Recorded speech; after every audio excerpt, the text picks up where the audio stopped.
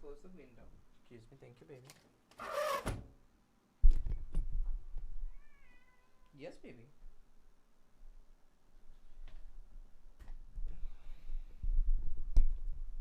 Hi, Dun Dun. Come on. Come on, sweetheart. You want to come up Papa's lap? Yes.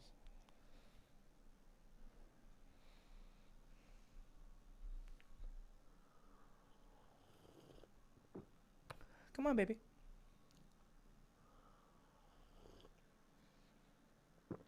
Want to smell my coffee? Come on. Oh, he's so sweet. Oh, yeah, scratchy, scratchy. Come on.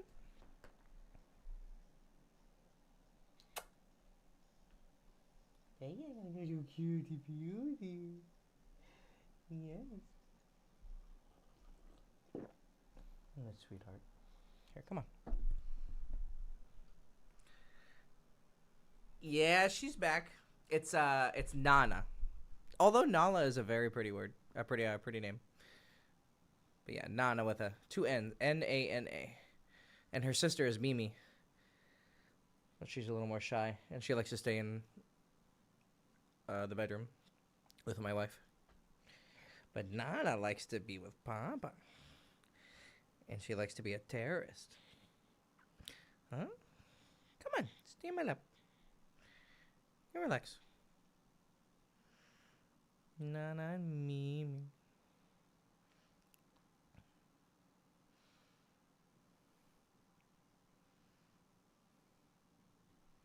Okay, you want to go? Okay.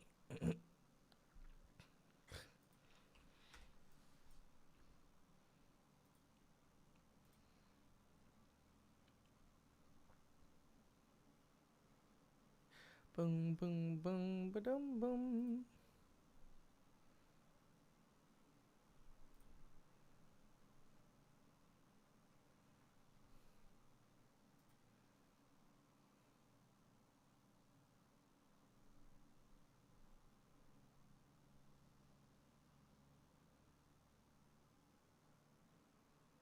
Do you guys want to listen to my music?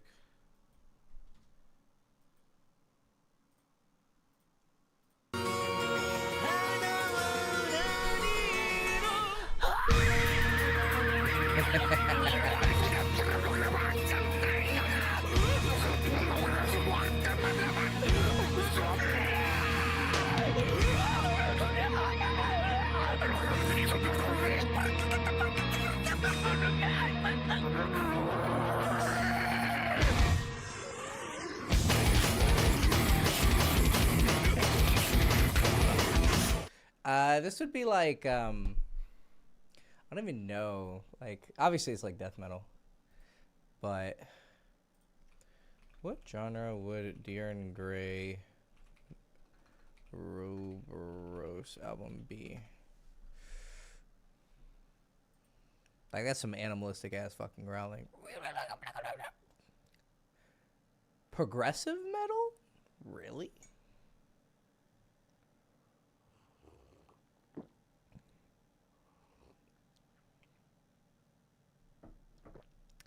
I guess.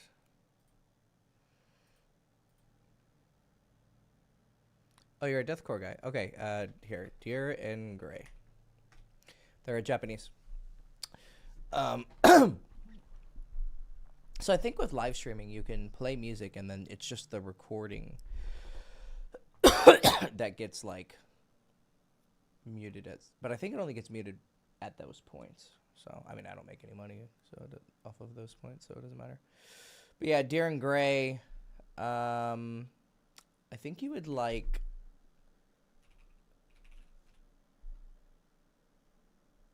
Yeah, they're part of the Visual K. Like they're from the 90s. So they're from the Visual K. So you probably maybe Japan. No, Japan X is not as rough. But I think as soon as you say the name of the Japanese band, I'll probably. I was really into Japanese metal, and I really like Baby Metal. I think you would like this too. So this is Descending Horizons by Codric. This was my most listened to song last year.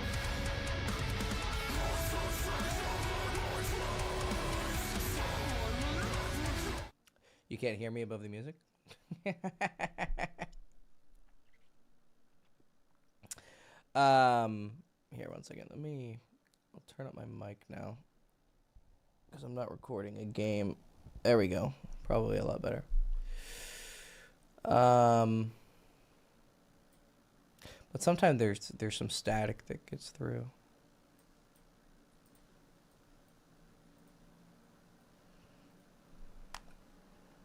Let's see.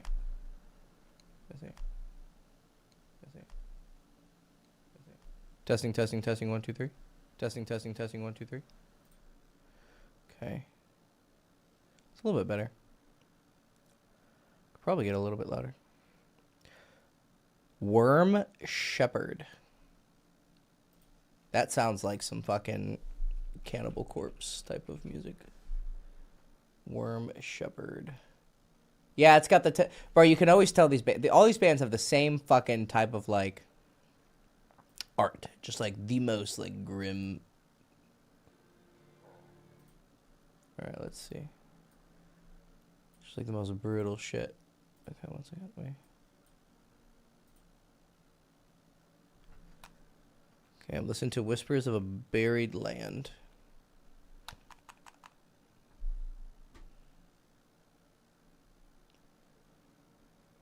Did the last vocalist die?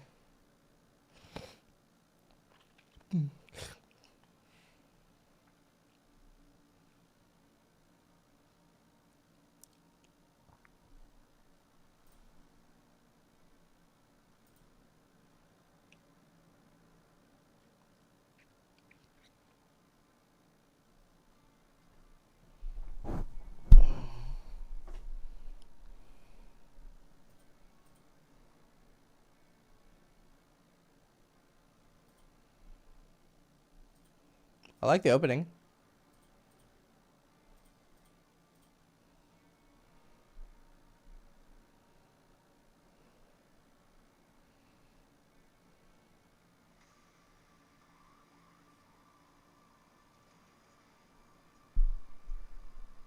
This is good.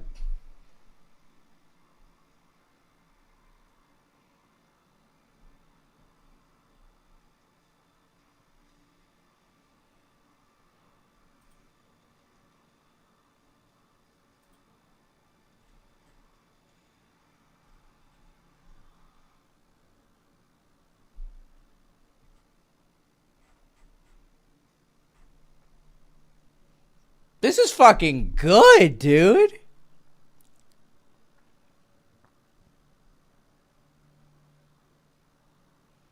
This is really good, Ryan.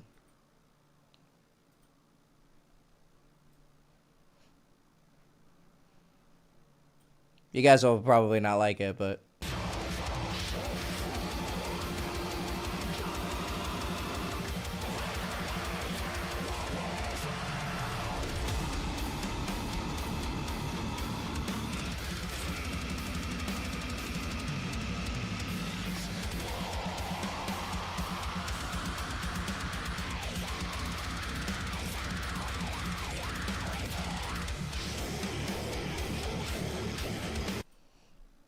That's fucking good.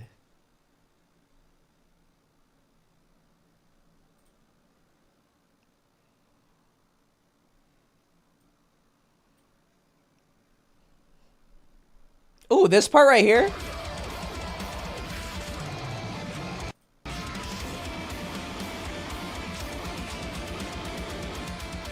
Okay. Okay. Fuck yeah, dude.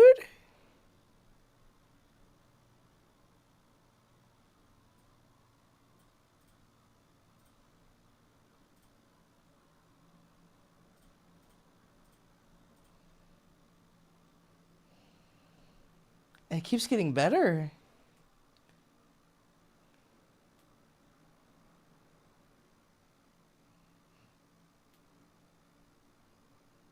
This is so fucking good.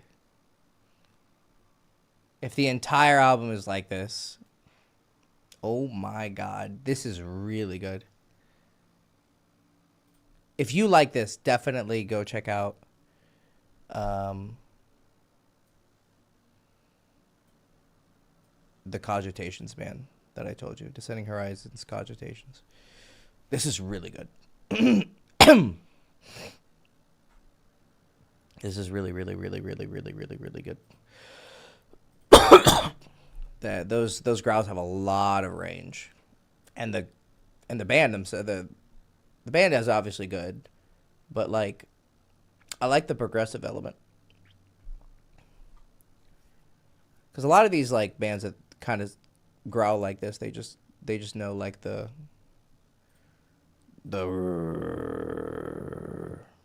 you know, and they just stay there. But he's actually like, you know, yeah, no, he's good. He's really good. Fantastic. Okay, Inigo Zaragoza. Hi, Hecky. What's your best advice for a guy dealing with romantic limerence and love hunger to help break the cycle of obsession and regain his emotional independence? Jesus.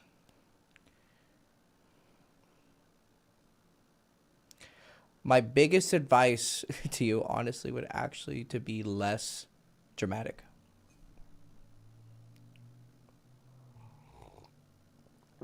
I mean, you're so... Just the way you talk is very melodramatic. You know, it's like a... I understand that our lives are narratives to ourselves. But if you're dealing with a lot of pain, I mean, romantic limerence? I don't even know what you mean by that. Like, the fuck does limerence mean? It's like... It's intense infatuation or obsession with another person. Oh, okay. Yeah, dude, like, you're just... Why is this person worthy of your obsession? Are you so low that another person should be able to control your heart like this? Like, how low are you? I mean, women are beautiful, but Jesus Christ. I'm sure the person who you're obsessed with, you don't even know them.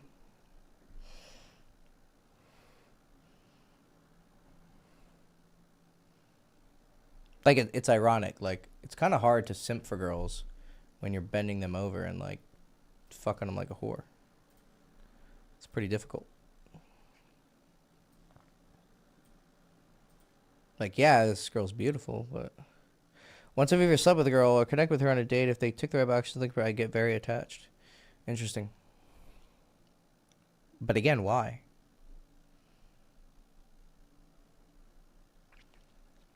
I don't understand.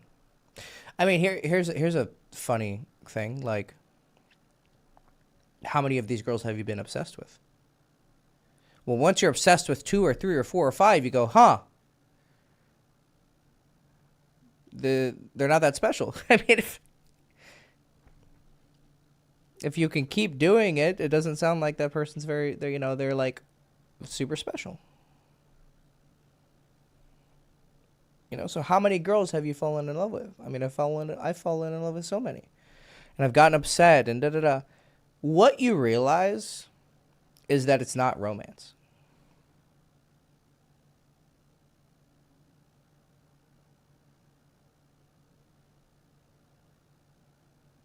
It's lust. It's not romance, dude. You're just horny. And you don't realize it. You are thinking it's something stronger than that, but it's mostly lust. It really is mostly lust.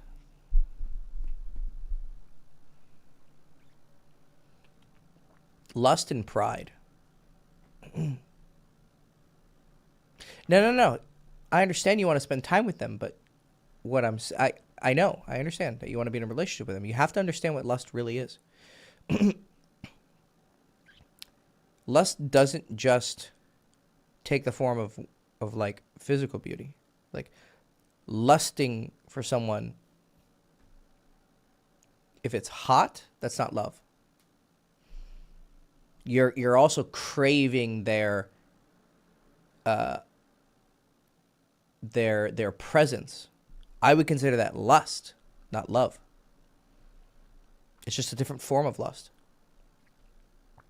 But you're still lusting for like the way they look at you, the way they talk to you, the way they behave. That's still sensory obsession. That's not love. Love is admiration of qualities. And in order to see these distinctions in your mind of how these things work, you have to learn how to meditate. I mean, meditation is the act of concentration and then dissecting experience. And you see the mind like working in different ways. And a lot of what you're describing is actually just lust. Then it's also tying to like your pride and your ego and your conceit and your view of yourself. It's like, okay, if I feel so strongly for this person and they want me back, that must mean I'm also amazing because this thing that I'm clearly amazed by likes me. So that means I'm amazing, right? It's very simple math. So you have to break apart what's going on there.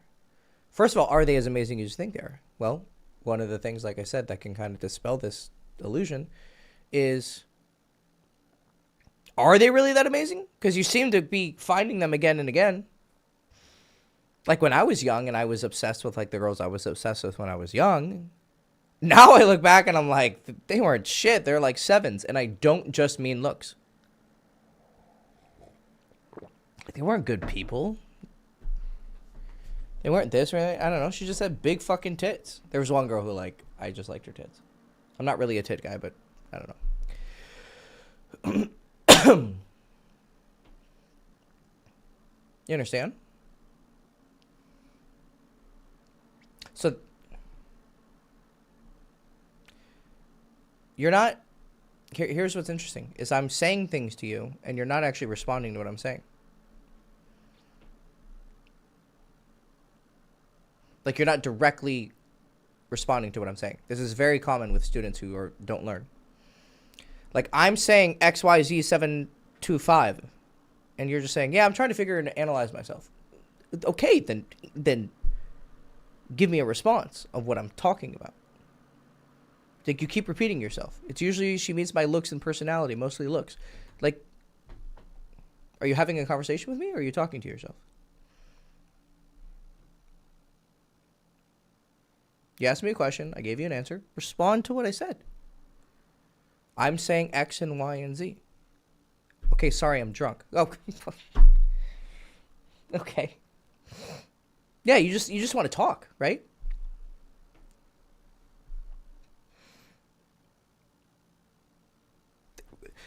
The process of your obsessive qualities is being demonstrated right now. Like you're literally demonstrating to me in real time what happens. Like you're not even listening to me. Like I'm talking and you're just like, yeah, you know, I'm like, hey man, you should try this and this and this. Yeah, you know, I just get so obsessed with her. And I'm like, hey, you should try. What about this? Oh, you know, yeah, you know when she reads. I'm like, what the fuck, bro? Who the fuck are you talking to? Sober up, man.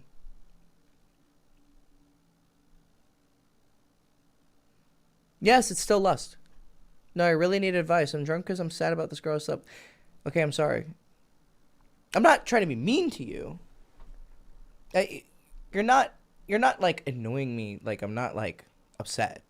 You know, like I'm being a little bit rough on purpose. I'm not like, you didn't actually upset me. It's okay. But what I'm trying to point out is like, I'm showing you right now what your problem is.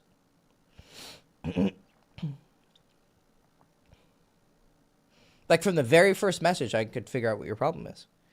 Oh, my romantic limerence. Bro, just say, I get really attached to girls.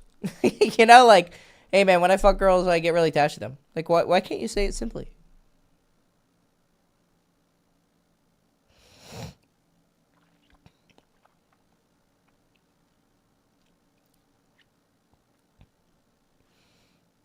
You're not listening. Okay, so here we go. Again, I figured out your problem. So you got to like lock in, okay? I know I used to be an alcoholic. I get it. But you got to lock in. Try and like focus your mind real quick. I know it's going everywhere. What's happening? I can just tell you right now. Pretty much understand it. You get all crazy about a girl because she's hot, fat ass, pretty, interesting, cool, whatever. Physical and emotional lust. Then, because you act like this, probably at first it's actually kind of attractive. That's probably why you get laid. It's because you're so passionate. It's very interesting. But then you just said, this girl who I'm obsessed with and upset about, so I'm assuming things have gone badly, she told me a few times, so more than once, a few times, you're not listening. And I even pointed that out, literally, like, I caught it. Is that interesting? Like, I was talking and you were just, like, having a conversation with yourself, just saying things. So I caught that bad habit of you not listening. Right?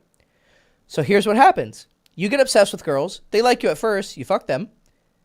Then you don't listen. You're just like this wild, passionate person. And then they fucking get annoyed with you. And then they start acting distant and blah, blah, blah. And you being a passionate, obsessive person, double down on it. And then you piss them off, you annoy them even more, which then magnifies your obsessiveness. You see, it's a cyclical process. So in order to stop bad habits, you have to, it's like a chain link. You got to cut like somewhere, right? So what I said to you as the first thing was, hey man, you're a really dramatic person. And a lot of that I can see just in your language. Maybe start talking to yourself in a little bit less dramatic of a way. I mean, it's kind of pretentious. Like, I like that you have a vocabulary. Like, you're probably an intelligent, interesting guy. But start speaking more simply. Just the use of this Shakespearean poetic language is going to reinforce this idea that you're dealing with some, super big feelings. Nah, dude, you're just fucking horny. And then you're making it bigger than it is. It's not that serious. But your obsession of your feelings makes it more serious. And then you start like thinking it's this romantic limerence. It's like, no, dude, you're just fucking horny. No. I'm not, again, I'm not criticizing your vocabulary itself. So you respond to me, you say, I'm just looking for the word that best precisely describes what I'm feeling. That's what you think you're doing. And it's, okay, it's here. This is correct. You're like, I need to find a word that describes how I'm feeling. And that's what you think you're doing. What I'm pointing at is this, like the real thing that I think is going on, which is you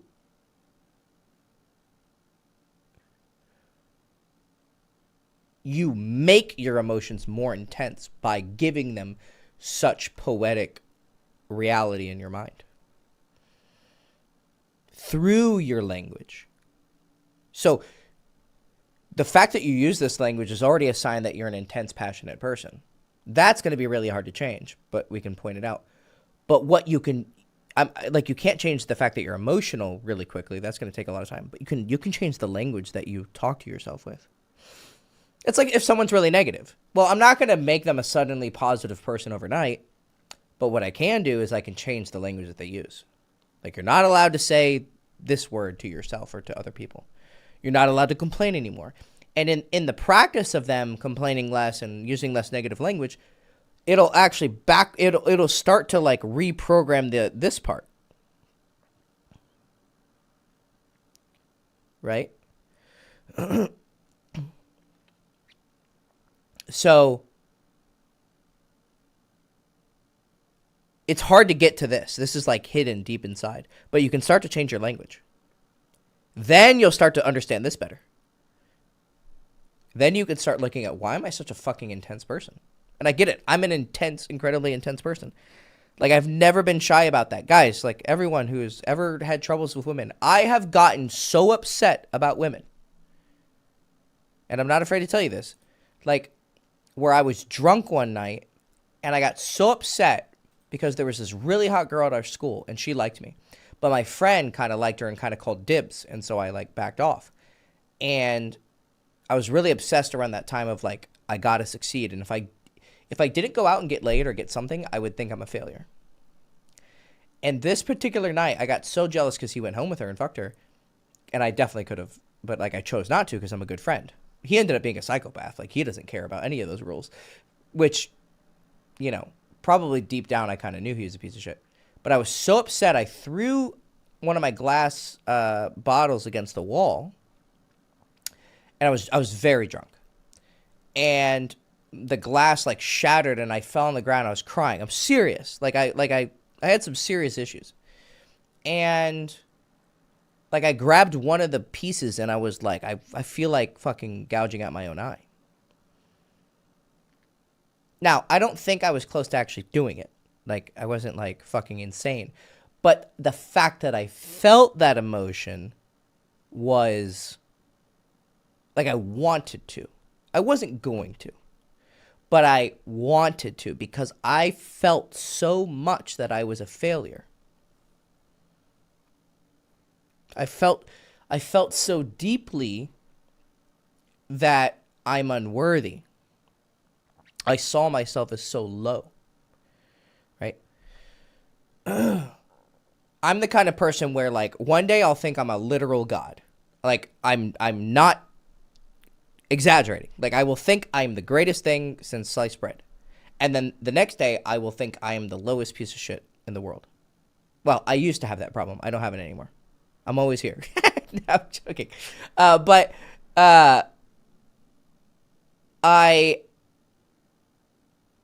Okay, the same. Right, okay. So, if you're going through that, if you're having that similar experience that I did, there's a couple things you have to start to do. First of all, I think everyone feels this, right? Now, do some people feel it to such an extreme they want to, like, you know, I used to punch myself in the face. I was never into, like, cutting.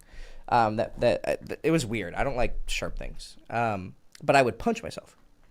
Like, if you ever seen that movie Foxcatcher with Channing Tatum, he's a wrestler and he, like, headbutts a glass mirror and punches himself in the face, right? Yeah, I used to do that. I actually did break a glass mirror. Because I remember seeing the movie and, like, oh, that's me. LOL, hashtag literally me. And then, like, I did get upset at one point and I wanted to, like, recreate it, so I did it.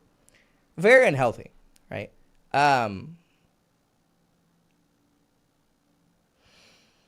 So there's a lot of different, like, things to fix that, right? Because it's really not so important where it's coming from. Like, a lot of people, like, think that you got to, like, go into your childhood and da-da-da. I mean, that's not really difficult. Like, yeah, go into your, you know, figure out what fucking trauma you went through, but whatever. Just knowing where it comes from actually doesn't solve it. And especially whoever caused it probably can't solve it for you. Like, oh, I was abandoned by my dad. Okay, well, right. You have to attack it piece by piece. And sometimes in unique ways that you're not, you don't think will actually do it. So, like, simpler language. That's a first, like, it's a very, like, so, like, if it's like a root, right? Like, here's the root problem of, like, oh my God, like, really where it is. And then, like, here's, like, the higher levels, like, where it's the branches that are actually, like, coming out of whatever problem you have, right? You got to start up here. You gotta like cut the weeds, and then, like, start to dig down. You can't just skip and dig down, right? You gotta, like, grab at it to, like, you ever pulled out, like, roots, right? You gotta, like, start pulling, and then you gotta, like, grab deeper, and then you rip it out. So you start at the top. You got to figure out where the root is. Now I can tell you where the root is. I already told you. Like it's the intense over it's like the deification of women, right? Like you're turning women into gods, right? And then when they like you, you're a god, and when they don't like you, you're a worm. Which then goes to like your misunderstanding of how like pride works. Like we could go really, really deep with this, but that's where it is. But I can start with just telling you, hey, use simpler language, and that can actually start to cut at this insecurity. Because if the problem is making things grand, like deifying things, making them godlike, then being simple is the antidote to that. Like just be simple with things. Speak simply, speak directly. Then your emotions won't be these abstract, impossible to understand things in your mind. They'll be like, oh, this is me being sad. Oh, this is me being horny. Like simplify things. So that's a good first step. Then you need to ask yourself, why am I making these women so big? Like, they're just hot. Like, for the most part, a lot of these women that you probably are really obsessed with, like if I came, now everyone has their own particular tastes, so I don't want to get too confused that I'm not some arbiter of like what's quality and what's not quality in terms of like what people like. But I am a pretty good test of, judge of character, right? So if I came down and I like started to evaluate this girl with like a fucking test, and I was like, okay, what's her generosity? What's her kindness? What's her honesty and trustworthiness and loyalty and the very objective qualities, right? Not what you like and what you don't like, but what makes a good person and not a good person. I'm sure these girls might not pass, score so high as you think. And so I'll ask you, like, okay, by what quality are you making these girls so fucking amazing? Like, why are they so hot? Or why are they so grand in your mind? They're clearly not that great of a person. Well, the only thing left, besides someone's character, is their, is what you like about their personality and what you like about their body. Because things like creativity and intelligence, and these are not necessarily they're characteristics, but they're not like someone's integrity. It's just things you like about them. Like some people like watching dumb TV, and some people like watching really deep TV or movies or this, things that make them think. Other people just want to laugh. Neither is necessarily superior, to be honest. In fact, a lot of the stuff that people consider like really deep is actually not deep at all. and when you actually like break down their idea, a lot of like really fancy media confuses complexity with depth. Like, oh, this is really complex. Look at all these symbols. Like, okay, but what do the symbols mean? And you break it down, and the person's not really saying it. Like whoever makes it is not saying anything like actually that important. Now, stay with me. I'm sure your eyes have glazed over already, but stay with me. You're just obsessed with the fact that they make you... You're here. Okay, good. You're obsessed with the fact that they make you feel good on a mental level, like their personality, how they act, how they behave, and how they look. That's it. There's just three things when it comes to like evaluating romantic partners. I like how they look, I like how they act, and are they a good person? That's it. Maybe you can put like a fourth pillar of compatibility. Like we work well. So I can like something about someone, but actually it's not compatible with me and actually causes tension. So like if I were to date a girl who has a similar personality to me, I might like her, but it won't be compatible because we'll be like two fire elementals, just like fucking, like fire with fire. It's not a good mix. It's just too much. So compatibility might be a thing there as well. But you're losing your shit because you like them a lot. It's not because they're actually great people. So then what you do is you go, okay, it's not that serious. It's not that deep. Like, I just think that they have a nice ass and, you know, pretty tits and a pretty face and nice lips. And a lot of it is that. Trust me. I guarantee you, it's kind of like when a girl likes a guy, she'll laugh at everything he says, even if the jokes aren't that funny. It's the same thing with, like, guys with hot girls. Like, everything they do is great because they're hot. But if you would ask the guy why you like her, he would say, oh, she's really funny. But he doesn't realize that a lot of why he's, like, open to her sense of humor is because he thinks she's hot. Like, lust is probably 80% of what's going on here. And then the other 20% is the emotional lust.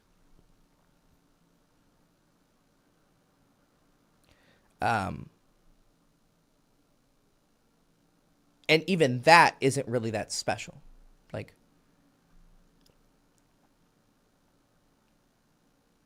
you're probably overestimating how great these girls are. So then that goes back, like, why are you even obsessing over these girls? What about them is so worthy of obsession? Now, this doesn't mean that magically you're going to be, oh, I'm free from lust, right? Like, you got to be enlightened to do that.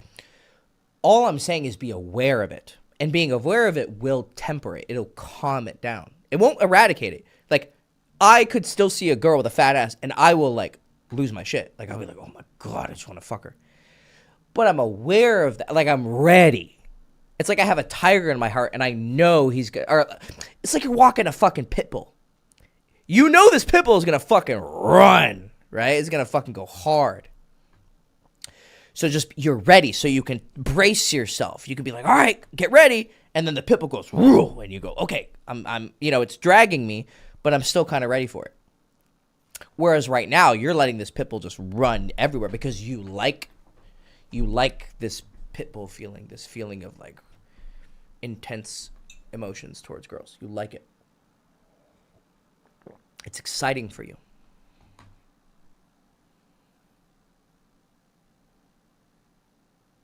And it is exciting, of course.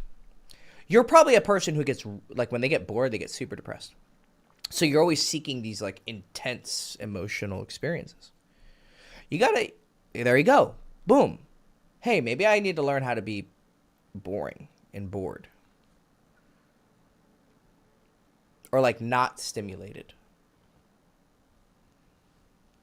Because you're chasing these feelings so hard. So, again, what I do with my, like, pretentious clients is I tell them to watch trash television.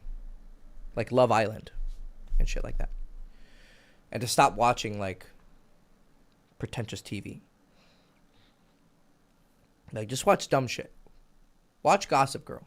Watch Sex in the City. Watch Pretty Little Liars. Watch, like, girly TV shows. Read girly romance books.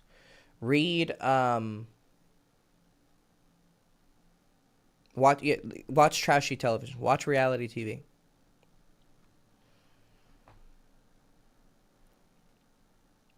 It's kind of funny. This will actually make you smarter because, like I said, a lot of deep stuff out there is not actually good. But what I would also say is,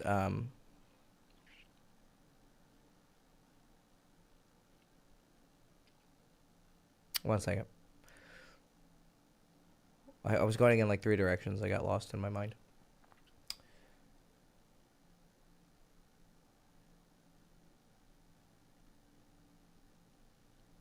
Huh. Train totally derailed. Anyways, so yeah, simplify dumb shows. Yeah, I know that. There was a point. There was a point I was gonna, like, get into besides that, but I lost it. Anyways, my coffee's kicking in. I think that's why. I'm like, whoop. Oh, social skills. Yeah. It was in that direction. Yeah. Okay, good catch. Awesome. Thank you. Oh,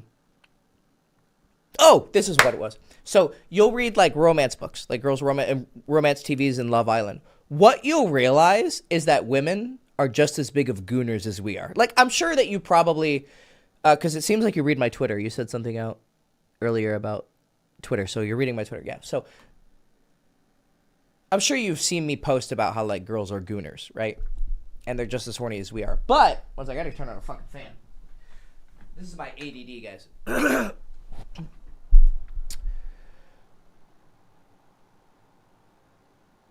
When you realize girls are just as gooners as we are, you're also gonna stop making their affection for you, which you're so reliant on, like your desire for their validation.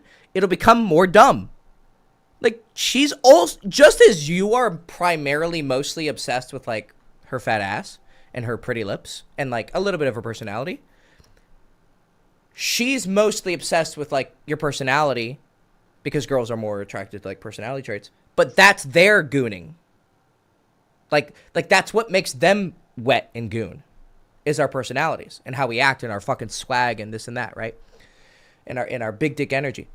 And so that makes their pussy wet and pussy tingle. So she's just gooning. She's not deifying you. She's not making you some fucking god. Like, her validation is not actually doing anything. But because you think you think she's awesome, so when she thinks you're awesome, you think you're awesome because you think she's awesome. Do you see? It's like a ping pong. It's a ping pong of validation. But if you don't think she's that amazing because you realize she's just a pretty girl who's just as much of a fucking monkey gooner as you are, you're gonna lower her. So then her validation isn't going to like pump your ego up. So it's gonna have less of effect on you, which is going to trigger less of this like need for these intense abstract fucking pride emotions that you're obsessed with. Right? You're a god one day and then you're a worthless worm the next day. So it's just going to kneecap this problem of you getting super obsessed, because what are you getting obsessed with? Now, you're still going to be semi-obsessed because lust is still powerful, but it's going to be definitely like way less. It'll still be strong, but you'll recognize it for what it is. You won't complicate it into some larger than life love. Oh, bro, like, then here's what happens. Here's the beautiful thing. Once you kind of like simplify everything, it'll kind of purify your emotions. Like you'll see things a little bit more as they are. Then when you do feel love, it'll be like a more refined love. Like you'll just feel real love is completely selfless. It has nothing to do with you. You just either admire who they are, or you want them to be happy. Like you wish good emotions for them. And it has nothing to do with you.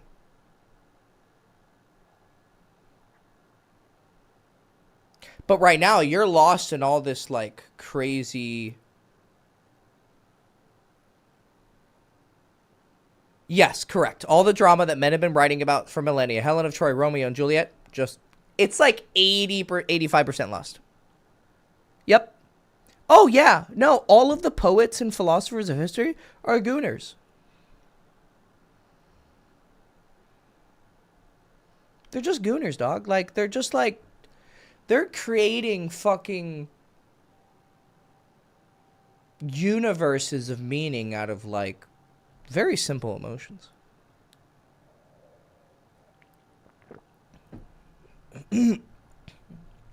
That's a lot of what the Buddha is teaching in Buddhism, by the way. Yeah, they're star-crossed gooners, bro. Yeah, dude, they're like 17.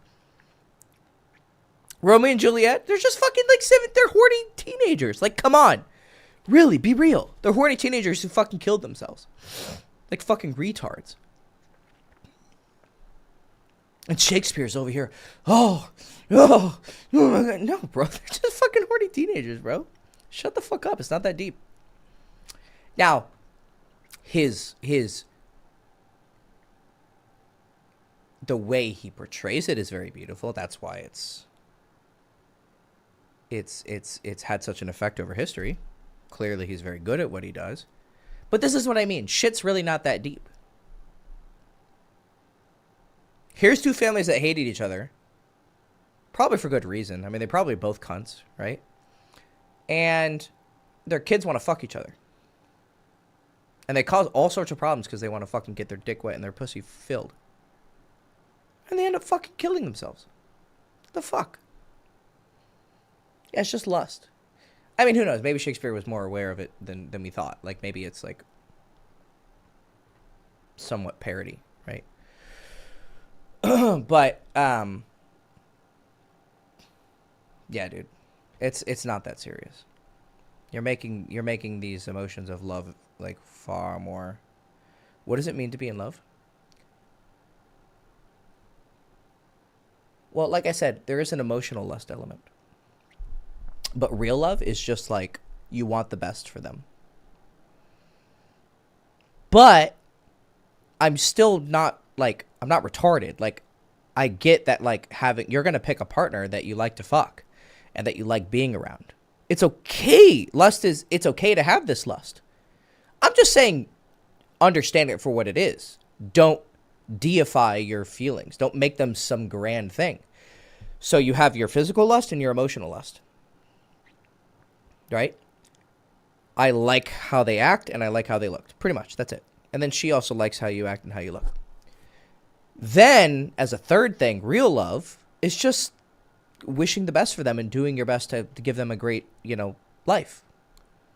Like, I love supporting my wife. I love, doing things for her. I like taking care of her. I want her to be happy. I want her to be healthy. And I'll do a lot to satisfy that. I just want her to be happy. But there's also selfishness. I like how she looks. I like how she acts. Correct. Like a Jesus type of love. Yeah. So in the Bible, the word for the Greek word is agape. Right? And so the Greeks had different words for love. I'm sure you're aware of this. There's eros, which is lust. There's stogia. I think that's brotherly love. And then there's agape, which is like the selfless love.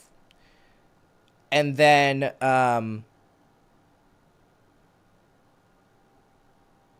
in Buddhism, we have a term called metta, M-E-T-T-A. There's a basketball player named Metta World Peace. That first word is from Buddhism, metta. His name is literally loving kindness, world peace. Yeah, loving kindness. Yeah, exactly. And it's purely just wishing well for others.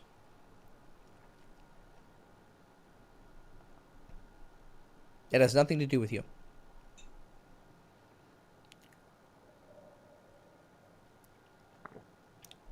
So I would focus on that as love. Now, I'm not saying you're going to be a monk tomorrow and like totally get rid of like lust. Obviously, you want to get some pussy, right? I get it. But understand that most of what you're feeling is just lust. It's still going to be intense, but it's going to be less intense. It's not going to be some fucking crazy out of control fire. It's going to be much more relaxed. Which is ironically going to make you a better dater. Because first of all, you're not going to annoy the fuck out of these girls by just overwhelming them with emotion. So you'll have better game. And you also just need to stop pedestalizing these women. But the way you do that is by actually evaluating these women. And actually, what's funny is like, if a girl's in front of you and you're actively like evaluating her, like not just simping, right? Simping is like blind lust, right? Like the fact that you have nice lips and a fat ass, I'll do anything for you. That's pathetic. Girls don't respect that. But if they're across from a guy who's actually evaluating them, they're gonna feel the difference in the way you approach them. Like it'll be actively recognizable that you're evaluating them. It'll be small little micro expressions. Like you won't be so leaned in, staring so much. You won't be like so adoring with your eyes. Like there will be a change in how you behave, and they're gonna see it, and they'll actually be more attracted to it. Because first of all, they'll feel the desire to like live up to your evaluation, right? So you'll kind of like even the playing field. It's not just you like, just or maxing for pussy, right? You're both still kind of like showing your best qualities. That's of course that's never going to change. And there's still a game going on, but like it's much more relaxed. And she's going to be more attracted to you because you're coming from an authority position rather than like a chasing simpy position. But the way you do that is by literally sitting there and thinking, is she a good person? You know, is she smart? Like, did you not see my most recent Twitter post? I just put it up. It's a screenshot from my client who I've been working on him with this. And he talks about like, you know, having high standards and like, he used to be like really intimidated by like platinum blonde types of girls. But now he's like, oh, you know, they just do makeup really well. You know, they're kind of attention whores. Like, women who go that far to make themselves look good, first of all, they're usually not actually that beautiful. Like, if you were to see them in the morning, they might look like... They might lose 2 or 3 points of attractiveness. You think she's a 10, but really she's a 7. You don't know.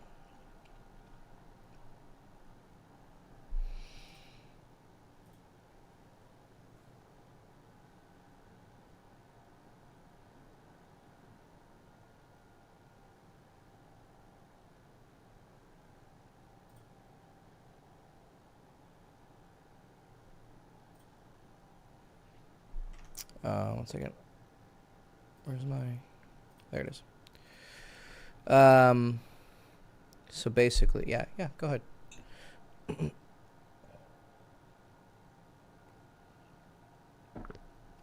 Neediness is most... Here. Why don't you just get in a call, buddy? Be a lot easier.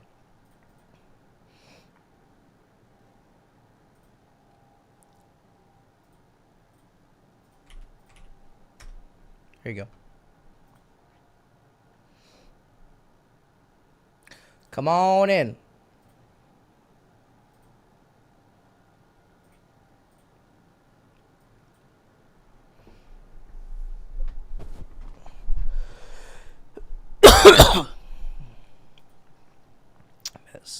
Still coughing up shit, man. It's so annoying. Holy fuck.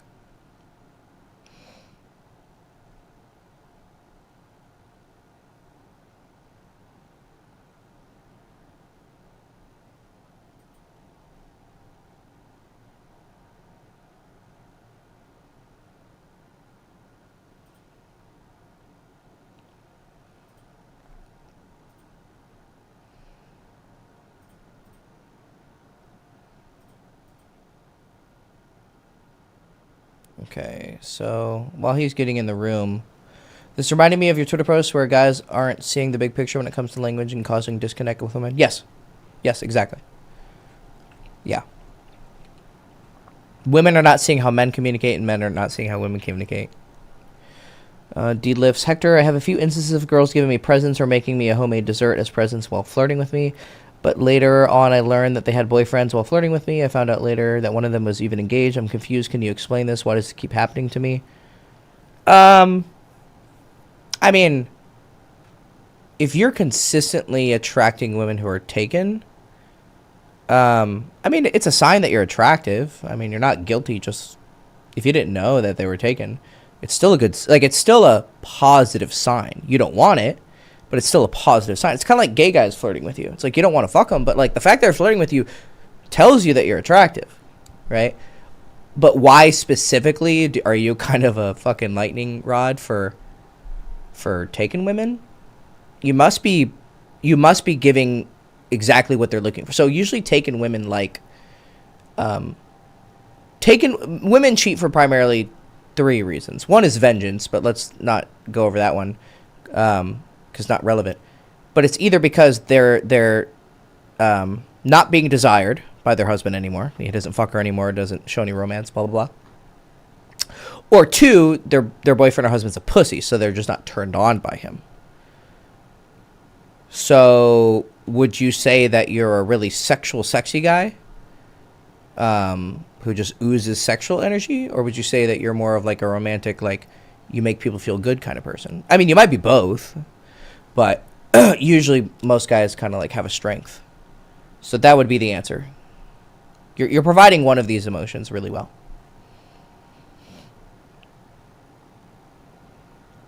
Omar. Hope you and your family are well. Thank you, man. I hope you're doing well too. How to have this evaluation vibe, and especially if your plans with her are short term. I mean, you should still have this. Even if you only want short term, you should still be an evaluator. What you're evaluating is whether, like, okay, you're hot, but like, am I gonna enjoy, am I gonna enjoy my time with you? If you're only a shallow, I only care about your looks, it's kind of hard to like have an evaluative vibe. Or, well, not really. You could just have really high standards. Like, you're cute, but you're not like super hot. But you can't not be like a pimpin' dude and then all of a sudden be like, oh, you're not a 10? No, you're not good enough for me, and you've never fucked like hot girls or haven't even fucked any girls at all. You can't just magically have these super high standards. You can kind of fake it a little bit, and guys will do that, but eventually you'll crack. At some point your frame will crack because it's not built on a foundation of actual success. You're just like a guy who posts pictures of himself in Dubai and acting like he's some rich guy, but he's not. He just rented, the Lambo. So you actually have to have a decent amount of success to be able to earn the ability to have these standards. But even when you're new, you can still have an evaluative vibe. Like, you can have basic standards that, you can still have standards. They just won't be as powerful. What did you have? I had the flu for about a week and a half. So it was one of two things. My friends' kids had influenza type A and then B, like right one after another. So they were sick for like 3 weeks. So that either happened, or there was this one, I forgot what it was called. I looked it up. It was someone, my mom found a TikTok of everyone talking about getting sick and all had the same symptoms as exactly what I had. And it was some fucking virus. I forgot what it was called. Shit. But it had all exactly the symptoms that I had. And one of the things these people said is like their cough just like stays forever. So I haven't been sick for like, I was only sick for like 2, maybe 3 weeks. So I got sick, it stopped for like a day, and then I got sick and I had a whole different set of symptoms. It was weird. It was like I got double penetrated by the fucking flu.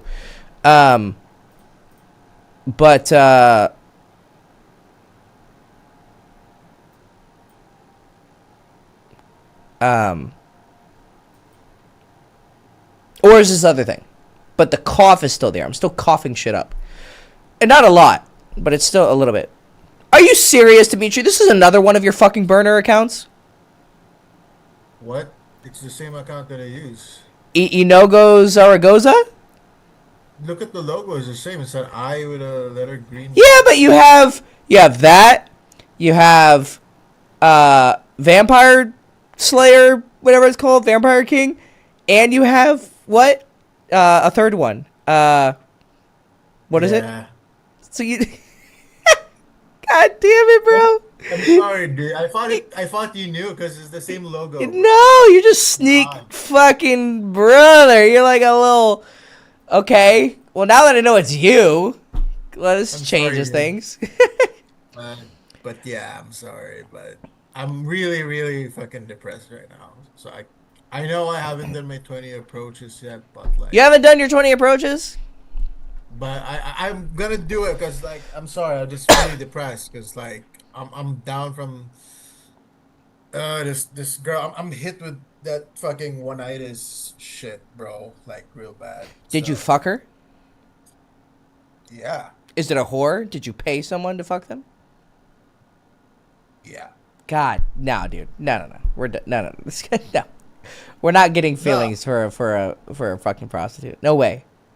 She stopped being a guest. She stopped like doing that.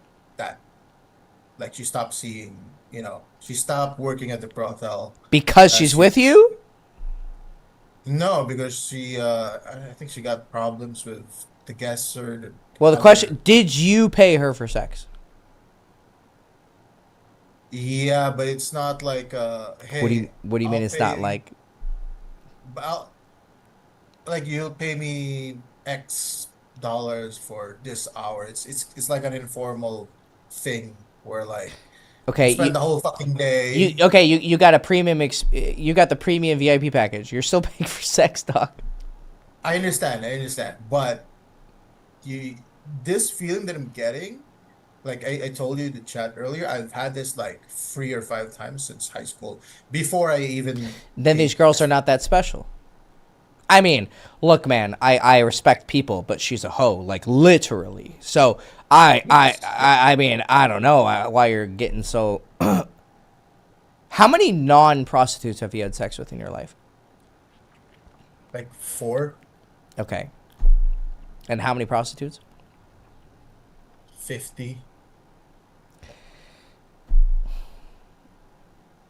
Yeah, man, just go. I gave you the info. You need to go do your 20 approaches and stop drinking.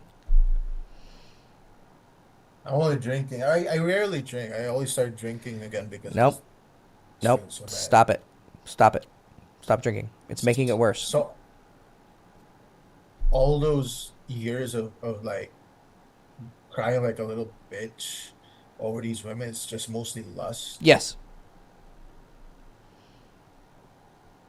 Fuck. Yeah, it's mostly less. I mean, clearly you're someone who no one fucks 50 prostitutes and isn't like crazy lustful. That's just by definition it's wrong. Okay, so I gave you the answers. You don't need any more explanations. You're already an overthinker. Go do your 20 approaches and stop drinking. Okay. Okay. All right, All buddy. right. I wish you the best. Thank you, Aki. You're welcome, buddy. Appreciate it. See you, man. Okay, so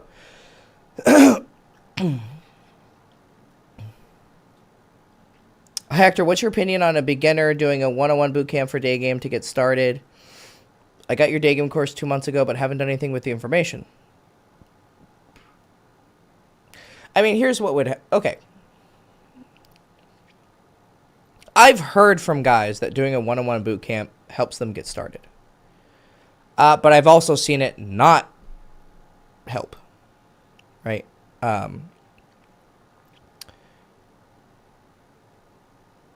Like I have a client, a long-term client. And I did a boot camp with him 2 years ago. Like I went to stay with him for 2 weeks. And paid me good fucking money. And we did a bunch of approaches. Because he's always traditionally did online dating. Like he had 50 lays, but all from dating apps. And not the highest quality. And so he wanted to learn day games, so he flew me out and we did day game for 2 weeks. I knew him really well though. He's the brother of my first ever client, so I stayed with him in his apartment, and you know, it was fun. But after we finished the boot camp, 2-week boot camp, first of all, I don't even agree with any boot camp that isn't 2 weeks, at least. And I learned that because I did a month boot camp with a different client, and that helped a lot. But he's a go-getter. But this client, long-term client, very loyal, paid me a lot of money. After we finished the boot camp, he didn't do any day game. He just went back to his normal fucking habits. Finally now, a year and a half later, it was last year in June, so almost coming up 2 years, he's finally back to doing day game. I mean, there was other stuff going on, like he was still kind of in love with some girl that his ex-girlfriend and blah, blah, blah, blah, blah. But it didn't help. So do I think that starting a boot camp, because you're not taking any action even though you bought my day game course, do I think it would help? Not necessarily. It could. I don't know. I'm sure you're probably thinking like, I need to see it in person and have someone instruct me. I'm sure that's your thought process on some level, right? Maybe you're a visual learner. I don't know. But it's probably not as necessary as you think it is.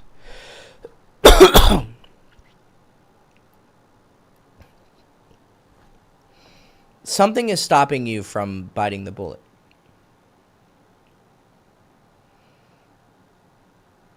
And also, I'm obviously going to try and sell you on me rather than a boot camp with someone else. So probably you'd be better off just doing like a session with me where we're on the phone and you go out and talk to girls while I'm on the phone with you. I'm 100% confident I can give you more information with that than most day game coaches could, like, in person. I mean, there is an advantage to seeing you, definitely. But I can hear most of what you need to work on. And we can be on a video call. Like, I could literally see what's going on. And what you do is you just say, like, hey, excuse me. I saw you over here. I thought you were really cute. The stuff that I teach in the course. And then you'd be on a video call, and I can kind of, like, hear and see the approach. But you're just talking to a friend. You'd be like, hey, I was on the phone with my friend, which is technically true. And then I hear you talk to her, and then you get her number, and then I can review what happened. So if you need that to get you started, like to have me in your ear saying, hey, man, go talk to her. Like, different people need different things. Some people want me to call them a bitch. Like, quit being a pussy, quit being a bitch. And they're like, oh, yeah, yes, sir, yes, sergeant. And they fucking go approach girls. Or maybe you just need someone to be there with you. Like, you don't need me to yell at you, but you just be like, hey, man, da-da-da, how's your day going? Kind of calm you down. Don't get in your head and blah, blah, blah. Yeah, I do personal coaching, phone coaching. Yep. I'm expensive. I'll tell you that right now. But if you have the money to do a boot camp, you probably can afford me. So if you want to do a consultation call, we can do one after this live stream if you want. I don't know if you're free. But yeah, we can do coaching. This is when my season starts. I get a lot of signups around March, April, May, June. That's when most of my business happens.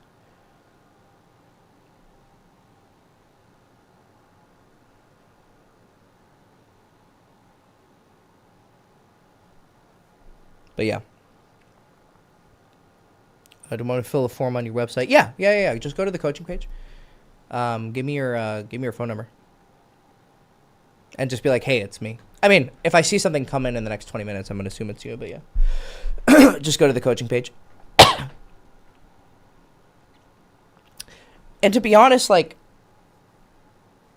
I've had people say it before. Don't worry. I've been doing this for like 12 years. I've heard people say, like, oh, I need someone in person. My clients get plenty of results just being on the phone. You'll be fine. I've been doing this long enough, I can talk to you just for 5 minutes and pretty much figure out what you need to work on. And then I just hear about your stories. Like, hey, I said this and this happened. But it does help to hear. I like to have my clients make audio recordings. Hey, Kyle. You want to jump in? Are you free now? You said...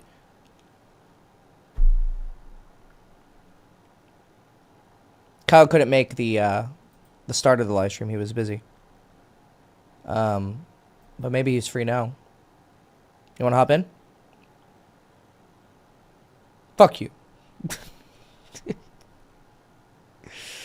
Yeah, what's up, man?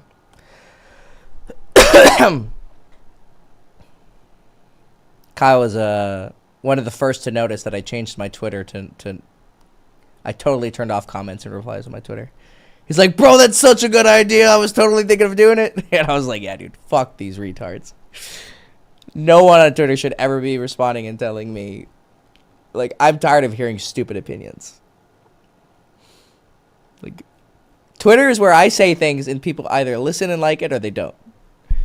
I'm so tired of fucking retards leaving comments. Pisses me off. Like, I actively get dumber reading some of the shit on Twitter. Especially when people write me ChatGPT responses. Holy fuck. If you want to rage bait me, respond with fucking ChatGPT. Holy shit. I'm like, bro, are you fucking serious? And it's usually some fucking... I look at their profile and it's like, South Asia. I'm like, okay, you're from fucking India, bro.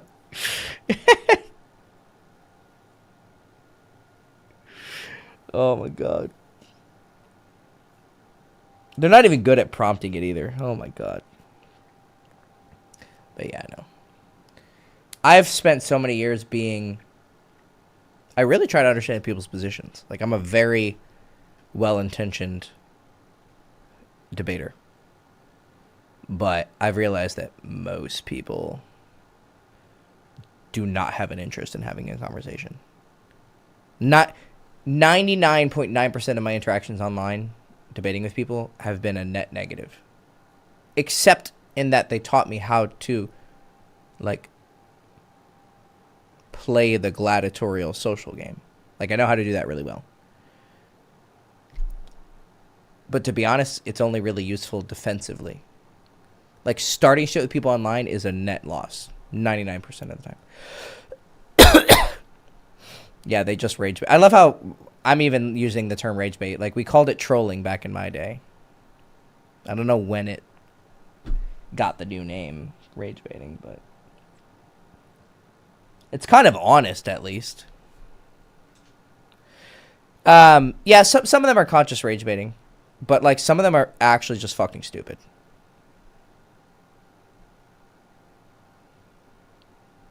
And most people just have horrible intentions on X. X is a very interesting platform because like it's different. It does draw a different kind of person than YouTube.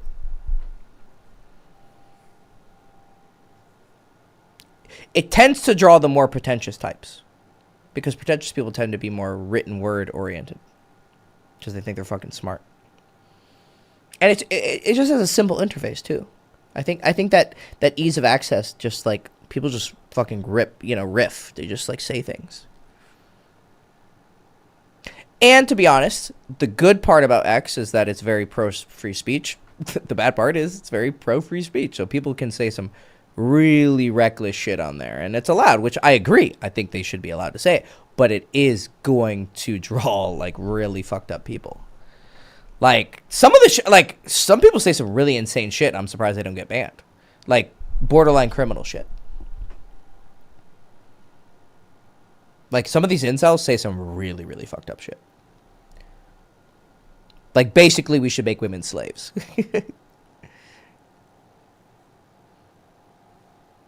And I'm like, all right, we're kind of like we're getting into on some pretty awful territory.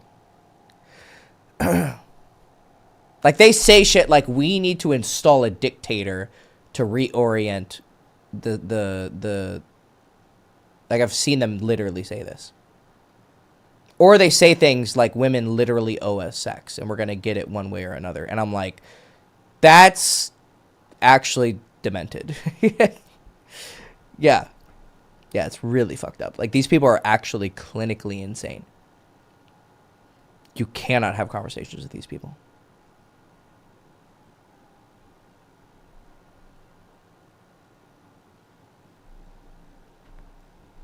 I think it's because now the conservatives that have been kind of silenced for a long time are like finally they have a platform where they can kind of let loose, and they are letting loose, and holy fucking shit.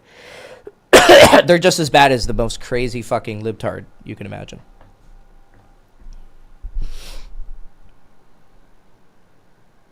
Like I don't want anything to do with these people. I just want to say my shit, make my money, have an effect on people in a positive way, and that's it. Like I got no use for debating with these fucking retards. They're subhuman. And they're not qualified to have an argument with me. I honestly don't, besides Kyle, I don't want to have a conversation with anyone on the internet.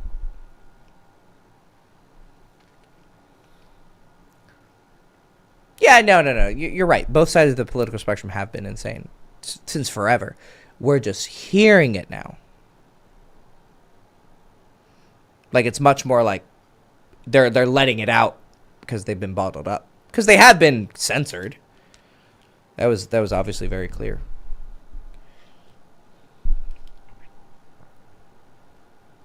But no, they're fucking insane. I want nothing to do with these people. But I have seen that red pill's on the decline. Good. Because there's this guy who I remember he's a red pill content creator, and he went on Alex Hormozy, who is a marketer that I really like. And he was explaining how his content's getting less metrics. And Hormozy was like, oh, that doesn't sound like shadow banning. And he was like, I think it's just you need to change your content. And the comments were spot on. They were like, red pill is getting less popular, and it is. Because they're just repeating the same shit. First of all, these guys aren't qualified to actually be giving advice. And you know exactly who I'm talking about. I don't even want to like give them any attention by naming them. They're not qualified to ever talk about like dating. I'm sure they get laid, but they're not having healthy relationships in any sense. And they're probably not getting as much success as you might think, which is very normal. I mean, even in college, I mean, it's in my college book. Like, people thought I was fucking like 10 girls a week. Like, I literally saw a text from a girl who I ended up fucking, and she texted a different girl, and the girl showed me because she had a crush on me because we had met once at my fraternity house. And then her friend's like, yeah, my friend has a crush on you. And she showed me the text. And the girl's like, hey, Hector's here. Like, come over. And she's like, I don't know. I heard he has like 10 fuck buddies right now. Like, literally, I read the text. And I laughed. I didn't correct it. Because, you know, whatever. They can turn me into Superman if they want. But it was like 2 or 3. Not fucking 10. But when we see these figures online, we kind of like, oh wow, she's probably fucked 1 billion women. So these guys aren't as successful as you think they are. And there's probably all sorts of shit, like they probably lie a lot to get laid. They, you know, like there's probably a lot of things in their closet that they're not saying. And I mean, they're never gonna admit it. Like, how do you even have time for anything with 10 girls? Yeah, I mean, no, it's not possible. You can't. Like, they have to be one night stands. The only people pumping numbers like that is people in certain environments. Like, there's certain environments that would be conducive for, like, fucking 10 girls in a couple weeks. Like, if you went to Cabo for spring break, like, and you were there for, like, a week and a half. Yeah, I'm sure. Yeah, you could get 10 lays. But, yeah, you're not going to be, like, seeing these girls more than once.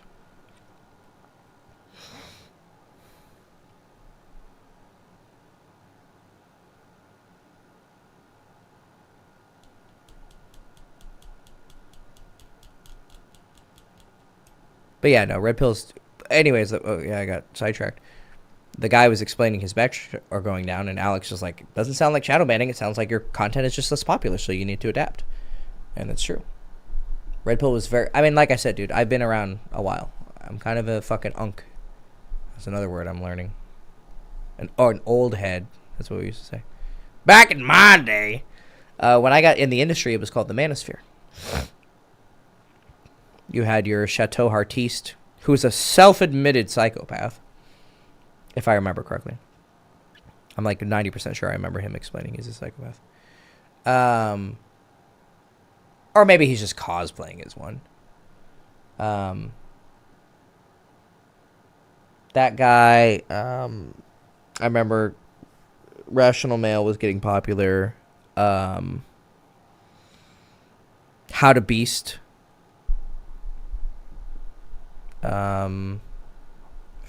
I forgot his real name now. He goes by his real name.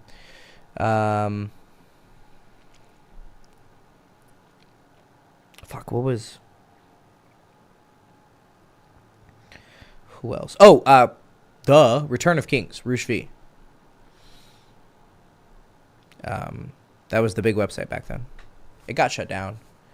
But you could even see, there's an article. You can go to the you go to the Internet Archives or Wayback Machine, whatever it's called, and look up Return of Kings. And there's an article that literally, I think it says, Society Owes Men Sex.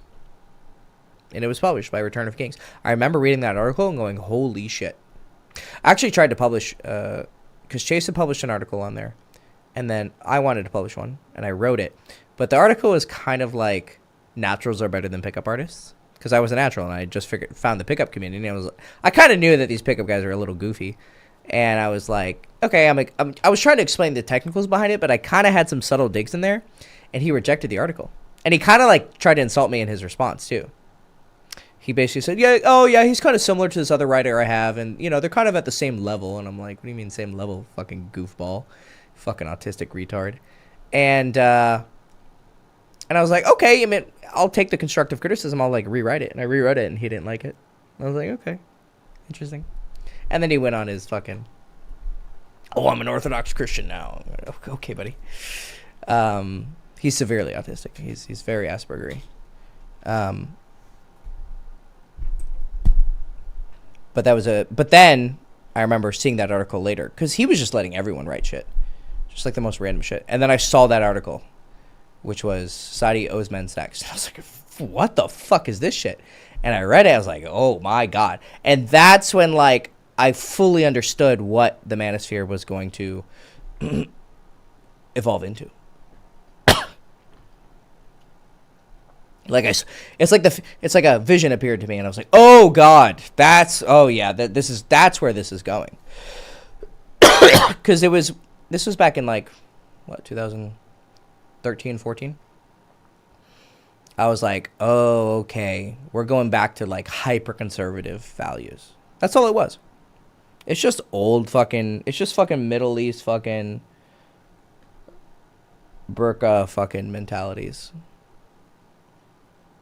That's all it is. You know, men losing the sexual marketplace game and coping.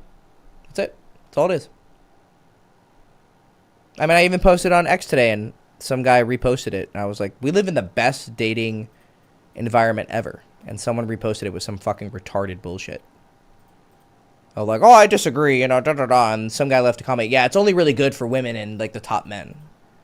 I'm like, dog, it's always only been good for the top men and women. It's always going to be bad for you.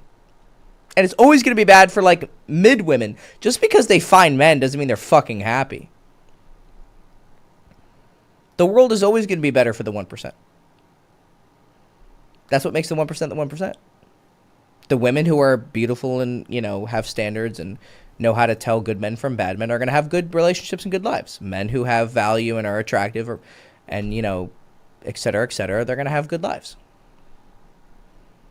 Or good dating and relationship lives, at least. Dating has a 1%. Money has a 1%. Status has a 1%. Power and, you know, military has 1%. It's always going to be that way. You can try and architect society as much as you want. It will not work.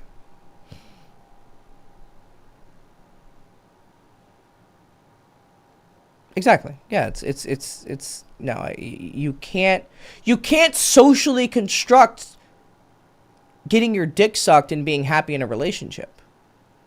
Now, you might be in the village, right? And, you know, you're like the loser and you get the last scraps of, you know, you get the lower family girl who's like very fucking mid as fuck, and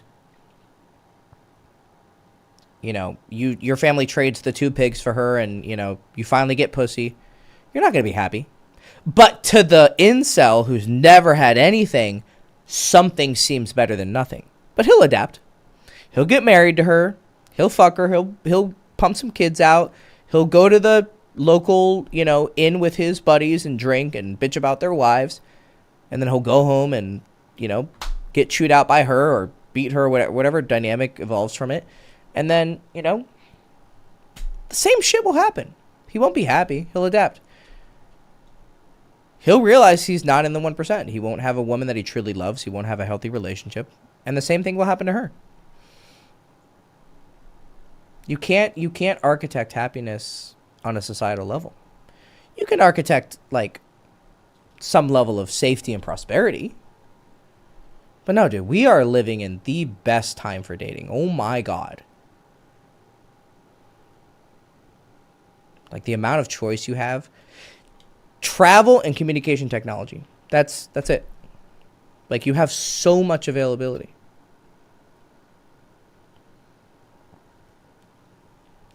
Like, if you're in a village, like, you gotta, like, go hike, you know, like, leave all your shit and go to another village just to maybe find a different girl. And you don't even know life outside of your village.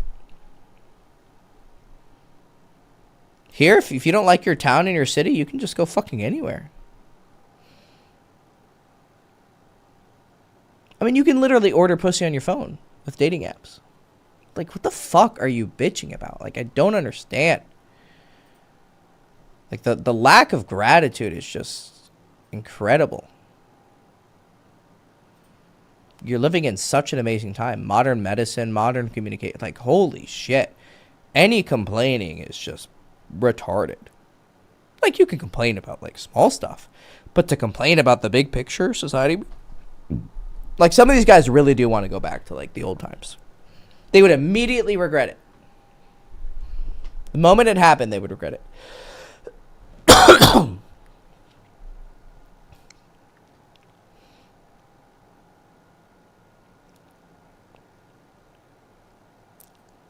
Hey, Mackie!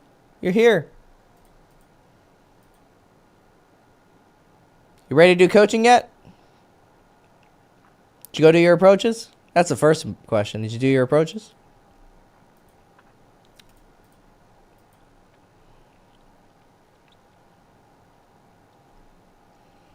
Hector, I know you're very bold with women. I love being bold.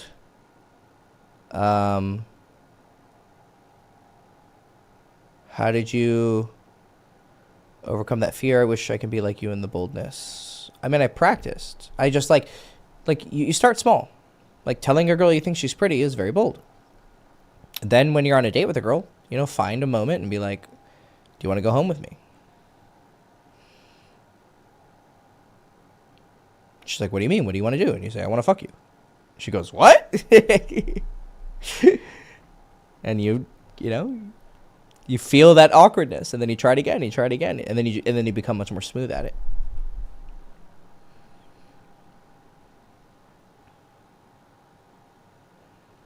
The assignment is 20 approaches. Damn right it is.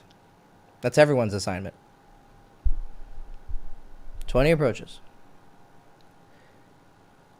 Hecky, so even if I avail paid coaching, still the same advice for now, 20 approaches? Yep.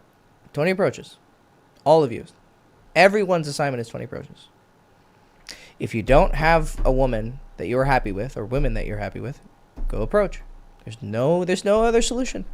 Go approach. If you want to lose weight, eat less food, go to the gym.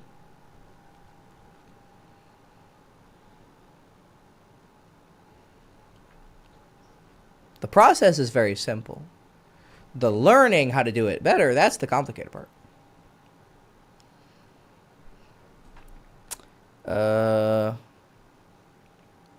I bet Chad doesn't have to do 20 approaches. Suck my dick. You know exactly how I'm going to respond to that.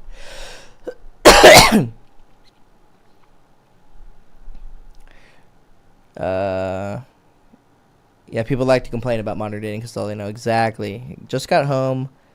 A few. Good. You did some approaches. Good. I'm happy. Record your approaches. Get an Apple Watch, record them, and then do coaching with me. And you'll get 10 times faster. Hey, Haley, how to build wholesome intimacy with a male? It's a very interesting way to write the question. With a male. It's kind of like black dudes when they call girls females. It's so funny. Like, I remember I was working at a club with some rapper came in, and I was like getting drinks for him and his friends, and then one of his friends was like, nah, the female's first, dog. And I was like, all right. It's like, yeah, I guess, but it's just funny. Females. So I like the fact that you're calling us males. Very good. We're just monkeys to you, huh? We're just walking dicks to you. Objectifying us, Haley. Okay. How to build wholesome intimacy. Okay.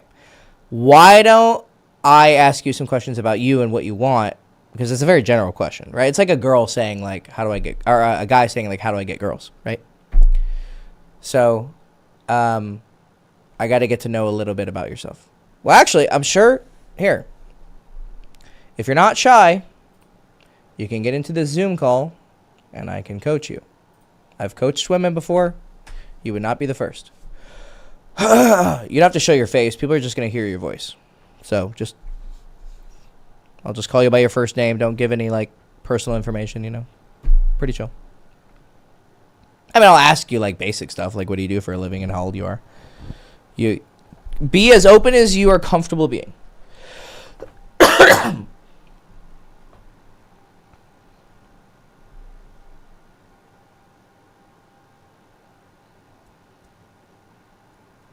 You're in public. Perfect.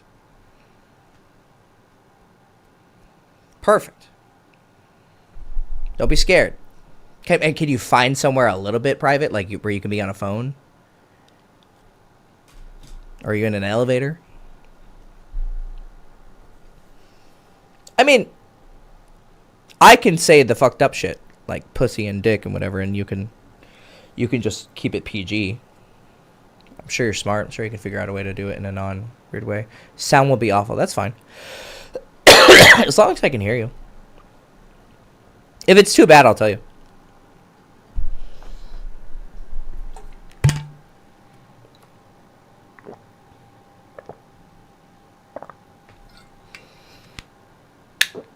How to build intimacy with a male.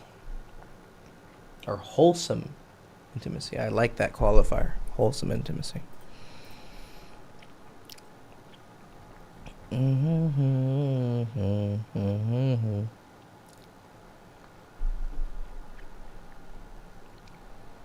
Hi, Nana.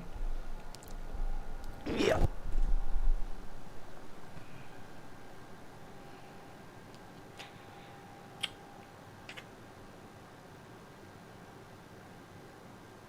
Gorgeous. How are you? Doing okay?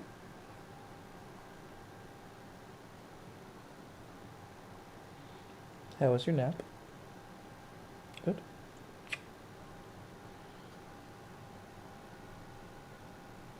It's my water bottle.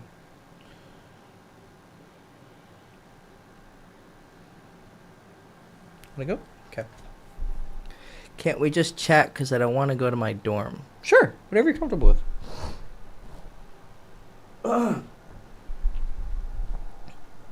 Okay, well, tell me a little bit more about yourself then. Well, I assume you're in your early 20s or late teens because you mentioned a dorm. What's your, what are you really trying to ask me? How about that? Why don't you answer that question? What are you really trying to ask me? There's this guy, da-da-da, blah, blah, blah, right? There's something you really want to ask me. Just ask that question. I have a boyfriend, da-da-da-da-da. He's not that affectionate, or this or that, or this guy, I hooked up with this guy, and he won't text me back, or, the guys I like don't like me. Ask me the real question.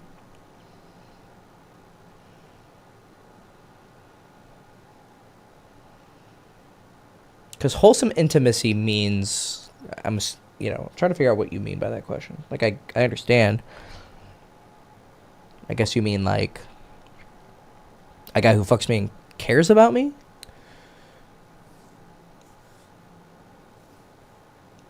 Or, like, I'm hooking up with this guy. How do I, like, make it wholesome? How do I make it not just about sex? Do you want it to be just about, yeah. I need information, context. God damn it, this fucking. Basically, I don't want to get pumped and dumped. There you go. Good. Awesome. See? Straight shooter. Oh, it's because I canceled it, Kyle. I got rejected by Haley. She broke my heart. Okay, 1 second. Get in here, Kyle. You can get double coaching, Haley. Kyle can give you his. Kyle is a former student of mine. Now he's a coach. Okay, how to know it's real before you hook up with someone. Okay, so hot tea with honey or ginger lemon with honey. Yeah, you're gonna exchange that for coaching. I like it. So, how do you know it's real before you hook up with someone? Okay, well, let me ask, who are we dealing with? What's your history? So you're in college. How many guys have you been with? Were they boyfriends, hookups? Have you been pumped and dumped? Or you're, like, preventing it, you want to prevent it from happening?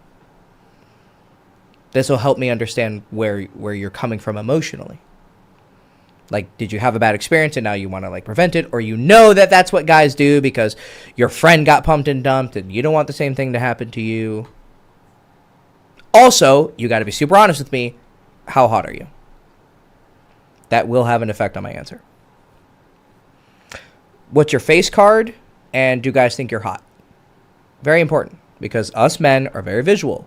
So that's going to affect your kind of like your bargaining power in a way. And you can do a lot to like improve that. Go to the gym, get, wear better clothes, like, but I need like a relative, like be really honest. You know when guys like interview girls and like, what do you think you are? And every girl says a 7 to be like modest. Like, give me a real evaluation. And the best way to do that is to look at your history, right? Like, are you the girl that when guys like meet your friend groups, are you the girl that every guy kind of really wants but doesn't end up getting? Or is that your friend who all the guys end up liking? Or, you know what I'm getting at? Like, look at your experiences. That will tell you, like, because there's obviously a subjective element here. Like, of course, men like different things, but usually beautiful girls have a certain threshold of attention that they reach. Even the really, like, I stay at home and don't go out ones.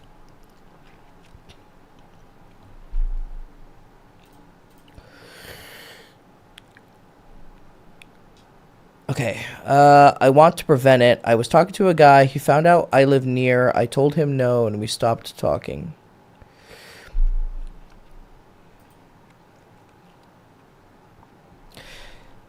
He found out I live near. I told him no, and we stopped talking. So he found out you live nearby him. He like said like, hey, let's hang out. Like, I want to come over. And you were like, no. And then you stopped talking? Okay. I mean, clearly he did only want sex. Like, did you stop talking to him, or he stopped talking to you? Because you kind of felt like he was trying to push for, like, to immediately come over.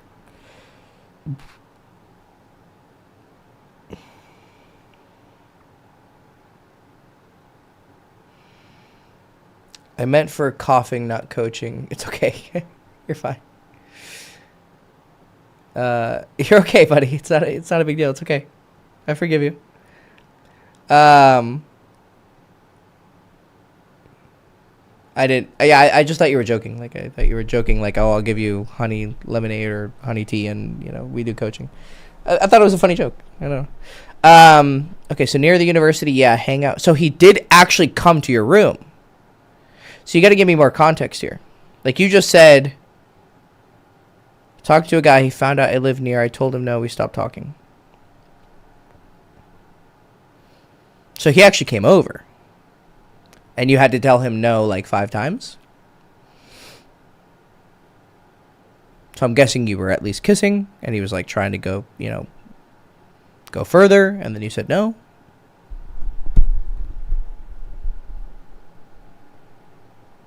What's up, buddy? Hey, what's going on? Hey. Here, 1 second. Let me switch the... 1 second. 1 secundo.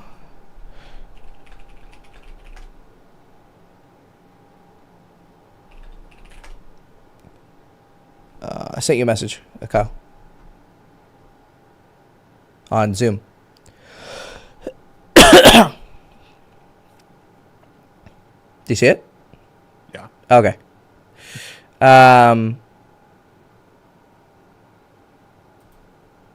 Okay. No, he never came to my room. Oh, okay. So you rejected him before he actually came to your room because you knew what he wanted. Okay. So is this happening a lot? Do most guys try to fuck you? And they don't, like, want to take you on dates and simp for you? Usually that's a sign. So it's a sign that they're not that attracted to you. like they just see you as a one night stand, or you're putting out a certain vibe. So you're kind of signaling that's what you want. So is this, is this happening a lot, or it just happened one time? Like, what's the kind of attention you usually get, and then what's your history?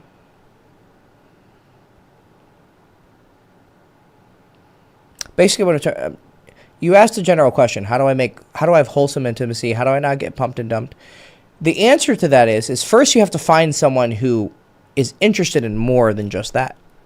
And the way that you read that on them is that you look at their body language and eye contact and vocal tonality and the way they text you.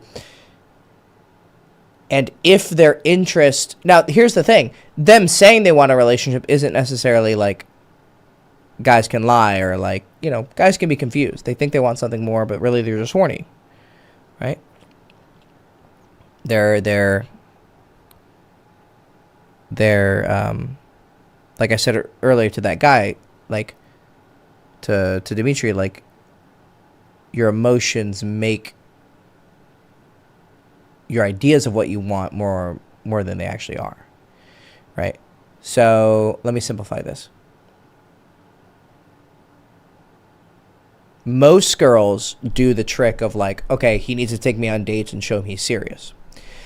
That can kind of work. I mean, it does work to a certain extent, but it's not foolproof.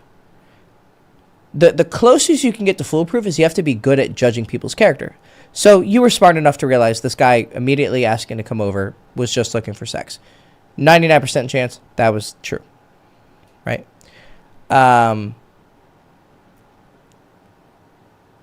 What you have to be wary of is the guy who wants to go on a date with you isn't just going to play the guy who wants something serious, but really he only wants sex. So you have to be good at telling who's lying. That's one thing. You have to be a good judge of character. Is this person lying? Is the basic question you need to ask yourself. And so that's why I asked your history. Is your history getting pumped and dumped or not? Right? If it is, that means you're a bad judge of character. Second, do guys want something more with you? Is that even on the table? So that's usually going to be a question of how attractive do they find you? And the reason that strategy doesn't work as far as like trying to see how long you can stretch it out with a guy before you have sex with them is guys who don't have game, they don't care. They'll wait 8 dates. And then if they're going to pump and dump, they'll still do it. They're still going to do it. Yeah. 1 second. Oh my God. It's the only strategy they know. They don't want anything serious, but they don't know how to get that casual dating by being cool and attractive. So all they can do is like try to play by your game, and then once they get laid, then they're on to the next.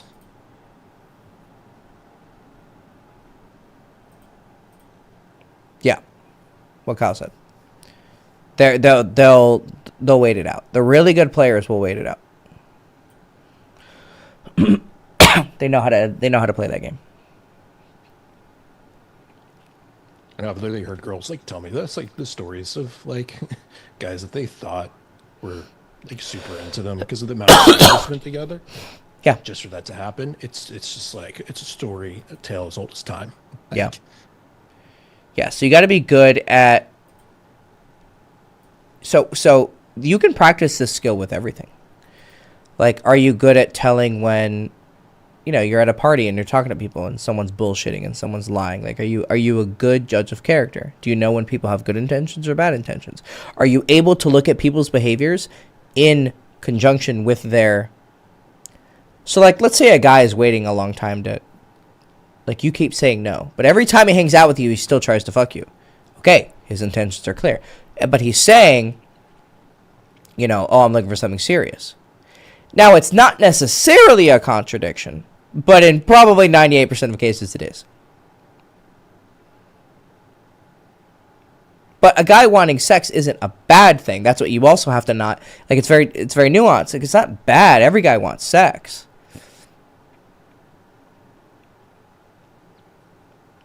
But is it like... Is it... does he also like you for who you are? So the way that you see if he likes you as a person is how good of a conversationalist is he? Like, when you talk about yourself, does he seem genuinely interested? So when you see him look at you and ask questions, a guy who actually likes you is probably going to pay attention on a deeper level. Like, he's going to ask you questions that a fuckboy usually won't. Unless he's an incredible fuckboy. But then at a certain point, if he's such a good fuckboy, if he's so good at like making you feel good, then maybe the experience is worth it. Then you might, then maybe you just say yes because it's a great experience, right? He's a 1 in 100 fuckboy, and maybe it's a nice experience. I'm not saying you should, but I'm saying like the possibility is there. Like, I've had girls like, they knew like I was honest. So one of the examples of an honest fuckboy, Cam's frozen. Okay, 1 second. What's going on? Yeah, Zoom is shitting the bed. 1 second. Zoom is shitting the bed. Okay. Let me put up a new call. I think someone came in and it just like destroyed it. I think it was one of my clients from one of my old clients. He came on last week. I'll let everyone get back in the call. So where the fuck was I? Yeah, I've had girls like, I had a nice experience with you. Oh, being honest. Like, I was honest. It was clear. Like, so I went on a date with these girls, then I was like, hey, you want to go back to my place? So I was honest about what I wanted. So this guy trying to get to your place, get to your room, he was honest, but he wasn't good. He wasn't actually good. Oh, D, I hopped out of the Zoom because my question was short. Could you send me a link to your King of College book? I want to buy it. I can fill the form again. I think I sent you an email. So I decided that I'm probably going to hold on to it for now. Because it's not, you know, I want to wait till I have the real version done. And I don't know when I'll do that. So I'm gonna hold on to my college book for now. Unfortunately. I gave it some thought. Like, I really only, like, if I've worked with a client and I know he knows exactly who I am, exactly what I mean, and then I show him the book, and then it's like, okay. I mean, it's not like some tome of evil spells, right? But it is a very different version of myself. And I want to make sure that people don't get wrongly influenced by it. Hey, Kyle, you might want to jump back in the call, buddy. If you're still here. Excuse me.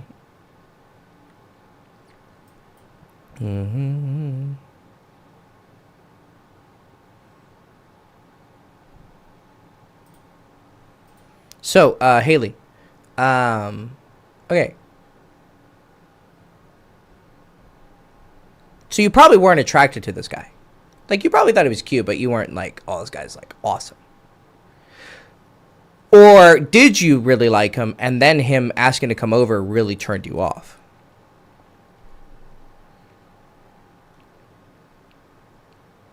Because I'm trying to gauge, like, how you... Like, details are really important here.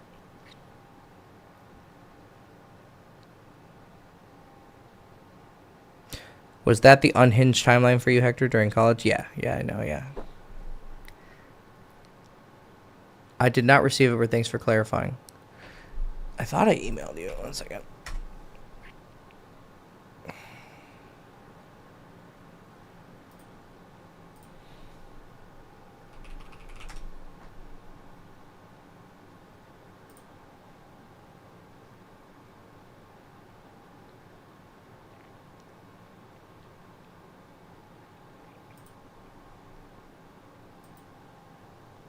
Oh, I totally forgot to respond to this guy.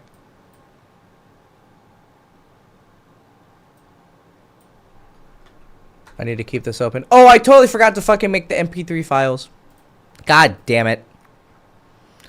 There's this guy who comes into YouTube and he fucking asks me to make all the MP3 files for the fucking all the videos, and I forgot again. Oh my god. Okay. But yeah, no, I had a crazy time in college. Crazy time. The part I don't like about it is I'm drunk in like every story. I'm fucking girls with boyfriends, and I'm kind of a douche. Like, I'm still thoughtful, but I just don't like the energy I was putting out. Are we still on the pumped and dumped subject, or? Yeah. I kind of got ADHD. Oh, okay. I just joined back. I was just curious. You probably already asked this, but I saw she mentioned dorm room, so that leads me to wonder, like, why is that a topic that, like, you're concerned with if you're, in college? Like, it's not a lot of time to have been pumped and dumped. Like, oh, because she said it was the second time that a guy's tried to come immediately over to her place. And so, gotcha. So she's second time this year or something. Yeah, she's like concerned that this is like how do I not have this happen to me? And I told her,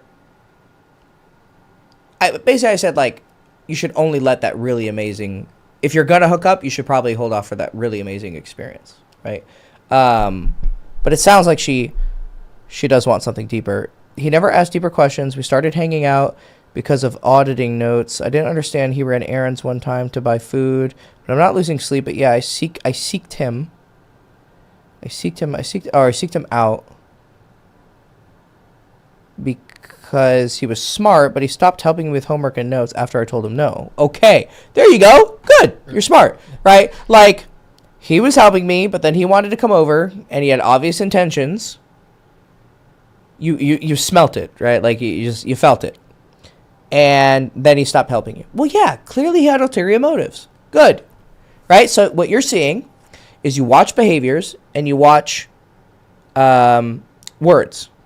So words and some behaviors. I'm helping you with homework. Hey, I want to come over. No, I wouldn't feel comfortable in my dorm. You're attracted to him, but, like, you want to wait on that. And then he immediately goes, fuck this bitch. Okay. Right? Now, I do have to give him, like, he realized he probably jumped the gun, too quickly tried to come over.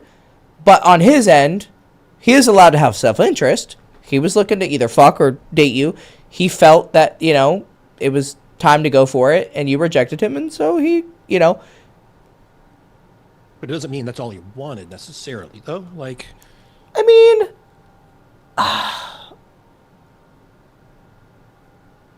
it's a pretty good guess. Like, here's the thing, Kyle. It's like, most guys are not as, like, that you like to fuck girls but give girls experiences and da-da-da-da. But you're the exception. Yeah. Like, you're a big exception. That's something that I struggled with for so long. I was like, why don't these girls see that I'm, like, deeper than that? And I was like, oh, well, because 9 out of 10 guys doing the same thing I am are really not. Yeah. 100%. Like, that was a contention of our discussion point that seemed kind of like a debate, but we were actually on the same page. Where I was coming from it from their perspective, from like, damn, like, I understand where they're coming from, but they're missing out on, like, good experiences by doing it. But again, like you said, if 9 out of 10, it's an understandable reaction. Yeah, so. No, it's understandable. And maybe right now she does want a relationship.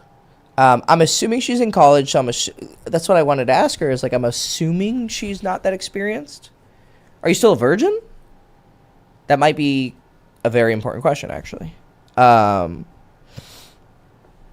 know these are very personal questions, but, you're just a first name person, so I wouldn't be too shy. But if you're not comfortable, obviously I get it. Yeah, it's funny because I actually have your voice in my head, not to mess with attached women, because I've had a lot of them, so my interest in my... Yeah, yep, good. Yeah, don't fuck with girls and boyfriends. So this was us talking about someone wants my college book, but I don't want to give it out. It's just too wild. If philosophy's changed a little bit since Yeah, then, yeah. that's Not understandable. not too much. I mean, there's a lot of good stuff in there. That's the unfortunate part. There is a lot of good stuff, but there's enough bad stuff that I'm like, eh. Oh, so she is a virgin. Here, there you go. Okay. So, she's definitely, yeah. You should definitely wait for a relationship to lose your virginity.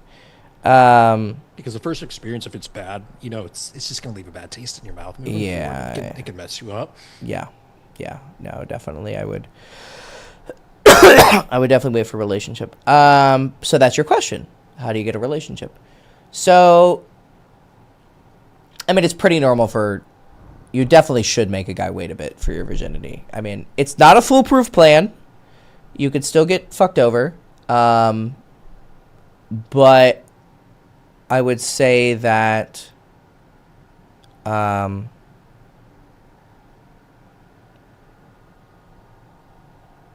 yeah, being a good judge of character. And like I said, very important question. Like, how attractive are you? Like I asked, of your friend groups, are you the one that guys are really going after? Like, what is your available choice? What is your pool of choice? Do you typically attract the kind of guy you're attracted to?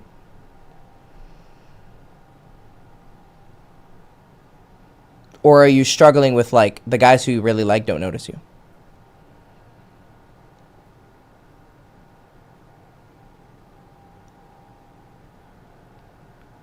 Last year in university, so I'm planning my afterlife. Your afterlife? Where are you from? Like, Funny way of wording things. yeah, no, she's not American. Yeah. No. She's not American. No, but her name's Haley. That's such an American name. Yeah, I know. That just threw me off too. Yeah. It's maybe like a pseudonym. Yeah. Because you have good English, but like there's clues that you're not a native speaker. Like afterlife. That means like after you die.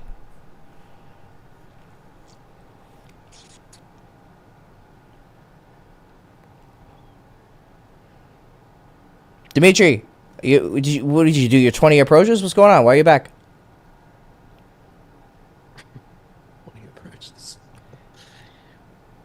No, I don't know why, but I having problems in the YouTube live stream, so I'm gonna watch through this soon. Oh, okay. No problem. No problem. Okay. Yeah, Haley. Okay, what culture are you in? Where are you? South America. Okay. Oh, okay. South America and your name's Haley. Are you Argentinian? Catholic Perhaps? Yeah. You're Argentinian. Is that a good guess? No. That's my first guess.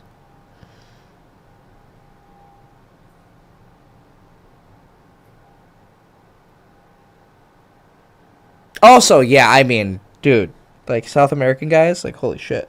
Like, yeah.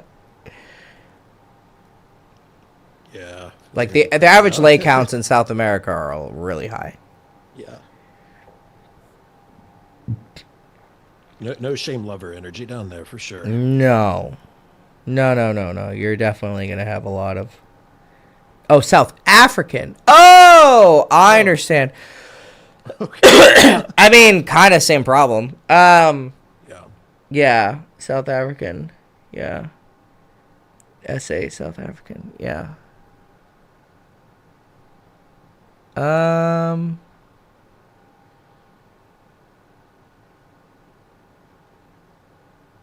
South African. Okay. Did you answer the question about how hot she is? No, Okay. That's an important part of the equation. it is. It is.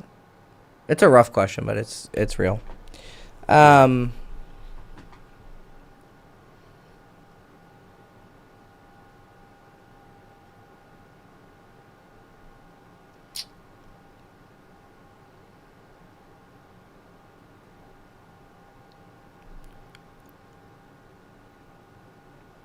Because basically, the reason why it's important is because if you're like getting a lot of just sexual attention, it's going to be hard for you to like if you don't have guys like simping for you a lot, and like falling in love with you at first sight kind of shit, you're gonna have a large sample size of like guys just wanting sex, and that's gonna kind of like, in one way maybe it'll be easier, but in another way it'll be harder because you might get like jaded and bitter, and you might lose sight of like what it actually looks like for a guy to like want something more. I mean, I'm not saying that like you can't have a guy want more with you. I'm just saying that usually the girls in the like beautiful category tend to like have a little bit more choice. So what are you usually experiencing? So you said that I've experienced 2 times guys wanting only sex with me. And are you attracting the level of guy that you like?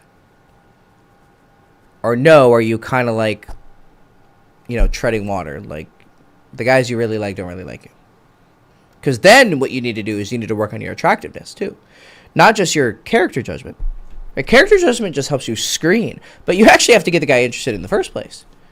So you got to work, go to the gym, make yourself look better, But you got to be careful. Because if you dress too well and too like there's dressing hot, slutty hot, and then like classy hot. So you got to try and dress classy hot,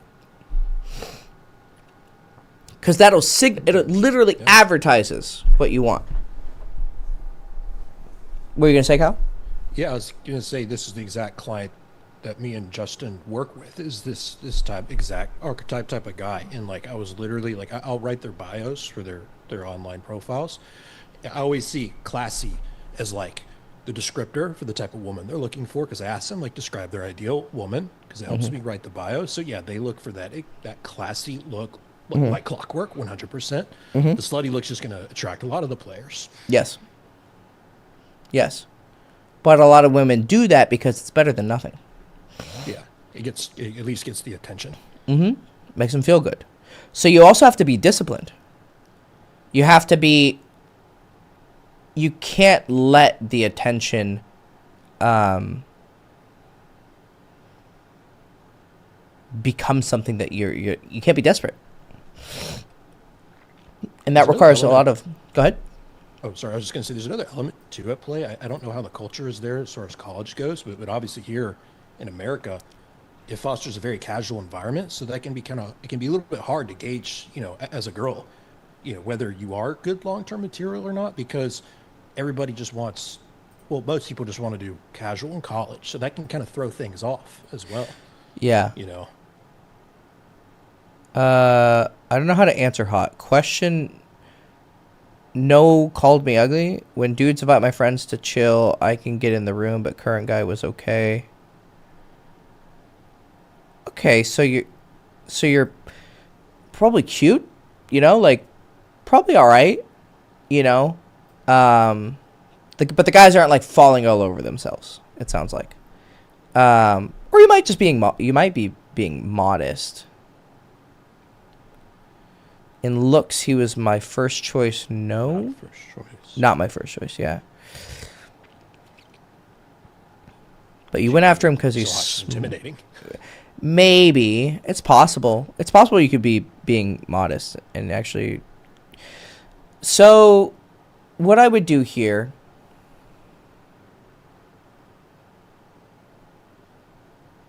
I mean, the fact that you were focused on the fact that he was smart, that's a good sign.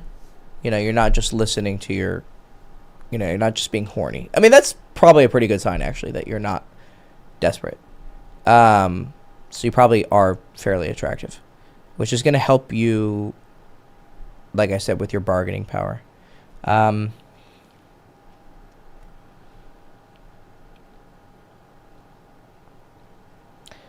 Avoid parties. That's your first, just smart environment. Just choose your environments.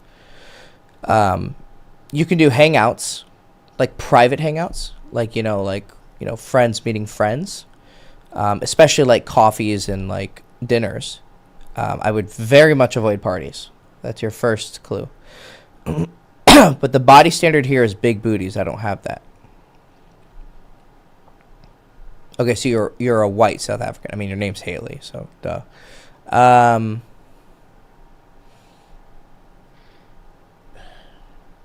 Yeah, that's fine.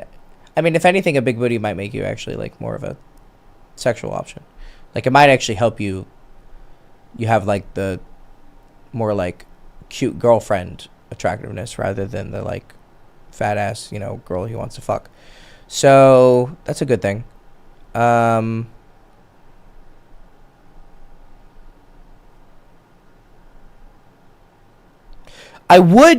You do have the basic standard of like he needs to ask you on a date. That's fine. That's a very fair thing. And probably you need multiple dates to make a good decision. Not like as a rule, like, oh, I have to wait this many days, but as like you need time to be able to figure him out. Like you said, this guy was helping you with homework, and then he revealed his intentions. Like, most guys will like, the game will be revealed. Like, you'll see. But a guy wanting sex isn't a disqualifier. It's that as soon as you reject sex, does he disappear? That's the question. Because a guy who's like actually interested will communicate with you. He'll talk with you. You should actually learn how to be a bit more like direct with guys and ask them what they want. Not like on the first date. You don't go, what are you looking for? You know, that's very confrontational. But I mean, like, at a certain point, like on the second or third date, be like, hey, you know, what are you looking for? Then you have to be good at telling if he's bullshitting you or not. That's where the character judgment thing comes into play. So he passes your preliminary test, like you like him, you like spending time with him, you're excited for him to like ask you on a date. And then, like, you know, after a couple dates, you know, ask him what he's looking for. And then you got to watch him, see what he says. Like, look for like signs of deception, signs of lying.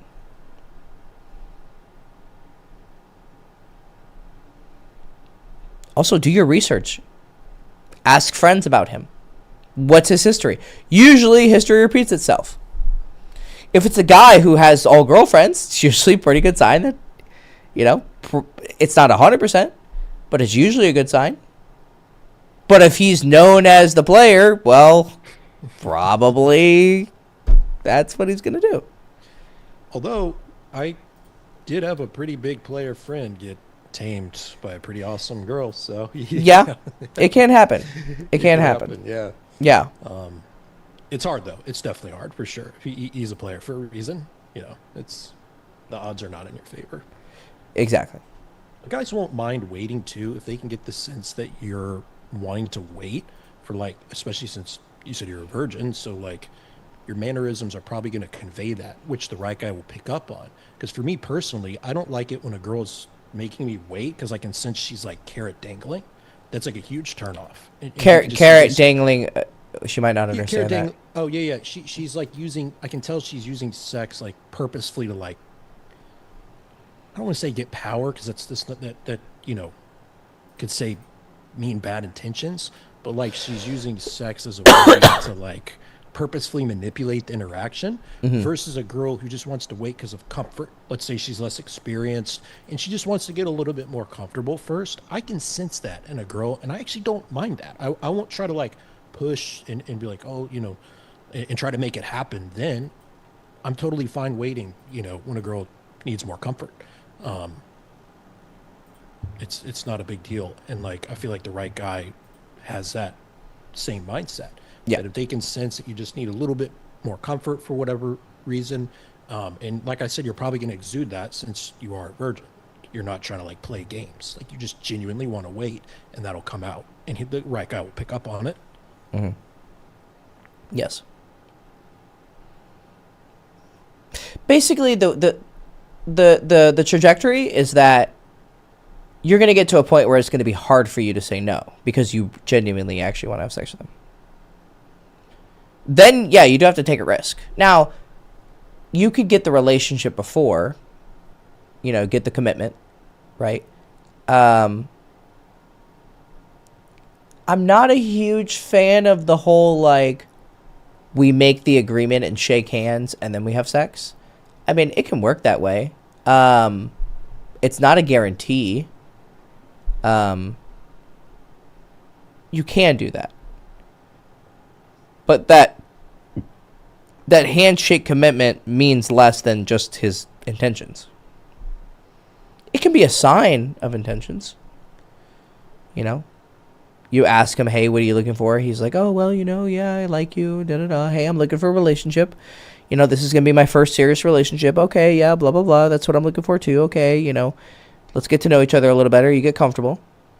Now, if it takes you, like, fucking months, I mean, you probably don't like this guy that much, right? Like, you should be kind of struggling to say, to not get with him because you're really attracted to him.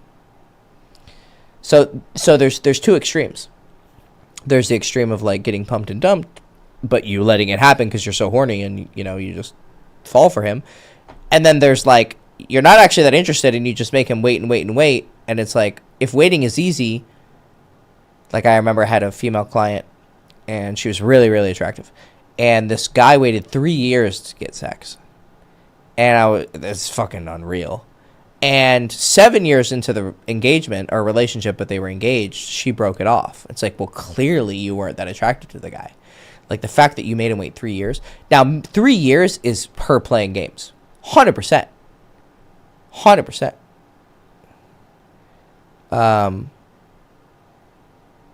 Thank you for advice, but I'm just going to have to watch the playback by... I'm guessing you have to go? Okay. But, yeah.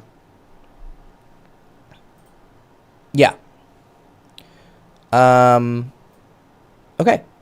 Oh, 1 second. Yeah. Okay. Yeah. Become more attractive so you can attract the guy that you want. Obviously make him wait a little bit. And try to figure out what he wants. Talk to him about what he wants. And then you have to have good judgment to be able to tell if he's actually serious or not. Do you think it's right to cut out a close friend because you found out he lied to you and does not even admit to lying to you and does not apologize? I mean, I just ended a 6-year friendship. Yes, 100%. If you know he lied to you, he won't admit it and won't apologize, of course you should end your friendship with him. Holy shit. Instant. I end friendships for like 1/10 of that. I end friendships on the drop of a dime. If it's serious. Yeah, what did he lie to you about? Yeah, I mean that's also important. Yeah, what was the lie? I mean, the initial reaction there by you, Hector, makes total sense because most stuff lying about is worth like cut off for sure. But I'm curious.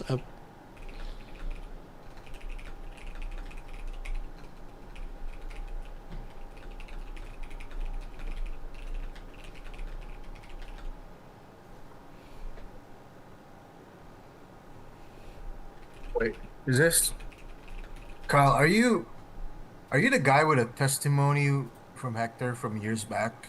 Mm-hmm. Yeah. Oh, okay. That's why it looks so familiar, bro. Yeah. Yeah, I worked with Hector in like the late 2010s. Yeah. I saw that. I saw that video. It was like, you know, so because I'm into looks maxing, so I'm looking for like evidence to the contrary, you know, maxing and shit. Dude, I could give you like a 2-hour presentation on this topic because I like before I started working with Hector, like throughout most of my college career and like after that, I didn't know what looks max. It wasn't really like a thing back then, but I just intuitively was like, I was doing the projecting thing. I was like, oh, women look beautiful and, they get approached. So I was like, let me try that myself and just went all out. I was at like 10% body fat and I would go out to like nightclubs and stuff and I would get approached for sure, but then I didn't know what the hell to do after that. And so I just kept like losing chicks. I'm like, okay, yeah, there's still a strategy here. They're not going to come up and court me to the bedroom. I still have to do that, even if I make myself like look as good as possible. So looks maxing, I think, really is The one benefit it did have for me was it increased my confidence. So if your confidence is tied to it, then I would recommend like focusing on it, but not too much. Not No, like he's gotten plastic surgery. It's too much. Really? Yeah, I know. We've been over this. Yeah. I've No. got plastic surgery. Sure. Nah. Well, it's not that big of a thing. It's a subtle nose job and fucking eyebrows. Just a subtle nose job. Sure. Someone cut into your face, bro. That's not small. He knows what he has to do. We've gone over it. You need to go do your approaches. That's it. Nope. We're not. I've spent literally hours talking to this guy. No more. You need to do your approaches. That's it. Okay? Okay. Just approaches, man. No more. It's just talking. Okay. Mac, how long does it take people to get 10 or 20 approaches? Sorry, my cat's being a terrorist. She's knocking everything over. Hi, baby. 10 to 20 approaches. Also, no, you're. It's very helpful for him to hear your perspective, but I spent hours talking to him about this. It's it's one of those needs to hear direct from the sword. Who knows? Yeah, he got the answer he needed.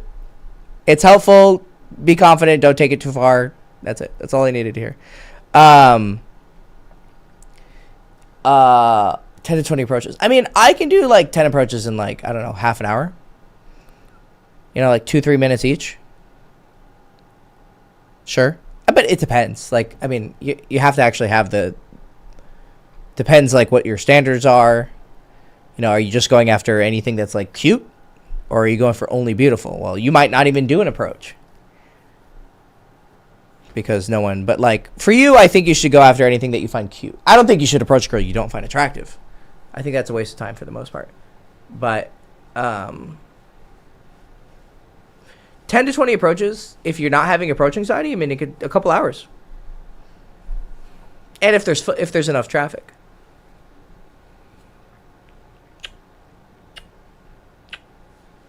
All right, Myung, what's up, buddy? Yeah, what's going on, guys? Can you hear me? Yep. Gotcha. Yeah, I did have a question because I mainly just do social and night game. Mhm. But when it comes to cold approaching, I did want to know: do you add any physicality like to it whatsoever, or is it just more? What do you mean, like on the day game approach? Like if I touch her or not? Game. Yeah, obviously. Well, yeah. it depends. It I mean, depends. if she's comfortable or not. Like it's not something I'm gonna go out of my like. I don't agree with like, oh, you need to make sure you touch her. It's like that's kind of fucking that could be weird. It depends if she's really comfortable with me and gets close to me. Like you approach a girl. Hey, excuse me, and she stops and she looks at you and just smiles and she's like, hi, and then she like starts talking to you and she's like gazing into your eyes. Yeah, like that social touching that you don't even realize sometimes, where you touch someone's elbow or you like, yeah, sometimes like girls are like they take a step forward and get like really close to me and I put my hands on their waist. Like, yeah, I've had approaches that have that intensity, but it's very rare. But it's not something that I'm trying to do. But sure, I will. I mean, I've kissed girls after I did a day game approach, like within the first couple minutes. But those are very rare. You don't really need that. It's not something you should go out of your way to do. Gotcha. Yeah, because that's like I said, that's the one type of game I really haven't done yet. So I'm like trying to like. You should 100% be do doing it. 100%. Yeah, I mean, it's just like you said, it's a comfort thing. Guys think it's a venue thing. Oh, in night game, there's often a lot more touching that goes on. So, does that mean I can or can't do it during the day game? Well, the reason you can do it at night game is because, well, people are drinking, so they're more comfortable. So girls will more often open up to you. So it's not a venue thing. It's literally just like how she's responding body language wise, like Hector said. Yeah. Yeah, man. It's the same thing. Go down to the loop. Start doing approaches, buddy. To the fucking blue, boy. It is 3-1-4 day too, dude. So it's gonna be lit. There you go. Yeah, man. Just go. St. Louis is decent. It's okay. The Some- Central West End can get a lot of traffic. That's where I mainly go. Yeah. Are you like where are you? Are you near like Chesterfield and shit, or where are you at? No, I'm more North County, but North County. that's where I like live. I like Yeah. go everywhere else. Like Okay. the Grove's is pretty good. Yeah, I would stay around like. Yeah, I would do like the Loop, like That's something on. I was actually looking into is trying to like scout areas that'd be good for a day game. 'Cause Yeah. I have my places for like social and night already, but Yeah, I that's would. something I need to, like scout. You know, during ball days, like you could go to downtown. A lot of foot traffic, people going to see the Cardinals. I would. Yeah, I would like. I would go to the nice areas, like the waspy areas, obviously. I mean, you're into white girls, right? Or are you just like Latinos? I like them. Yeah, I like all. No, I like all Okay, girls, bro. okay. Well, you're always talking about Latinos. I'm making Dude, sure. no, that's just Hey. because that's like the social spot I'm in right now. Sure. So that's where I get like the most of them. But Sure. actually, it's interesting enough. The spot I go to it's a really big melting pot. Mhm. But obviously, there's just gonna be more Latinos and stuff like Yeah, in there. So yeah. Grocery stores, Whole Foods. There's a good one by Micro Center. It's in Where's it'll just Google Maps it. okay. It'll be nearby. And then yeah, make sure always go to lunch out, like for work. Always take a lunch break, and eat lunch outside the office wherever you're working. I'll drive for a living right now, so Oh, okay. Oh, perfect. yeah. Perfect. Then you have free time. Yeah, dude. Go to the park, like forgot it's near the Loop. Weekends from like 12 to like 3 4. Yeah, dude. Like any city. The shittiest city I've ever been in my life was Cleveland. That is a fucking shithole. And that's where I went with my client, and we found places. Downtown is no. Like downtown is a fucking shithole. Like, oh my god. But we still found some approaches. It's just very rare. But then we started like going to like a little bit more in the suburbs, and you go to like where people like bookstores and stuff like that. I'm sure if you definitely have to scout. Definitely. Yeah. You're definitely gonna have to scout. Because America is not a walking country. Europe was a lot easier because it's everyone walks. Dude, that's why I wanted to move to New York. It's like everything in. I mean, yeah. No. St. Louis is not. If I had to pick like cities to game in, like I would not. It would not be my first. San Diego is great. It definitely draws a certain type. New York is great because it draws a certain type. Miami, I mean, you could ask Kyle. West Palm wouldn't be too bad. I went there recently to visit my grandma.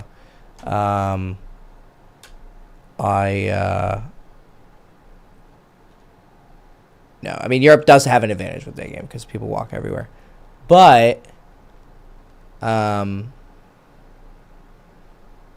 mean, yeah, if you're driving for a living, there's nothing tying you here. Like, do you have any like semi trucks? Like the big 18. Oh, that's right. That's right. I was doing cross country, but I switched to domestic for a bit. That's right. And focused a bit more on dance. I mean, do they have a office in New York, or like nearby? No, the company I work for is just, what is it? All like border states for the most part. And Okay. It's like a subsection of the biggest like moving company in the U.S., which is called it's like Cord North American. I don't know what the other subsections are called, but Cord's like more of the Midwest area. Yeah. I would. I don't know, man. Doesn't sound like you're very tied down here. So. No, and then I'm also like thinking about going into a different career. So. There you go. Sounds like a. Yeah, no. If I had to like. Even Kansas City, I think it would be better, to be honest. Kansas is hilarious. I've been there. Yeah. Kansas City is decent. It's a much better place than fucking St. Louis. Yeah, environment's so critical. I was in a small town actually for like a good portion of when I was working with Hector, and it was cool because it forced me to get really good because I had to make the most of all the leads that I came across.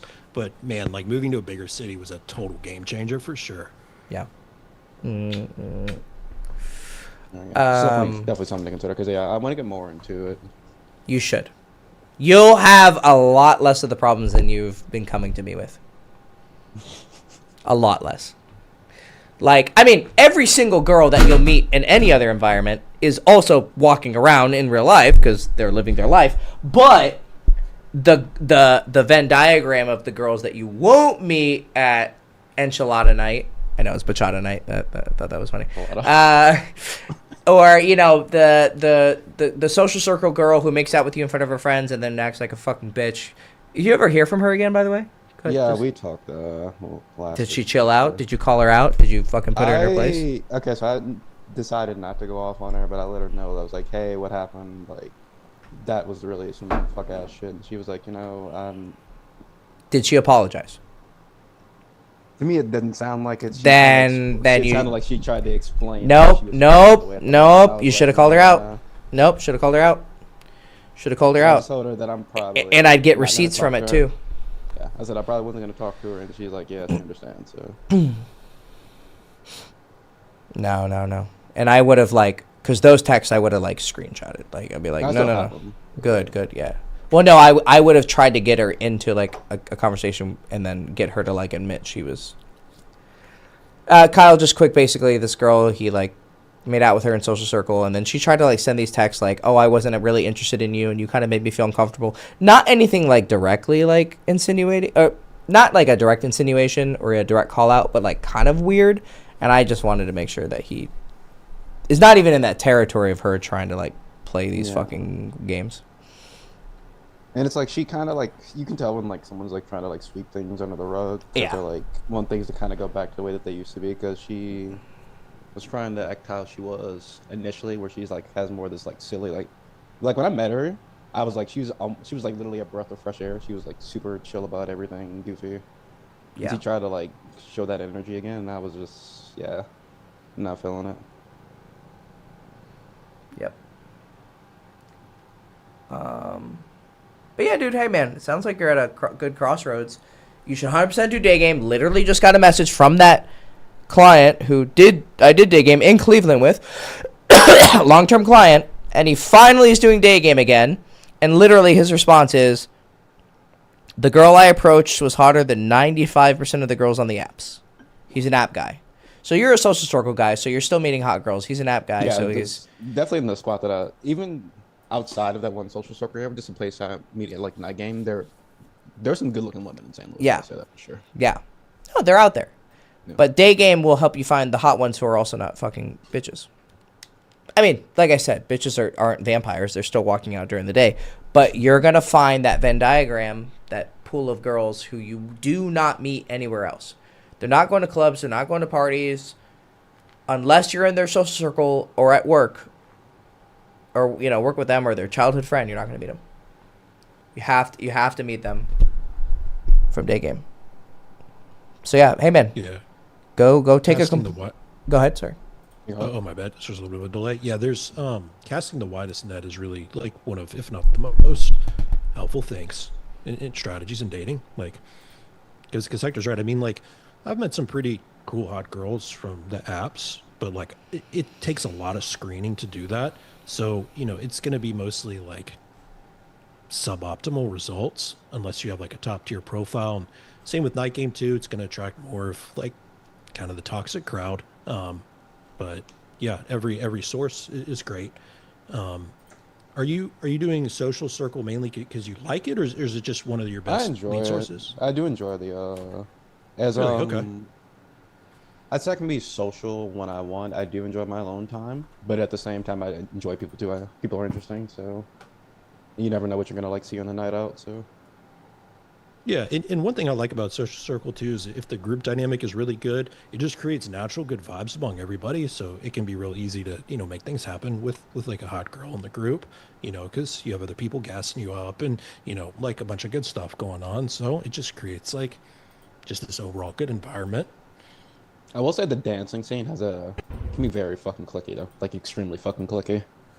Everywhere's clicky, my friend. High school never ends. Promise you. High school with money. Yeah, I have a friend that says that. Yep. High school with money never ends. It's just the same old totem pole bullshit. But you can find better quality people. I'd say the people that I am cool with there, they are, in my opinion, by far the most classy there because they're pretty inclusive to everyone at the same point while also still being like, pretty talented at the dancing. And they just make it inviting for everybody, which also try to do the same.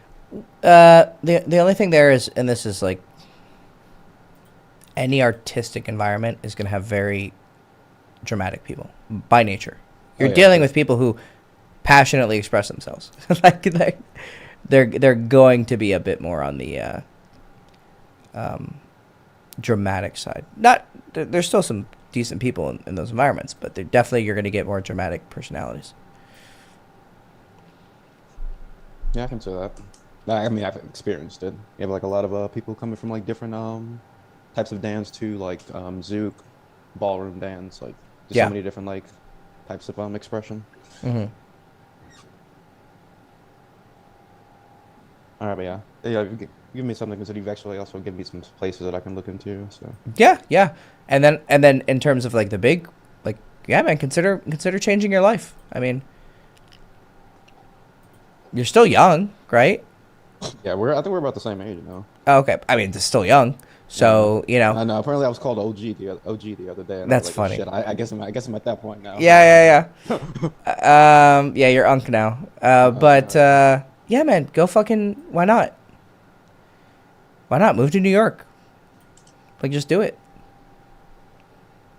If you have nothing like severely tying you down to St. Louis, then just do it. No, that's just that really is one besides like family, but my family will be here. I can always just come back and visit. I mean, Yeah, we got airplanes. yeah, exactly. Like I literally posted on Twitter, we're living the best time ever. You could literally pay a couple $100 and come see them for a weekend. You know, like they'll be fine. And the best thing they would want to see their kid do is be happy. So go be happy. I think the main thing is like when I start doing what I really want to do, which is join the medical field. That'll be where I'm like in a really good mental spot. Well, I gotta go back to school for that, and that's gonna be fun and interesting. But then do that in New York. yeah, Like everything you can do in St. Louis, you can also do in New York, or in Kansas City, or in California, or in who knows? Fuck, move to Europe, buddy. Why not? I've thought about moving to Germany. There you go.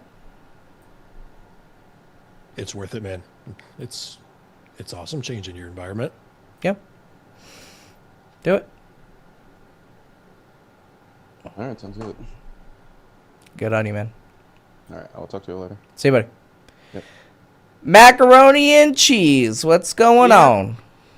I'm here. So I tried what you said. Like I went to the downtown area and just tried to kind of meet people there, kind of face some of that approach anxiety and get past that a bit. That's kind of why I was asking, like how long it takes to get 10 or 20 approaches. Like I feel it would take Well, if you're hesitating a lot, then yeah, it's gonna take you a long time.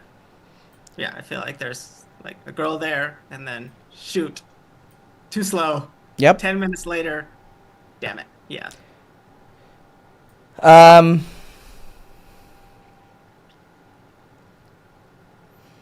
So you did a couple.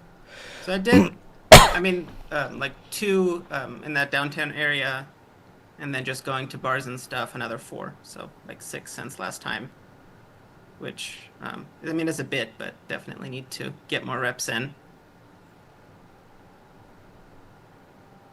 I feel like even when I do approaches, I'm like way too kind of timid. Like I'll just kind of comment yeah. about something that's happening. Like, Oh, you're not direct opening, like I told you? no, I mean just more indirect kind of. Did you watch the course? I I gave you a free $500 I course. watched at least half of the course. Oh, okay. Thank you for giving the course away. I didn't think you actually would. Like you said that, and then I figured. What? You said that, and I figured maybe you just send me a link or something to buy it. But no, I've been going through it. You thought I would say, hey, I'm giving it to you for free, and then make you buy it? I don't know. I thought you were just kidding, but no. Yeah, What? so, like, I don't know. I get You it. gave a $500 course trust. away. I wouldn't. It's a low trust environment dating, but I understand that. Or maybe like a 7-day trial or something. I'm fucking insulted. Oh, I'm sorry. God damn it. Now you see he's legitimate. He really cares. No, I see it. Yeah. You know, yes, in an ideal world, I'm trying to get you as a coaching client. And I'm aware that giving free stuff is persuasive in that element. But it doesn't change the fact that I also, at the same time, multitude of intentions, still can do something good and give you a free course, which I did. No, and I've been going through it, at least half of it. So yeah, trying to be more direct is Yes, a stumbling block. that's literally your problem. right. You beat timidity by doing the opposite of timidity, which would literally be going direct. And then there's a comment in here. I put myself at a deficit when I open with a direct compliment, looks-based compliment. Holy shit, dude, that's so fucking gay. Like That wasn't me. No, I know, but But it's a dude, common sentiment stop. that a lot of people Think believe. I've Yeah. gotten this my entire career. It doesn't make you lose power.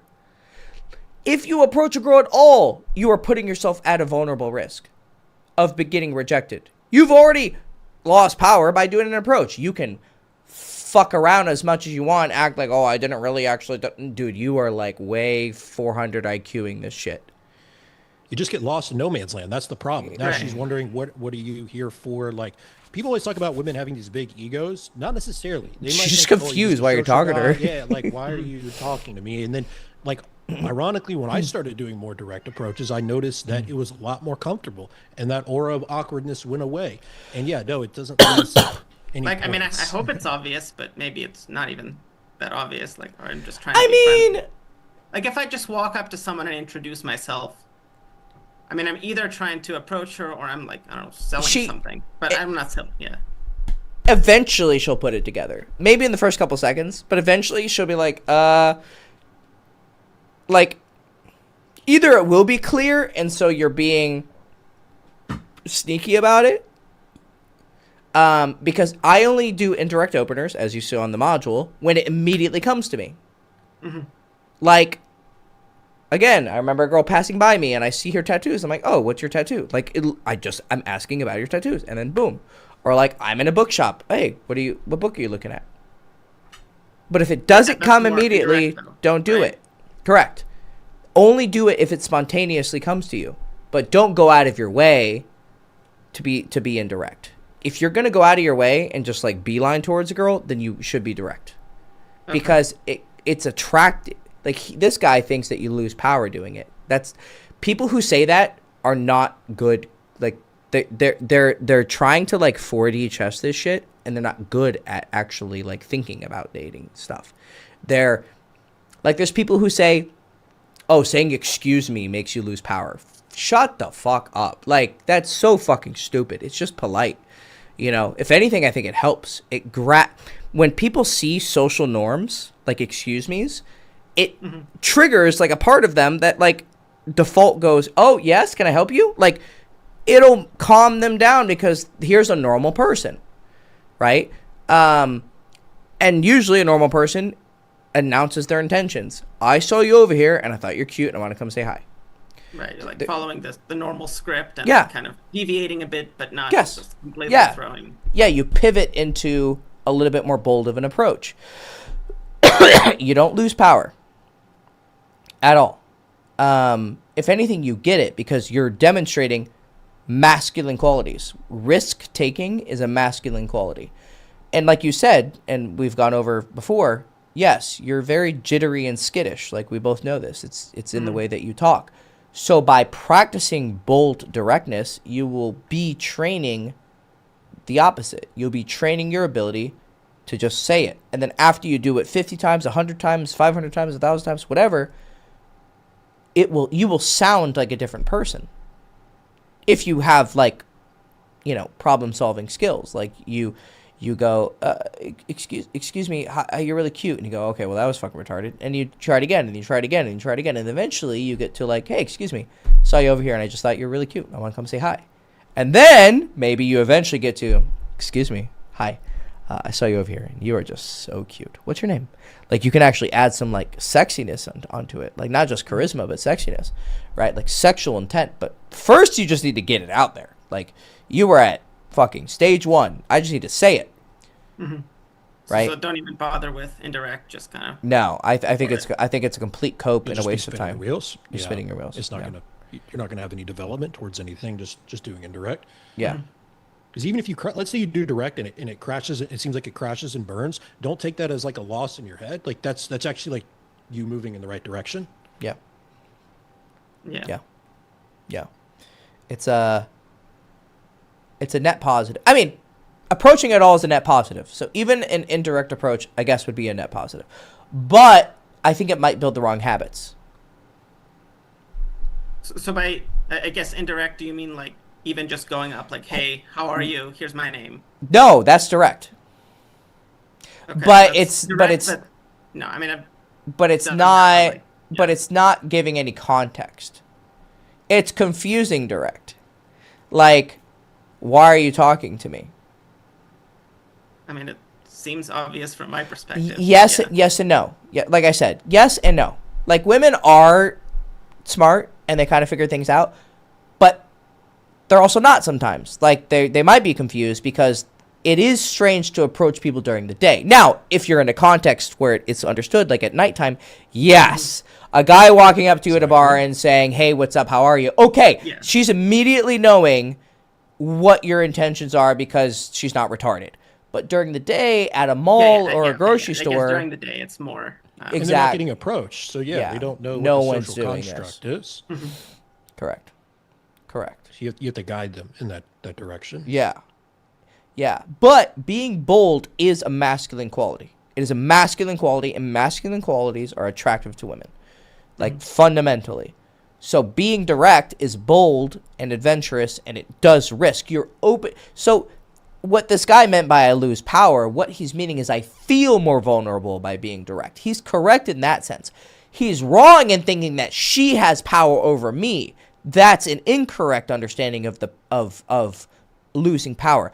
But he is correct in that he's making his emotions more vulnerable. Yes, that's correct. But that's not a her having power over me dynamic. That's a me being emotionally vulnerable, and I can cause myself more pain because when I go indirect, the rejection won't feel as bad. But if I go direct, the rejection will feel more bad. But from her perspective, it's just a rejection. It doesn't matter if you went direct or not. So you are opening yourself up to more self-inflicted pain via rejection by going direct. But that's entirely the point. The problem with Mac is that he's not this bold, masculine guy. Right? You're a computer nerd, and that's okay. Right. But you have to fight that, and one of the best ways to fight that is being more direct, being more bold, cursing more, talking more loudly, raw, right? Yeah. So you need to actively combat that and being direct is one way you can do it. Okay. Yeah. Yeah. So, I mean, I'll keep doing stuff during the day. Probably also go to like social events at night as well, just to.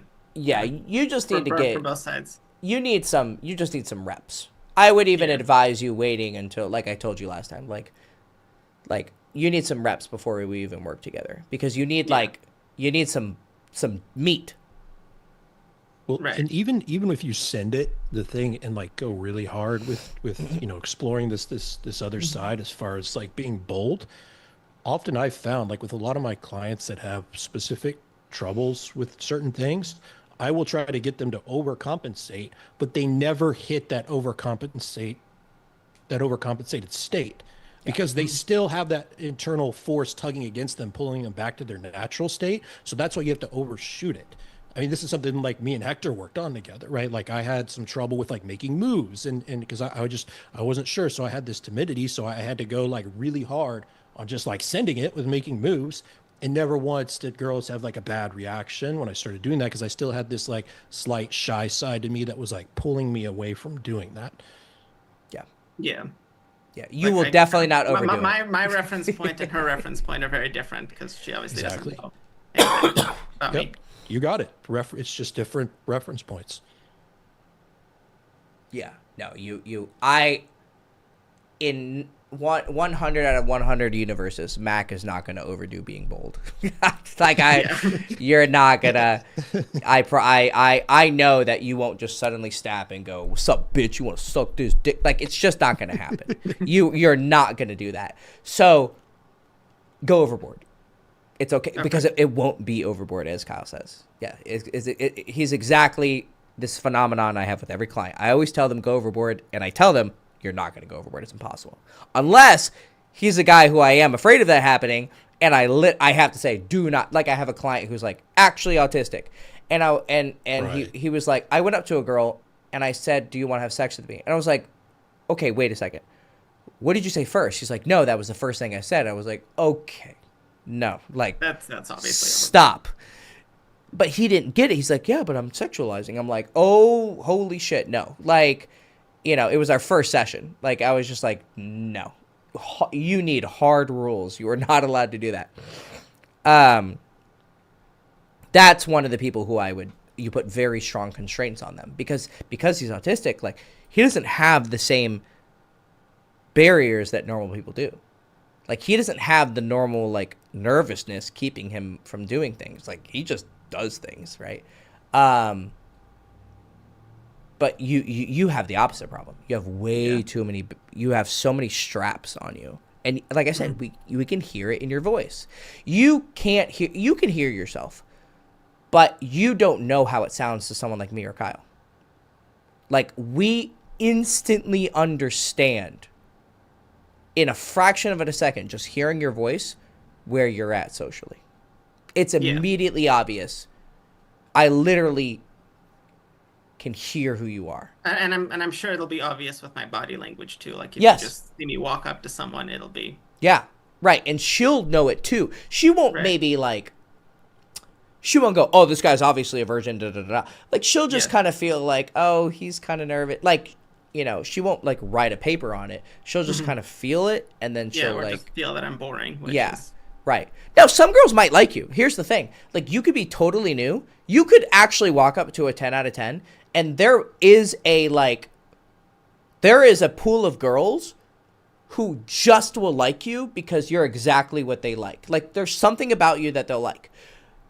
That's not the problem. The problem is, what do you do with that initial attraction? Because even when I was brand new, I would approach, like, the most beautiful women, and I had some good reactions, but I didn't know what to fucking do with it. So it's not an attraction gap. It's a knowledge gap that turns it. And what Kyle was having, like Kyle was getting a lot of opportunities, but was not capitalizing on them because he was afraid to move too fast. Like he didn't understand that these girls wanted to fuck him.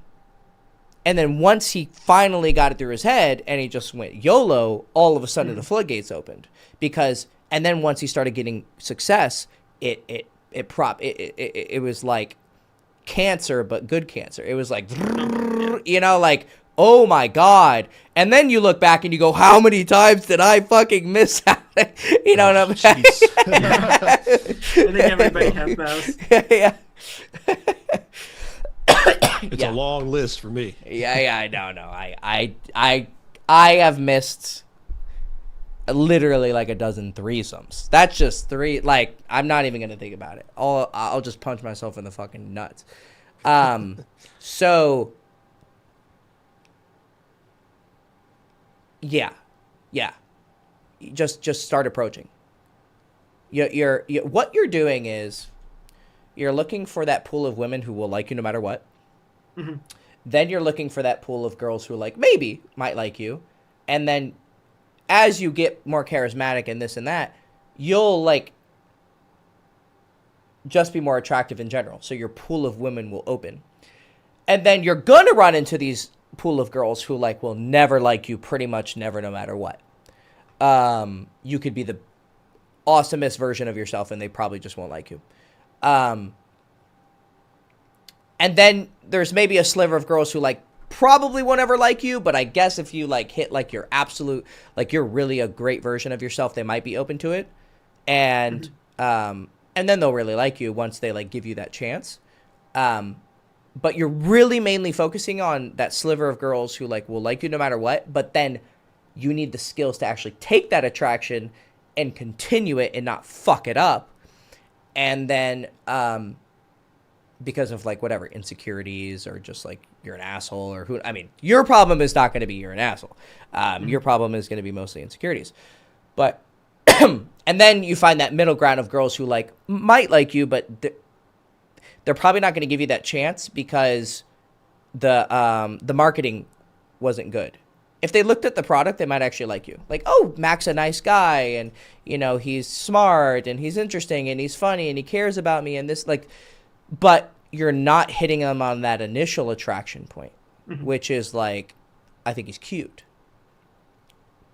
That's all you need. Initial pull of do I want to even talk to this person? Yeah, you just need that initial he's cute. Mm-hmm. And once you start to, you can hit that, like they call it the hook point. Then that's when the real game begins. Because if I got with every girl who thought I was cute, I would have like a bajillion girls, right? And this is also to like the whole look maxing like thing of like, oh, only looks matter.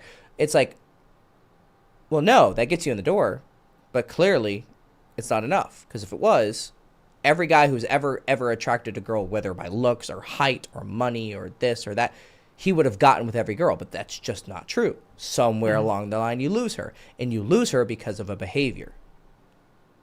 Right. Like, I mean, it's obviously good to look good and like sure get a haircut and everything. But yeah, Mac, I think that you putting on 10 or 15 pounds of muscle would go a long way. I actually put on like close to 10 pounds over the past few months. So. Muscle or fat or a mix? Muscle, more good. fat. I'm trying to lean down starting next month. Okay. Yeah. Work on the bad boy image for sure. Like this is Cuban link. Like wear something like this, That, that's a good one. Yeah. Get an earring, bro. Get a fucking earring in your left ear. Like, I'm serious. Because, like I said, I agree completely. It like, would be 100%. so bold. From like, no one would see it coming. I promise you. Every single person in your life, if you went and got an earring in your left ear tomorrow, they would be like, what? Yeah, You would create such a fucking drastic change in how people perceive you. Now, I wouldn't go too far. Like, I know of someone who, I have a friend who like is good friends with a different dating coach, and he was like, there's this guy in his like following, and he's this nerdy Asian kid, and he got a neck tattoo, but he doesn't have the vibe to back it up. And so that's too far because that's permanent, right? An earring, if you don't wear it, I used to wear an earring. Like if you don't wear it for a couple months, it'll close up. But it's enough of a drastic change and it's not permanent that I think it would like, but you also have to like, you have to learn how to wear it, if that makes sense. Like you gotta learn how to like, because when you have an earring as a guy, it's like, okay, he's alternative, right? So, and then people with alternative personalities are pretty obvious. Like they're a little bit. Yeah, it's gonna look very out of place. Yes and no, because also there's people who go overboard. They're one of two people. They're either really fucking unhinged, like they're just like super really out there, or they're actually really, really, really, really normal and boring, and they make their appearance their personality.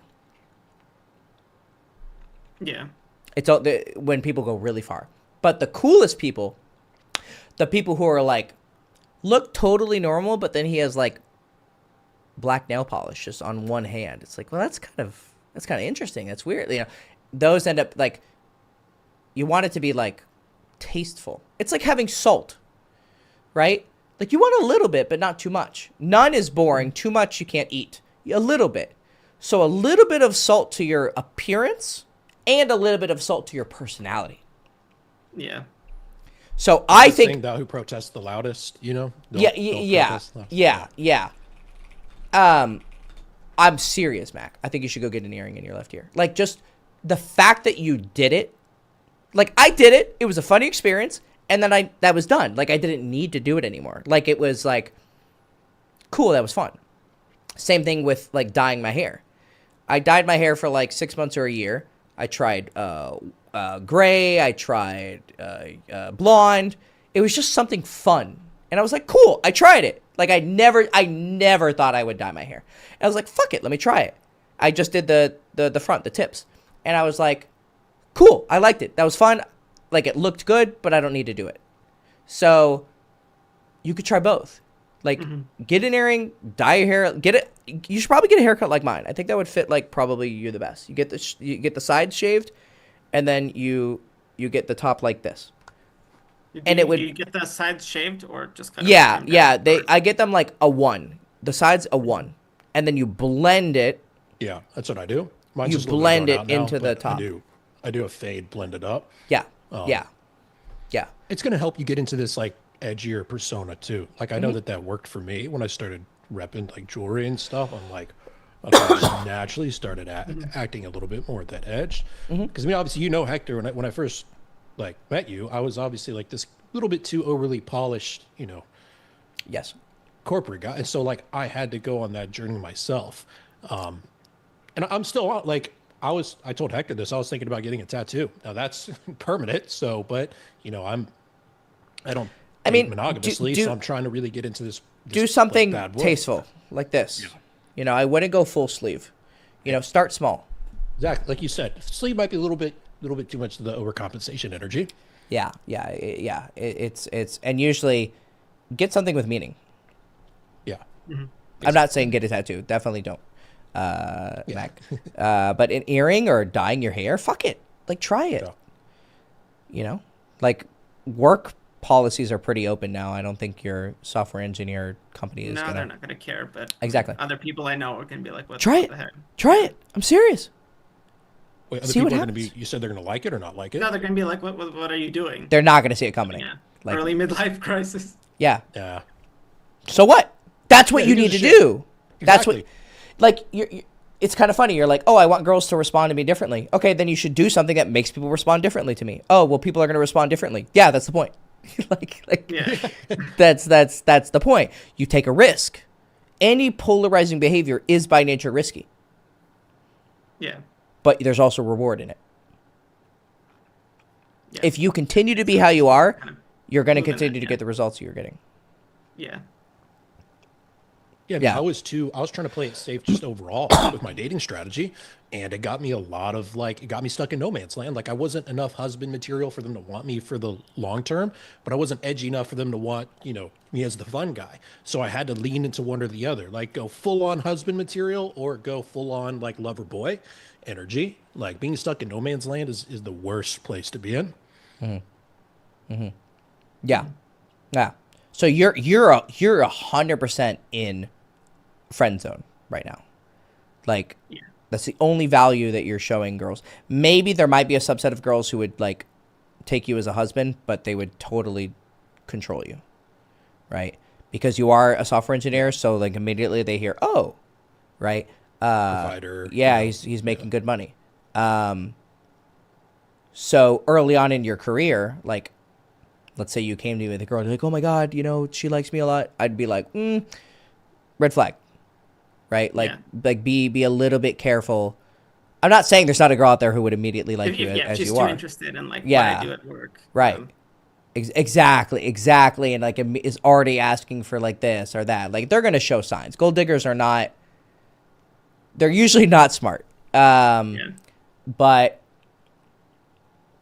you're not really their mark, to be honest. Yeah. I haven't had that. I mean, most No, anybody just gives a you're shit, probably so. not going to. You're not even You're not in the right environments. Yeah. Men kind of ask for it. Like guys find themselves in the hood and then they get robbed, basically, essentially. Like that's what happens. So, Yeah. But yeah, gold diggers make it very obvious for sure. Your situation like might actually be a little trickier because you're gonna have to be more vigilant because that archetype that Hector said that would like go after you, like, you know, it's not a traditional gold digger. exactly. So they're pretty covert with how they go about it. Not because they're insidious. It's just you fit a very specific role in their life, and it can seem like, you know, genuine interest, but like, you know, as guys, we're after this like genuine burning, like raw, visceral type lover energy from the girl. You could be in danger of like attracting the type that kind of just sees you as like the safe guy, you know, husband Yeah, I mean, I think material. I mean, realistically, I don't have much, at least right now, like much value besides being the safe guy and maybe just Yeah. like some But friend. we don't even know. So like you need to like that's why I say 20 approaches, 40 approaches, 60 approaches. Like I just need Like I'll be out for 16 hours trying to get that many. then that's what you have to do. Yeah. But, see, you can use that against yourself. Wow, this is taking so fucking long. Why don't I be more efficient with it? That could be the thing that might get you to approach. Like just the annoyance at how long it's taking. Yeah. Use anything, any way that you can trick your mind, do it. I mean, like the place that I went to, it's actually pretty decent as far as like volume of people. Like there's enough people. It's like the downtown area of Denver. So, I mean, I think that's fine. I just need to like actually. Oh, go that's a and- great city. I loved day game in Denver, actually. Yeah, they just spent a ton of money like renovating everything. Dude, I loved So they're Denver. trying to get. I was between Denver and San Diego. The only thing is it's too liberal for me personally, but I actually liked it. I got laid twice in Denver when I went in a week. It was great. I love Denver. So, yeah, dude, you're in a I great feel like place. there's enough places there, and I Dude, don't know it's what places are. perfect. It's perfect. Well, I found too that the girls who are like a little bit, slightly left of center, maybe a little bit more left of center. They're sluttier. More like fun and relaxed. they're, you know? they're definitely sluttier. Definitely. Yeah. They, No, you'll I have a don't good want time. more someone fun. who makes it their whole personality either way, but Yeah. yeah. No. You're actually in a great city. I really like Denver. Yeah, dude.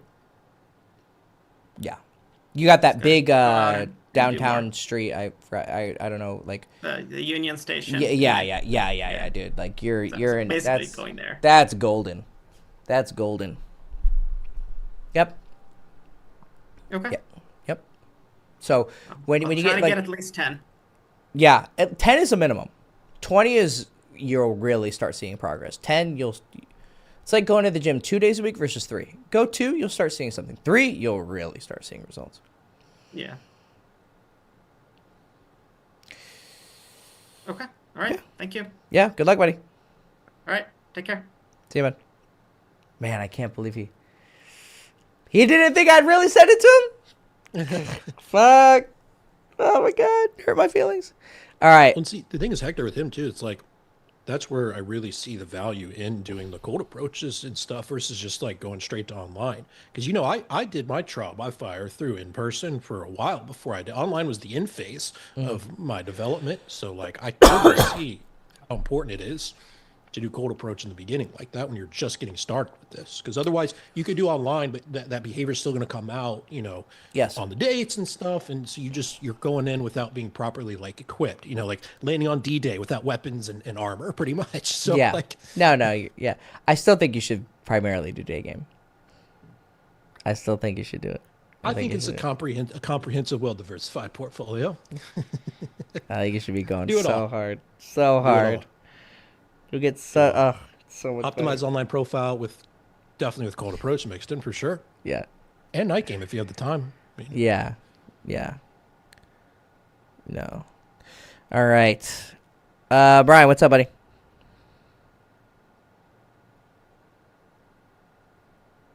All right, here we go.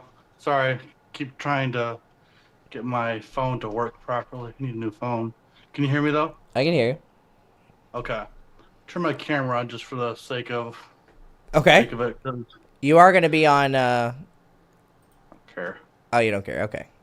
Not too much. All right. What's up, buddy? What's up, my Viking friend? Dude, Right. that fucking band is so good. It's so Worm Shepherd? Dude, it's so fucking good. Oh my god. I was It's, just dying laughing in my room when I was hearing you talk about it. I'm just like, It's so this good. is so funny to me. I don't know I why. I thought it was going to be that typical just like yeah. Cannibal Corpse kind of like it's just hard, but it's not doesn't have any like no, these guys are talented. No soul to it. So what happened to the old singer? The old singer decided to leave after the third album came out. I don't really know why.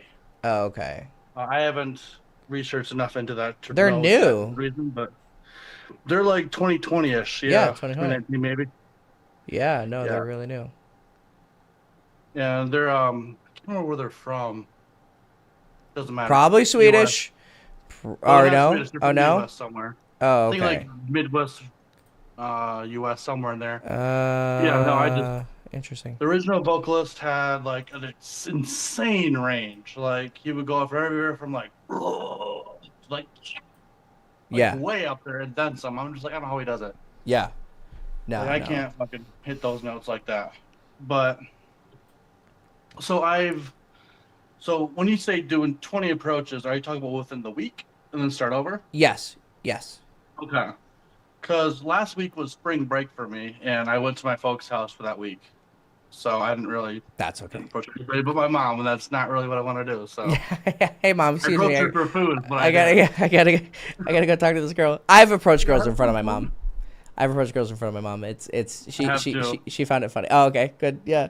Well, in front of my dad, actually, he just started laughing. I'm like, not because he's a player, but because like he just saw me doing it. And I actually grabbed her number or whatever. He was just like, I'm like, okay, well, that was kind of weird. I don't know you right now, Dad. I don't know you right now. You know, it was so weird. I love it. So I am. I have had a hard time finding volume in my area Okay. of any, and I live in a college town, kind of, sort of. I live Okay. over in the Lansing area in Michigan, where like MSU is at. Okay. I don't know if you've been there or not. No, I've not been there. Okay. So one of the things I noticed that makes it more challenging to do high volume amount of approaches is because I've noticed that a lot of the girls are in massive groups of like at least 5 or more, if not 10. You know, Are these everywhere I girls in go. their late teens? Like 18? Oh, They're like they're 18 in to college. Oh, sorry, 22-ish. MSU. Okay. So yeah. Um, you I don't got really it. have enough stopping power. You have to. I mean, you definitely have an interesting look. Um, Okay. It's gonna be a niche appeal. yeah, Very yeah, specific. Yeah. yeah. You're very like. You're very polarizing, with the way you look, right? Like Okay. someone, like the guy just commented that he said like you could model for God of War games. You know, like yeah, you clearly have great. some fucking Viking blood in you, but I do have a bit of a beer belly, but I don't drink, so don't know how that happened. I'm working on getting rid of that. So and how old are you? Or how tall are you? 31. I'm turning 32 this April, and I am 5'10". 5'10". Okay, I mean yeah, that's like, it's not tall, but it's still intimidating. Yeah. But you have a sweet personality, which really contrasts it. Like when I see you and then you talk, there's a contrast. Hold on, just a second. Repeat that again. My mom was calling me. She knows I'm on this, so. Sure. The way you look versus the way you talk, there is a contrast, and it's good. Mhm. Like Okay. you're not like, hey, what's up? You know, like there's a, that's how you look. Yeah. You look that way, but you have a very sweet persona and a sweet like voice. It would immediately put them at ease. Okay. But because of the kind of blank facial expressions, that as you approach, especially a group of college girls, it might have an immediate first reaction where they'll be like, whoa, Okay. you know? So you really got to like turn on the facial warmth Right. when you're approaching. So, like, just put a smile on it. or Yeah, something, like kind of like a thing, big go, smile. Hey, how you Yeah, doing? yeah, You know, exactly. I mean, that's what Like else, this, like this. Yeah, exactly. You Yeah. did Okay. good. Yeah. You know, because it would really like, because if you walk up to them with just the blank expression, they're gonna be like, whoa, holy shit. Yeah. No, I would be like, whoa, on guard for that too. So Yeah. I wouldn't like that either. So and then just be really polite. You know. Okay, because- that's usually my style of game so far has been yeah. polite. Yeah, because you're like I said, your look is already gonna do something for you. Whether Okay. it's good or bad is going to be dependent on the warmth that you go in with. And so if you go in with like, hey, excuse me, and they'll just kind of be shocked because first of all they're being approached during the day. That's the first shock. Right. Then how you look, right? And then you're going to go, hey, excuse me, you know, I saw your friend here, and you look to the friend. So you're kind of addressing all of them. Right? Right. So you have to get good at group approaches. and you address all of them and say, hey, I saw your friend Right. here. I thought she was really pretty, and I wanted to come say hi to her. Now, there's a couple ways that can go. So you can see how they first of all you have to see how they react. Good things is like they'll be like, oh, okay, and they'll kind of like clam up, and then you just start talking to the girl. So that's them kind of like either being nervous or they're like, okay, go for it. Like go for it. Sometimes the girls will be like, oh, okay, and they'll literally back up. Like I've literally seen like the girl, like the Yeah. friends will step away, but the girl will stay there, kind of like to say like, hey, go for it. I've even had a girl say like, okay, talk to her. Me too. But sometimes they'll play defense for her. I'm sure you've seen that, where they'll be like, like, oh, she has a boyfriend or this or that. Then you'll kind of see who's like the alpha of the group. Or who's trying to cock block the other? Yeah, or who's trying to cockblock. Exactly. Like if there's And a lot of fat guys girl, do lose their approaches too, so that they're going to be on guard too. They're gonna be because on guard. just most guys are doing cringe openers and whatnot. Yeah. So you've got those two factors working. Like I don't want to say against you, but you have to overcome is one, the shock of the difference in your personality versus your look, and then two, they're already automatically on guard in those environments anyways. So like, yeah, staying a little bit and like pushing is. I don't know how comfortable you are with that. Like not pushing in a bad way, but like don't give up like easily in the interaction because there's just those two obstacles that might make you think they're not interested, but you just got to show off that you're like a cool, chill, normal guy. yeah, Okay, because I do get a little nervous sometimes. Most of the time, actually, I'm a little bit not the best with making small talk, which I am working on. yeah, But like, so let me put it this way. So I've had situations recently where I would go up and talk to like a group of girls or whatever, and like I usually do my game and usually in like a store or like a grocery store, because that's where I feel more comfortable. Because they're starting to move and they stop, then they move again and they stop. yeah. So I don't feel like I have to full on, whoa, slow down here, sweetheart. Let me just come smoothly pick you up. It's like, it's not as intimidating for me, and I don't feel as awkward doing it. Because it's a low energy environment. Yeah, yeah. Correct. And I'm They're also less on not guard very there high too. energy. Yeah, they're less So, on guard.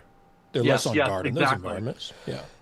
Exactly. Because I've had a girl walk past me like, oh, no, I don't think so. I'm like, okay, then whatever. Like, hey, whatever, sweetheart.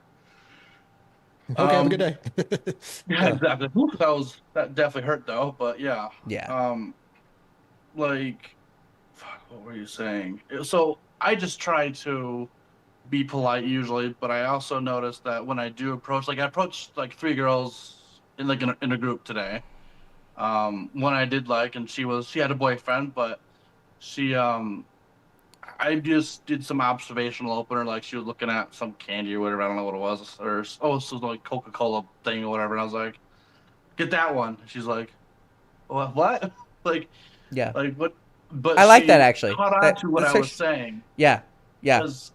Because she wasn't sure where the price tag was on it, and then I had that issue earlier in the week where I was like, oh yeah, where the fuck did they put the stupid price tag on this thing? So I made a little small talk with that, and she was receptive and everything, and I Pretty good. asked the other 2 girls, hey, by the way, I think your friend here is really cute. I would love to Great. get to know her more. Hell yeah. Okay. Something like that. Good shit. Are you guys okay with me chatting with her? And if also, or do you want to chat with me too? You know, That's very good, actually. that kind of thing. Yes. No, that's very good. And that's when she said, "Oh, actually, I have a boyfriend, but thank you so much," or whatever, and that kind of thing. Great.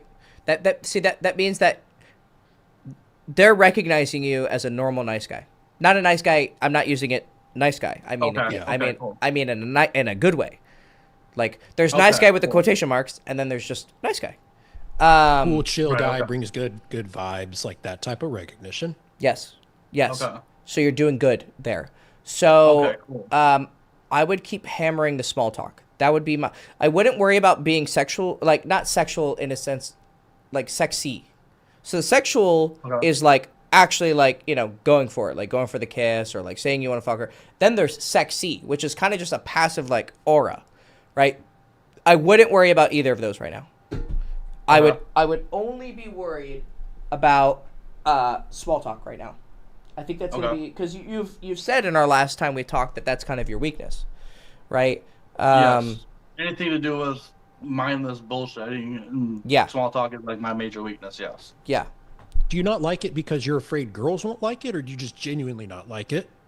I'm not comfortable with it because I don't know what to say half the time. It's not that I feel like they're uncomfortable with it. Sometimes they are, but Yeah.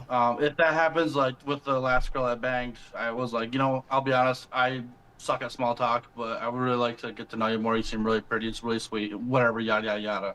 That's how That's I ended up great. sleeping with Yeah, her. calling it out like that is fine. Like No, that's fine. it diffuses the awkwardness of it. Right. Yeah. Yeah. That wasn't what messed that last situation up. It was all No, the that other, was it totally was all the other different. stuff we Yeah. talked about. Yeah.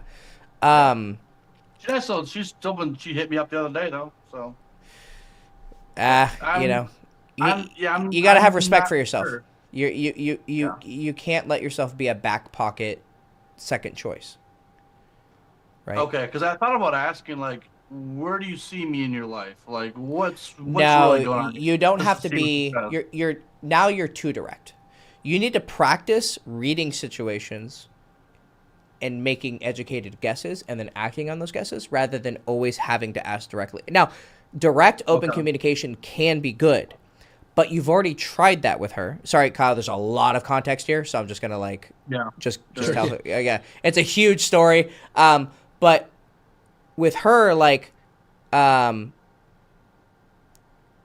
you've attempted in those texts that we went over, right? You've tried to be really direct with her, and she doesn't seem like that sincere of a person, unfortunately. And I think she's just shy about it. Like, doesn't want to hurt my feelings. well, exactly. That's what I mean. Like I was telling Okay. you, what she means by this text is I'm not interested anymore. But then she's still texting you, which is there's a conflict. So she's saying this, but then acting this way. So what that tells me is that someone has not good intentions, right? It's like a guy saying, I don't want something serious with you. And then the girl saying, okay, well, I don't want to hang out. But then the guy keeps trying to hang out. Well, that means that he's just trying to fuck her and that she's not interested anymore, but he still wants that. So it's the converse. You would like to have a relationship and keep fucking her, but she wants to keep you as a back pocket and start talking to her. She was getting back with her ex-boyfriend. So you need to have respect for yourself and say, this person is not giving me what I want. I've given, and I remember you tried to say multiple times how you feel and clarify how you feel. Her problem wasn't that she doesn't understand. Her problem is that she doesn't care. She knows you're a very direct guy. But in this case, that's actually your weakness, is that you're too direct verbally and you're not understanding we already know how she feels. She's keeping you as a she's not back feeling pocket anymore. second choice. Yeah. For like 10 different reasons. So you need to go, okay, that's the only answer I need. You don't need to clarify your feelings anymore. You also don't need to clarify how she feels anymore. Her actions speak for themselves. So stop talking to her. Don't respond to text anymore. You don't have to be rude. You don't have to announce to her, I'm not talking to you anymore, blah, blah, blah, blah. You have to learn how to just take actions without always verbalizing them, which, as we've talked about, is something that you've been taught by therapy for, 13 years or whatever. So you've learned how to vocalize your emotions. You don't always need to. In fact, people who don't reciprocate open, transparent communication don't deserve that type of communication anymore. They only deserve actions, which is, in this case, don't talk to her anymore. She is not worthy of that level of openness because she has decided to be toxic. This is toxic behavior.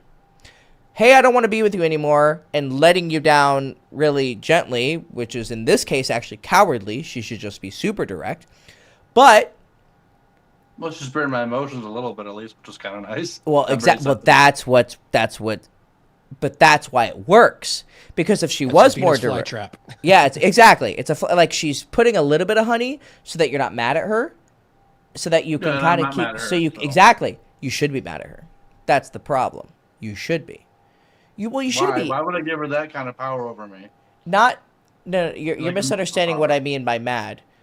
I don't mean mad as in like, fuck this bitch, blah, blah, blah. No, that's not what I mean by mad. What I mean by mad is like, fuck her. There's a difference. Do you see? There's a difference between, oh, fuck that bitch. Yeah, one's more dismissive. Yeah, it's just like, all right, you're not worth my time anymore. Yeah. And That's I how you think- should feel. But you don't feel that way because you have not yet built self-esteem and I have not built my ability to have more options if I desired to have options. So she's Correct. the last person I was intimate with, so it's like the last tick on the box. I don't know how to say that. I understand You what you get mean. what I'm saying, I think. Yeah.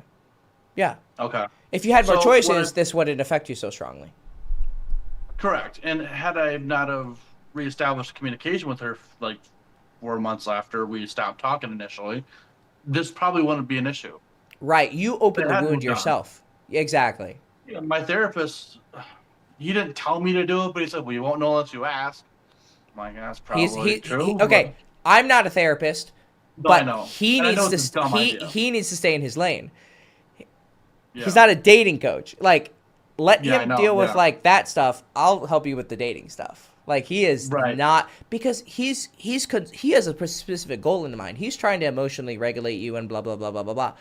So he's giving you advice for that. But unfortunately, it's really Can't tailor it. Yeah, they can't tailor it to the specific dating situation. Yeah, Right? He yeah, hasn't yeah. had to date anybody since he was in high school. Well, so then it's he like, should shut the he's fuck married up with kids. anything. That's what I say. Yeah. Yeah. Then he should not be. No, he's like, I mean, good on him for being married with 3 kids, like you just said. But Yeah, like, absolutely. but he's not That's not my goal. So right, and that he doesn't have a breadth of experience of like helping different people from different backgrounds have dating. It like he just like kind of did okay, found a girl for him, and then settled down.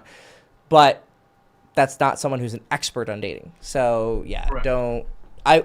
once and he he's says don't listen to him for dating advice. Like, I'm not gonna give you dating advice. And I'm like, okay, you kind of have, but Well, yeah, not exactly. directly. So Right, it's been right. kind of off shot. So I don't know, whatever. yeah. but No. anyway, Because they can't So- recognize it. They don't know where that line is. So, you know. it's yeah, that's not- probably true. Yeah, I understand what he was doing. He was probably saying this isn't dating advice. This is like helping you express your emotions. But unfortunately, it led to you now opening a wound, and now you're like talking Yeah. to the girl that you have feelings for again, and that's keeping you from moving on. So you should move on. Right. Yeah, exactly. So back to the approaches I have done. So since the last time I was on a live stream with you, I think I had done maybe 5, maybe I don't usually count my approaches. I just That's do fine. them, get them out of the way. and 20 deal with is what a, comes up as it comes along. The reason I give these numbers is, first of all, I test if someone's serious or not. So some clients or some people will come in here and just talk. That's all they do is talk, right? Really? Okay. Right? They won't take action. So what I do is I give them a test. You need to do X approaches. And if they don't, it means they're not serious. They're not actually interested in improving. They just want to talk. They want a therapist, essentially, right? Right. And that's not what I'm doing. I've had many therapists. I don't Exactly. need more of that. Exactly. No. I'm trying to make someone have a better dating life, and you cannot do that from your couch. So I set a benchmark. And then when I say 10 is okay, it's because I know that, first of all, 6 out of 10 girls you're going to approach have a boyfriend. Yep. So that only really leaves 4 that are like an option, and then 2 of them don't even like you no matter what, pretty much. One of them maybe might like you, and one of them will like maybe definitely like you. But then you have to know what to do with that. Well, having 2 or maybe 3 out of 10 girls really be like even have a chance with is really slow progress. But if you make that 20, now we're talking like you have like 6 chances. Right. Right. Brian, to give you a quick idea real quick on the amount of volume you have to run to have like a really fun, satisfying dating life that has minimal headaches, so you can move on from girls. Like, I obviously don't know the full situation, but based on what you guys talked about, it sounded like a girl worth moving on from.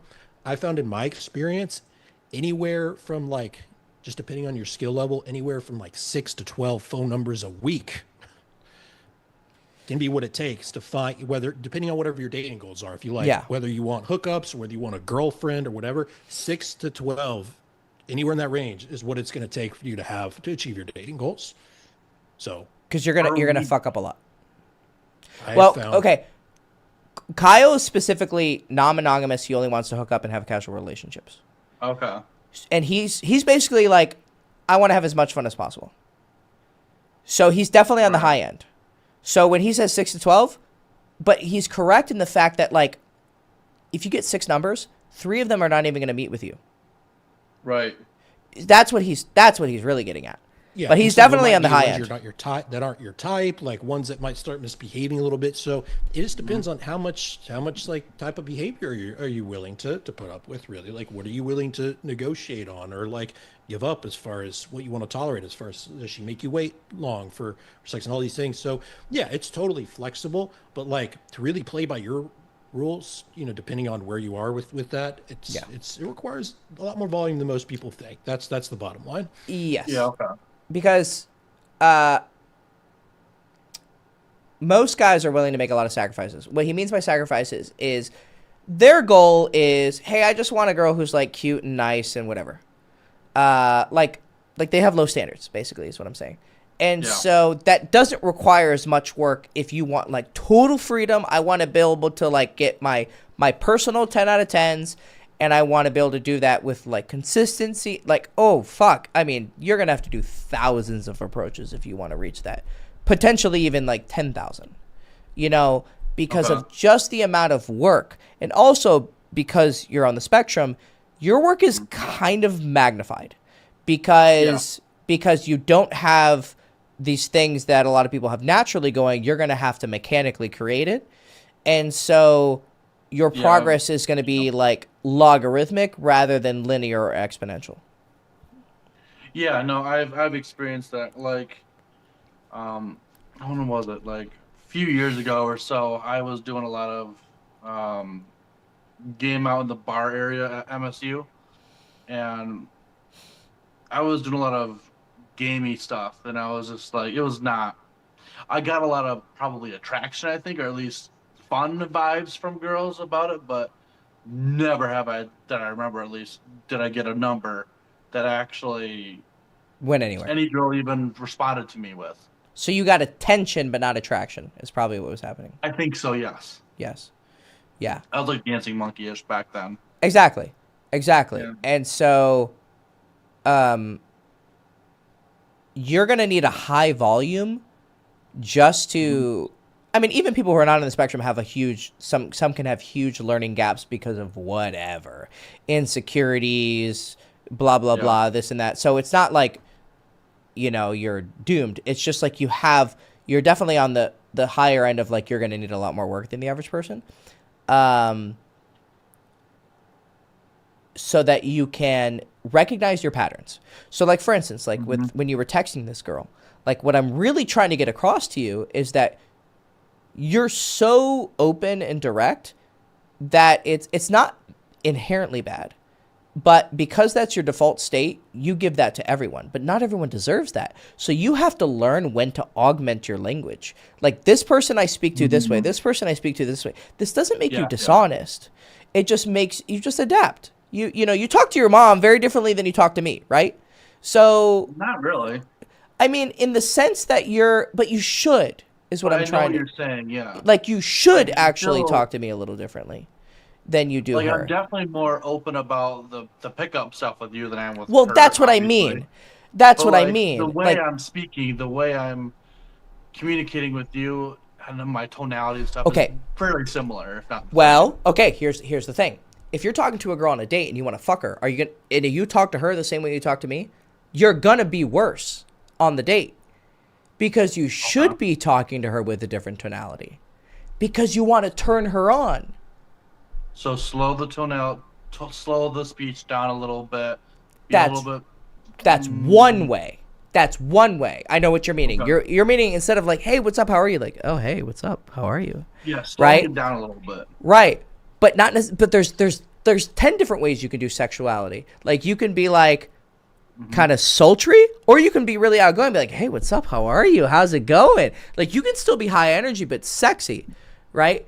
Right. It's like think of like the fun party guy. He's like, hey, what's up, girl? Come over here. Like he can be high energy, but he can still be sexual. So, you should be talking to me differently than you talk to your mom, and you should be talking to the girl you're on a date with differently. That's what I mean. That's your problem. You're Yeah. so one-dimensional.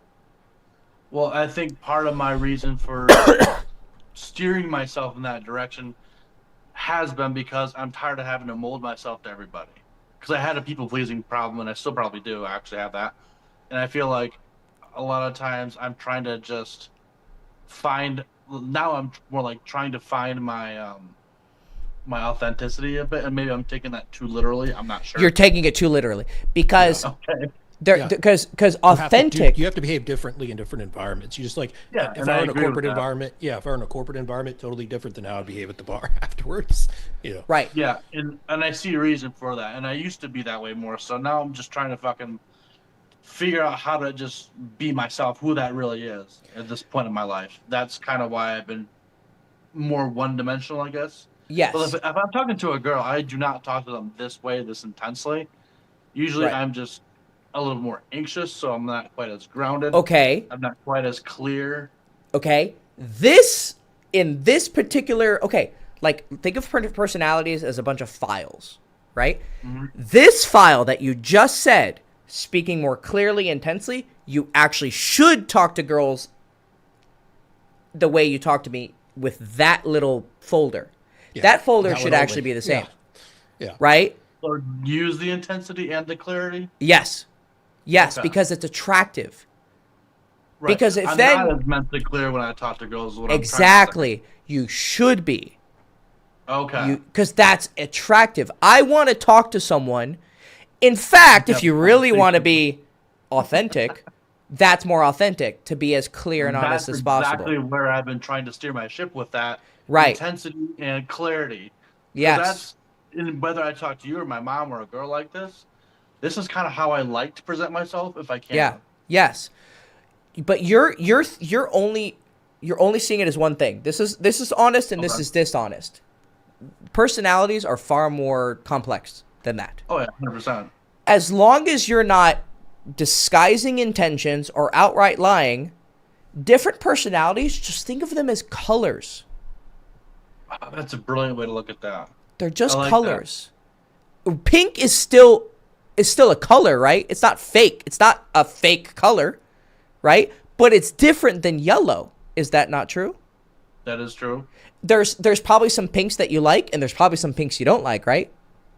Yeah, I don't like combining those two colors. Oh, okay. Right, exactly. It's not red and yellow. I don't mind pink and yellow because I do like blonde hair and I like pink pussies. So Okay. those will go together to me. Jesus Christ. Yes. Okay, good. See, okay, let's freeze frame. Yeah, I like that. Say in your mind. I'm a big fan of Yeah. speaking your mind with girls. Yeah. I like it. I do. Okay. I love it. Yeah, Yes. thank you, Kyle. Thank you. That was actually like you caught me so fucking off guard. Yeah. That was great. Really? Yeah. Like Yeah. it's great. That's like good shit, dude. 100%. like if you said that around a girl in the right context, like you made her comfortable, like she was talking to you, and then you just pop that out, she would. There's like an 8 out of 10 chance. There's a subset of girls who will always find that offensive, but there's a lot of girls who actually will love how bold that was. That's the stuff that Okay. I talk about with guys like rocking, like getting out of nice guy mode. That stuff right there is exactly what I refer to. Yes. Right there. So being more Like, oh, how do- polarizing in that regard. Yes, Yeah, but think of it as salt. It's salt. Only use a little bit. got You it. just need to do it one, maximum 2 times. Because I'm like you, and I'm not even autistic, but I would be like, oh, I need to be honest, and I need to tell girls I want to fuck them. So I would say it, and then I would say it again, and they'd be like, they wouldn't even be creeped out. They'd just be like, okay, like I would just like be calibrate on pressing the a reaction. button. Yeah. Yeah. They'll tell you. They'll be like, oh, like, do you always, talk like that? Or, oh, no, sorry. Yeah. I like to joke around. Like, Yeah. And then you're fine. You're good. It's Yeah. okay. At least like doing it, though. So give me like a context where that would be appropriate, I guess. Obviously, night game. It'll but I don't like night game. it'll never be what you think is appropriate. It's always going to be risky. The only time it might be appropriate is when you've already fucked a girl and then like you guys are hanging out a consistent like with this girl that you were dating. You could probably pull that out and Oh, yeah, 10 out of 10 100%. times. Okay. But what makes a guy cool and sexy and different and like a unique guy is he pulls that out on date 1. But it's risky. Of course it's risky. That's the point. That's the point. But you got to be careful. Anything that is directly sexual is TNT dynamite, Yeah. right? And That's why I'm especially afraid to pull it out ever. well, here's the thing. Like I had that client who was autistic. He literally walked up to a girl and said, "Hi, do you want to have sex with me?" Okay, no. 0 out of 10 times is that going to work, right? So so that's ultra direct. I'm propositioning you. I'm going to say for right now, never do that. But sexual jokes, like you said, of I like yellow hair and pink pussy, that's like a 1 out of like 50 times you should pull that out. Right? Okay. Well, because they're also extremely rare too. Yeah, like a good example would be like, you know, if she says something that's, you know, oh, like that was a really big thing, you can like tease her about that. Oh, do you really like big things? Yeah, exactly. With like a smirk on your face like that. Yes. You like big things, don't you? Yeah. And then like poker, you know, on the side, like you like that. So like keep it playful, right? Yeah. If you just say it with like a Okay. serious expression, that's what could risk Yes. creeping her out. No, Yes. not But doing that you one. had yeah. you Right. had a playful expression and tone with when Yeah, you made that we joke. got it immediately. Yeah. Okay. It was Because when I was recognized. reading when I was trying to read you guys' body language, like I saw Kyle just start dying laughing too. Yeah. But when I saw you, Hector, saying something or laughing about it, I was like, oh, was this a little bit too much for the internet? You know? So okay. right, when you saw my expression, the Jesus Christ surprise. I was surprised. I did not Okay. I did not think you had it in you. Okay, did you hear me talking to Mac? Really? Did you hear me talking to Mac before? Right? Were you No, there? I did not. Okay, there was a guy in here, Mac, and I was like, "Hey, you should dye your hair or get an earring." Oh yeah, that part. Yeah, I Oh, heard that that guy. part. Because it would be so out of character that he would see the reactions and it might kind of like push him in a good direction, right? Right. What you essentially just did to me conversationally, you did the conversational equivalent of just like dyeing your hair yellow. Like magically, like your hair became pink. I'm like, whoa, holy shit, right? But you only have to do it once. Yeah. But then if you dye your hair pink, put a fucking 10 piercings in your nose, and then it's like, okay, that's a little bit like strange, Chill. right? Yeah. So Yeah. stuff like that, treat as like really, really spicy, like treat it like a ghost pepper. You know? So they're going to think, oh, what else does he have? Yeah. And the mysterious allure of Yeah. starts. Oh, this guy Yeah. has more depth than I thought. Yeah. So Yeah, okay. So what you want to do is you're I don't think you're going to ever be dishonest. Nothing about you screams that you would like lie or be dishonest. So I have no fear that you will always be sincere. But Brian is not one thing. There is no characteristic that we can find that is uniquely Brian. Like, this is Brian and no one else and nothing else, right? There's nothing we can find in you that is that. You have so many things inside of you. So if you show this side of yourself, but then you show this side of yourself, are you lying? No. You're just showing different parts of a multifaceted personality, right? Right. And I struggle to know which one's the mask, if one is a mask. And, you know, they're that's all where I get masks. I stuff, still you wonder know? that to this day, Brian. I've been battling this since, They're all masks. They're all masks. Okay. But some masks are lying masks and some masks are honest masks. If I say I can bench 300 pounds, I'm lying. Right? Right. But if I say I'm pretty strong,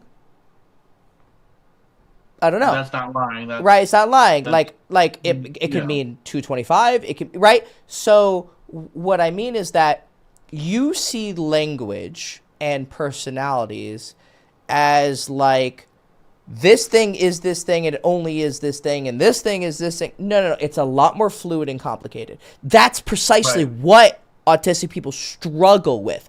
Is they only see, if you said I'm going to be there at 5:00 and you don't show up at 5:00, they literally think like that was a lie.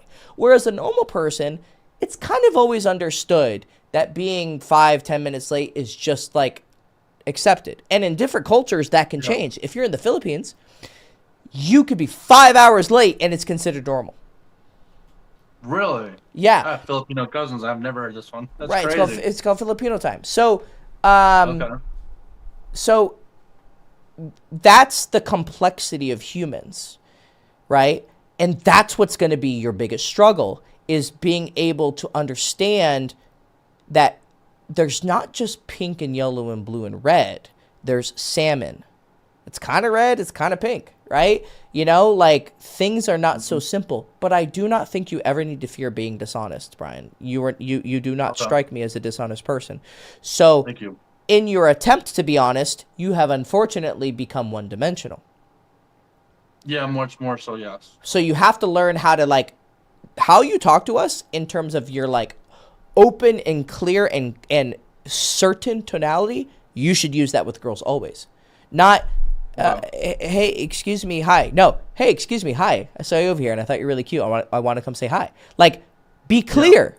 Speak with a clear, loud voice. That you should always pretty much always have. Yeah, that's what I did with the last gal that I officially approached directly today. Yeah. Was yeah. That, and she got all shy and was, oh, yeah, thank you, and just kind of walked off. I think she Good. was a little nervous. Good. So then you should have continued. You should have recognized, hey, she's nervous. Is this a good nervousness or a bad nervousness? What's a good next step that you can do to test that? Right. Oh, so yeah, that's the question, right? Yes. Okay. So what she ended up doing physically was started to walk away. Okay. So but she did this and said thank you, right? I don't know if she said thank you. I don't remember.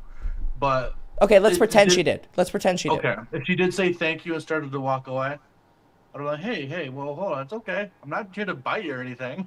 Okay. Wanted to meet so you. Seemed like a chill person. Not bad, but it's too many words. So when I hear all those words, I panic. I do a lot of words. Exactly. So if you know that that's your default, simplify. So instead of, oh, hey, I'm not going to bite. Hey, come back here. Just say, what's your name? Because what am I doing by saying, what's your name? Sometimes. Yeah. But what am I communicating? I need you to understand what I'm doing. What am I communicating? Okay. I think what you're communicating there is, so like, hey, I thought you were really cute. What's your name? And after she starts walking away, it's like, I'm not afraid of you. You can kind of, I still want to meet you though, actually, but I don't know.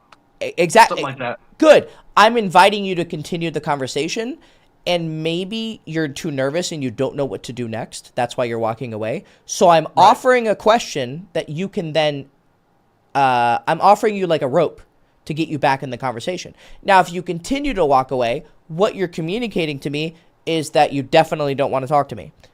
I don't know the reason. Maybe you have a boyfriend and that's why you're walking away. That's what I was thinking. Or maybe you don't like me and you're just nervous. Either way, of course you're allowed to walk away, but I'm offering you a second question as a way to give you the opportunity to continue this conversation. Right. That's what's being understood on a very like quick half a second social intuition level. Okay. That makes sense. So there was another girl that I met when I was in one of the other grocery stores I was in today, because I didn't go to any grocery stores. I'm like that. And I don't know why I even said that. But she was like over by the dairy section. I was actually by the dairy section. She was coming to me from some other section. And we locked eyes a little bit. Well, she at least gave me eye contact at least. Okay. So how long? So here's the thing. Oh, I don't know. So okay, interesting, right? Okay, so I'm going to tell you about Maybe language. So you said we locked eyes. Then you said, well, maybe she just gave me eye contact. What's the distinction between those two things, and how would you know the difference? Locking eyes lasts longer than just eye contact briefly. Right. So then how long was it? Then she looked down. Okay, but how long was the eye contact? Like maybe second and a half, somewhere in there. I don't know. Once you start getting into like second and a half, that's like I'm actually looking at you. Because brief, like you just look at someone, it's half a second, you look away. But a second and a half is a little bit lingering, right? Well, she also wanted to come to my section because she needed something in that section of the grocery store. So that might have been, and I was in her way. That's what because that's what ended up happening. That. But in my experience, that wouldn't cause eye contact. They would just look at you. Usually, so when you see, okay, so watch. I'll show you the difference between lingering eye contact and like someone just walking past. Here, let me get my camera. So if they walk past and you're like in their way, they'll be like, "Oh, excuse me, hi." It'll be a quick look and then a look away. Right. Right? That was not what you did. Okay. Did she do this? Yeah, Like- something more like that. Yeah. That's like I'm actually looking at you. That's actually some I would it's possible it's not interest. I'm not saying it's 100%, but I would be willing to gamble on it being an interest and then open. Once I got to go open the door. There you go, baby. Do you understand? But do you see how do, yeah. quickly you have to like it's You very have to- fast. Yeah. So then she ended up. I think I commented on something, because she came closer about like where she could have ran my card or whatever. So I said something like, "Hey, you almost ran my card there, girl. Do you need anything Okay. or something? Something Okay. like that." So, I don't know what I really said though, but it was to that effect. it was that effect. Okay. So, that kind of humor is it's teasing, right? Right. So the tonality is super important, Yes, Right. it is, and that's where I think I struggle a lot with teasing. right? Because if you say it too dry, "Hey, you run into my card or something?" What's that tonality? I'm gonna fuck you up. type of feeling. maybe not that extreme, Not but that yeah, extreme, but yeah, like, but calling yeah. my guy, I'll be like, "Okay, dude, I'm gonna get my shit and run away." Exactly, 'cause I don't exactly, wanna get in a exactly. fight It's with like, you. what the fuck? Exactly. But if you say, "Whoa there, bumper cars," Right, and I've said that before. okay, there you go. It's very clearly a joke, right? So your Right. language is too literal. So you have to work on non-literal language, right? Yep. Hey there, bumper cars. That's a nickname. Talking about bumper cars, it creates an image in your mind. You understand what the person's like. It's instant recognition. The only Right. people who don't immediately pick it up is people on the spectrum. But anyone who's not on the spectrum will Right. immediately understand. Or they won't hear you, but they'll go, "Oh, what?" You go, "Oh, you." And then that's when you explain. You say, "Oh, I was just joking that your bumper cars because you knocked it. It's okay. You're fine." Right, and she was wearing headphones too, so I. Okay, good. Okay, so so what you do is you say, "Oh, Well, do I you try to do this whenever I want someone to remove their headphones, so I want to talk to them. But only works do usually. that? Only do that if you're directly approaching them. Hey, excuse I me. do that when I directly approach Right. them. Yes. But in this case, what you do is you see she has headphones and she's trying to. You go, "Oh, are you trying to get behind me?" And then she'll probably go, "Oh, hi, yeah, I just want to go get the chicken."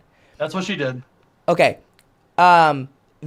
Okay, what you do in that situation, you say, "Okay, cool. By the way, you're kind of cute." And I think it may have said something like that. well, how does she wasn't respond? really my usual type. A Okay. little darker complexion than I like, but she was still cute. Okay. But what ended up happening is there were two gals behind her who were in front of me. Like she was between the group of two gals. Okay. And so this gal was, she was laughing a little bit, like she was nervous laughing, because I guess she doesn't get approached a lot, or maybe she was into me. I don't know. Yeah, it could go either way. Okay. So I ended up. Yeah, she said basically, "Yeah, you're actually kind of in my way. Like I need to get in over here," or something like that. After you gave the Okay, cool, no compliment? worries. Yeah, something like I don't Then- remember. I don't remember if I gave her a compliment or not. I may have just teased her. That's all. I don't remember what I did. But I know that she was laughing, like giggling a little bit, and then she said, "Hey, have a nice day," or whatever, or something like that, and just walked off with whatever she had. So I asked the girls that were standing there who were watching this whole thing. I asked them because I'm like, "Is it just me, or well, she didn't walk off. I actually walked off around so she could get her stuff." And I asked the two girls, like, "Was she into me or not?" They were like, "Probably not." Oh, okay. See, so they picked up on it, right? And that's why I asked them. And I said, I'm a guy. I don't fucking know these things. You know? Yeah. And I mean, the girl didn't have her headphones back on then either, so I don't know. But I whatever. mean, your directness is charming in a certain way. So, Okay. so you don't want to lose it 100%. I'm not asking you to like, It's that innocent, direct charming, I feel like it is. yeah, and you should always have that. You should always have this direct, childish like charm, Okay. right? Never lose it 100%. Okay, but Okay. like in that moment, that was perfect. Hey, was she into me? No, I don't think Okay, so. that's Okay, good. cool. That's great. That's beautiful. but you also want to get the cool, sexy adult man energy too. Right. You want to have both. Okay. So, am I missing the last section of The that? adult, hot, sexy guy. Because the adult, sexy guy will just know whether or not she's into him. But the way that you become the adult is you ask. But you don't always need to ask directly. You can have confidence or courage in yourself to just take guesses sometimes. So what you do is then you go test it. You say, was she into me or not? So you walk up and you say, hey, excuse me, by the way, I did think you were really cute. And then you see how she reacts. And then if she says no, you go, oh, okay. You look back and you go, what did I miss in her body language and her vocal tonality and her eye contact that made me think? And you build up a library of reference points where you, instead of only relying on them saying yes or them saying no, you learn to read the answer that was always there. Yeah. And that's partially why I usually do go back and ask if I run past somebody or whatever. I'll ask. I'll just be straightforward about it. I'll say, hey, I'm just, I know I passed you back there a few times or whatever it was. Just say, hey, honestly, I just thought you were really cute. I was kind of too chicken to say hi at first. So yeah. when I first said hi to you, I just got I'll just say something like I'll first come up to somebody and I'll say something, and if I got too scared, might eject. Then I come back around and I'll say, hey, that first time I swung by, I got a little scared. So really cute and really pretty, and guys are scared of girls, so just thought I'd say hi and see if you're single. You are, right? You explain your thinking too much.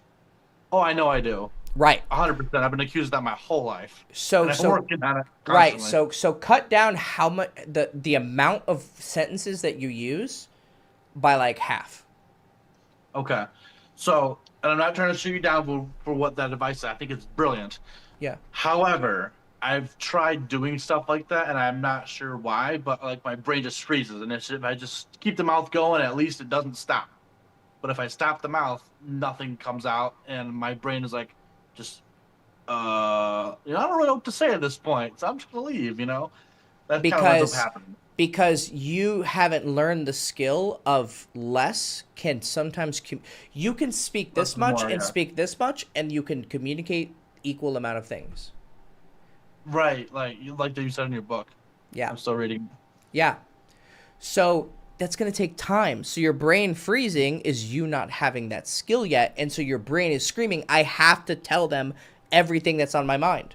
If I don't tell them everything on my mind, I'm being dishonest or whatever, or or it's some sort of OCD thing where like you instead of having to clean that 10 times, you have to say this 10 times, like that's what I had. Something like that. That's what I had. I literally had OCD. So I wasn't autistic, but I was like, I have to tell them what's on my mind, because if I don't, I'm not whatever. Right? Yeah, you're never gonna have the opportunity to do it again, maybe. Exactly. Something like that. Right? Yeah. But then what I had to learn was exactly what I had to learn what I'm teaching you, but not in the same way as you. I had to learn the same lesson essentially. So my lesson was, you can communicate this and still be honest. Like I literally had the same problem as you. I felt I was dishonest if I did not tell everyone how I'm feeling all the time, always. Right? Right. Because I went from never talking to I got to talk all the time. Right. I think my thing is because I'm usually not talking throughout most of the day, because I don't talk for a living, or I don't, I don't see a lot of people throughout the day. I live by myself. Right. And I think I tend to run into this issue where I don't have a ton of people to talk to consistently out loud. So my brain gets stuck in introvert mode, and I'm trying to constantly crack out of that. Yeah. Yeah. And that's where the tripping over our words and stuff like that, I think that's where that comes into play a lot more. Plus, when I get excited, that happens too. Yeah, you get overstimulated. Yeah, that's very much. That's so. also part of very often. Also started being on the spectrum is overstimulation. Yep. Yeah. So look at, you're not talking a lot because you have to be honest and because you're in risk of being dishonest. You're just stimming. Right? I think so. Yeah, that might be part of it. And I do pace a ton. Like I walk back and forth constantly, which that's Okay, my other. that's another thing. Calm down. So part of being a sexy man is having that stillness, having the stillness, right? Like you're a gravity well, right? You have this aura. Right. But if you're like, you're losing that. Right, and that's when I'm like on the phone usually. I'm sitting down right now because I don't want to be up and running around. Yeah. Yeah. Plus I don't. Plus I have the camera on, so I don't want Right. to have like a kill on me. Right. So this is going to take time, and especially because part of being autistic is overstimuli. You're gonna like overstimulate yourself trying to fight your mind in your brain. Oh yeah, 100%. You know? 100%. Yeah. So it's going to take a lot of practice. So I know you weren't trying to shoot me down earlier. You were just clarifying your experience. What you have to just endure is that, and take it easy, of course. Like, don't like push yourself too much, but you have to practice like little by little. Like, okay, maybe cut how much you talk by 10%, and then 15, and then Right. 20, and then 25, slowly. Because of course your habit is going to be, I got to tell them everything how I feel all the time, always, right? Just like cut it down a little bit, less sentences, less words, less sentences, less words. But here's how you could trick your brain. Replace the amount of words you use with just understanding that implications exist. Okay. So Can you explain can, more about the patient? sure. So if you walk up to a girl and you say, hey, I just paced back and forth, and I was really afraid, and now, right? Instead of narrating, you just go, is this information necessary? Okay, because I've gotten that before, and that is something I used to think about a lot, and that is something to keep on my radar from now on. Thank you. Right. What information is smart. necessary? Well, I'm just walking up to her and I want to like tell her I think she's cute. So probably the only relevant information is that, hey, excuse me, I saw you over here and I thought you were really cute. I want to come say hi. That's the only important information right now. Now, I do it at the open usually. right. It's transitioning from the open. It's to the rest of small talk conversation. after, correct. So after that, here, I'll give you an example. So let's say she says, oh, I'm in sales. And you go, oh, really? Oh, sales. Well, what do you sell? I mean, one time I was just say, oh, cool. Well, what are you in sales? Like, what do you sell? Right. You don't have to narrate every thought. So then she responds and she says, oh, well, I sell medical equipment to hospitals. And you go, oh, that's really cool. I don't really know any more about it. Is it exciting? Right? Yeah, And is then- it exciting? Good. Right? That's and good. then she says, Okay. well, not really. And you go, oh, okay. Well, why do you do it? Now, at that point, you have to ask yourself, is this conversation boring or is it interesting? Then you have to look Right. at how she's responding, right? If she's being dry and flat, what does that communicate? I probably should amp up the energy a little bit to kind of bring a little bit more zest to it. Or But you don't need to. Or you can just change the topic. That's true too. Yeah? You can just change the too. topic.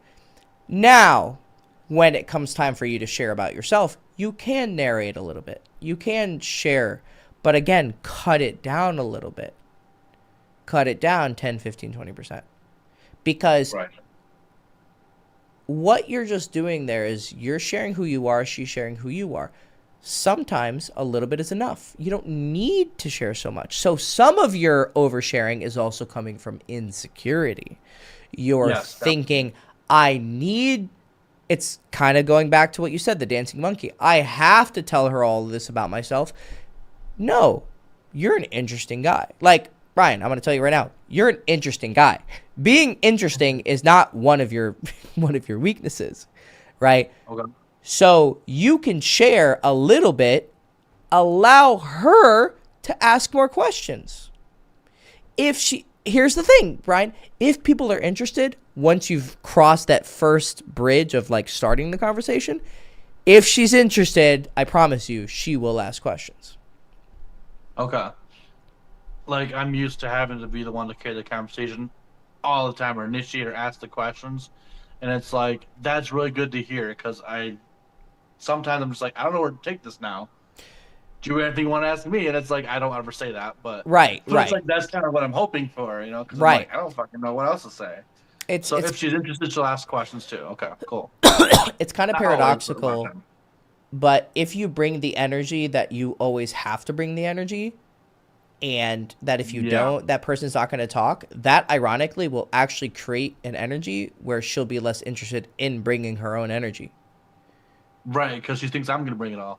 Yeah, or also it's that someone who comes with that too much energy very clearly is coming from a place of insecurity, and that's inherently unattractive, and that makes them less interested in getting to know you more because they Tell them want anyway. well, yeah, they right, like you trigger a memory in their mind of meeting someone who yaps too much, and that makes them annoyed, and so they don't want to talk to you anymore.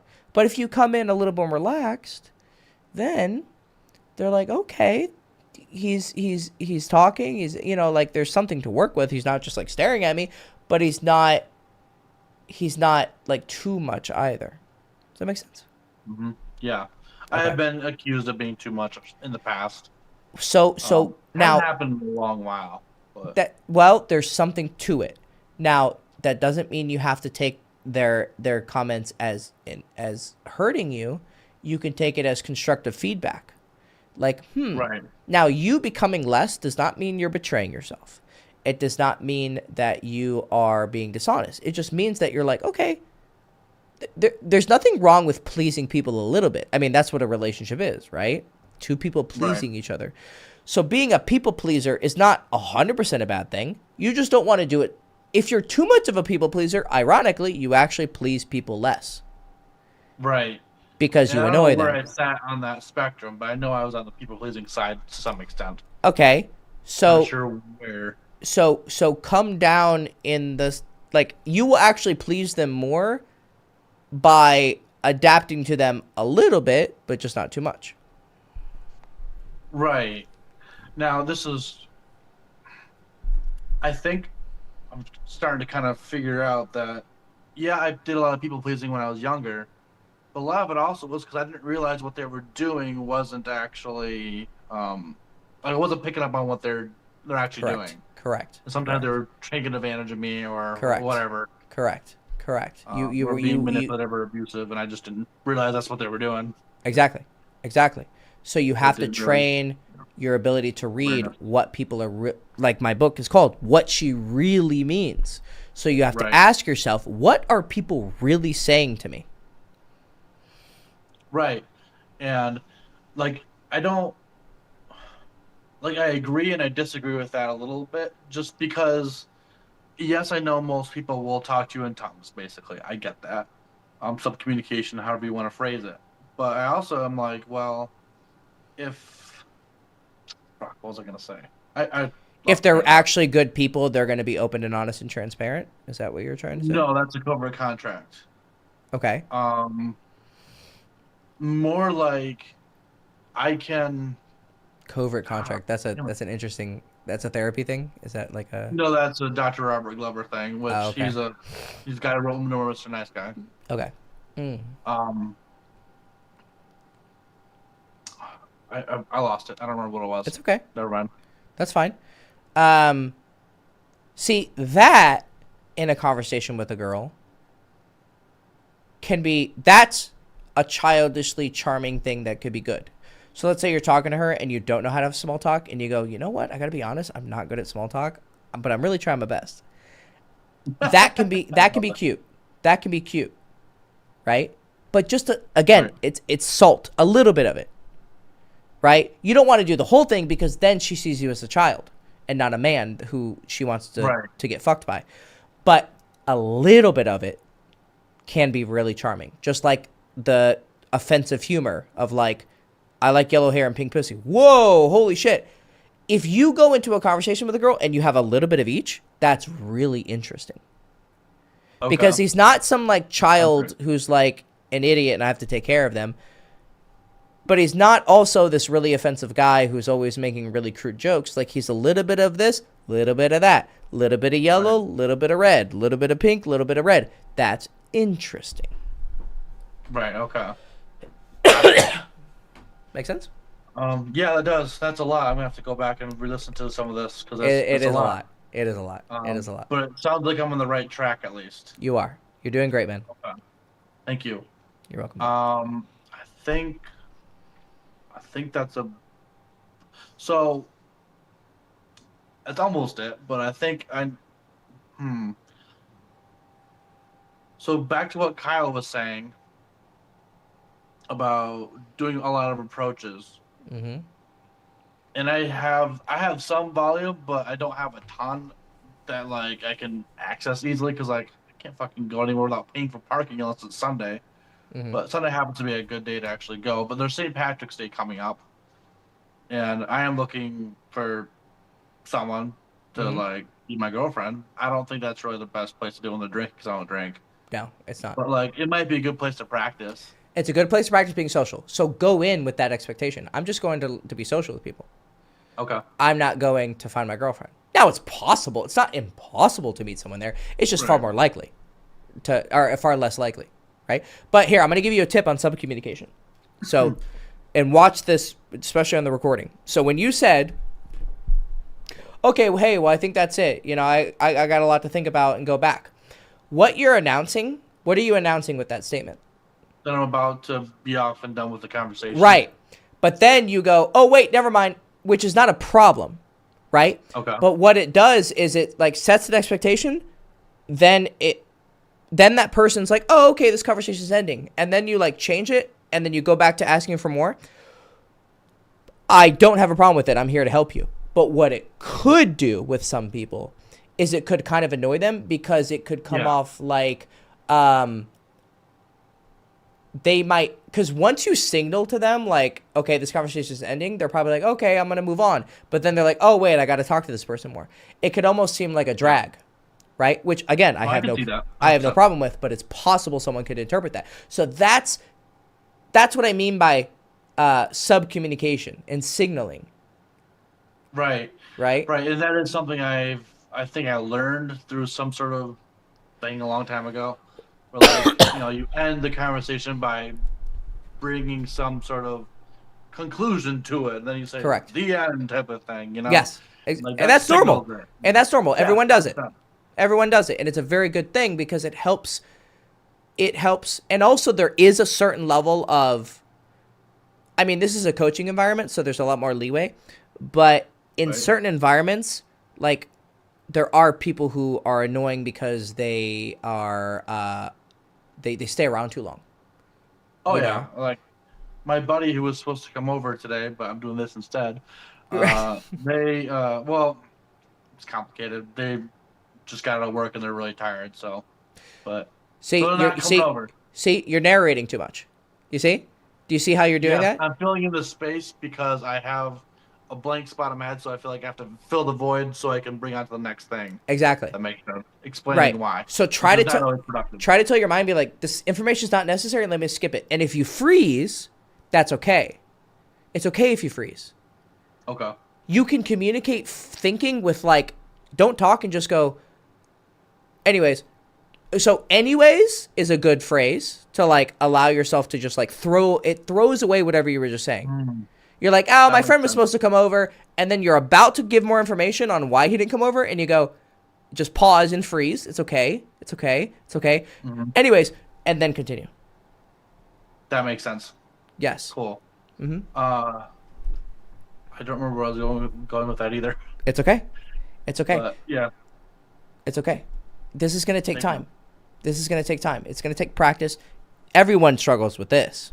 Not knowing what to say, everyone struggles with this. It's very normal. You just happen to like your reaction to that awkwardness is a little bit different than other people's, but it's okay. Right. It's okay. That makes sense. Mm-hmm. Cool. Thank you, Hector. I appreciate it. You're welcome, buddy. All right. I'll catch you later, man. See you, man. Yep. Okay, I just need to hit the bathroom, and then we'll do Nick, and then we'll end, because I am getting a bit tired. I've been going for 4 hours, so let me hit the restroom real quick.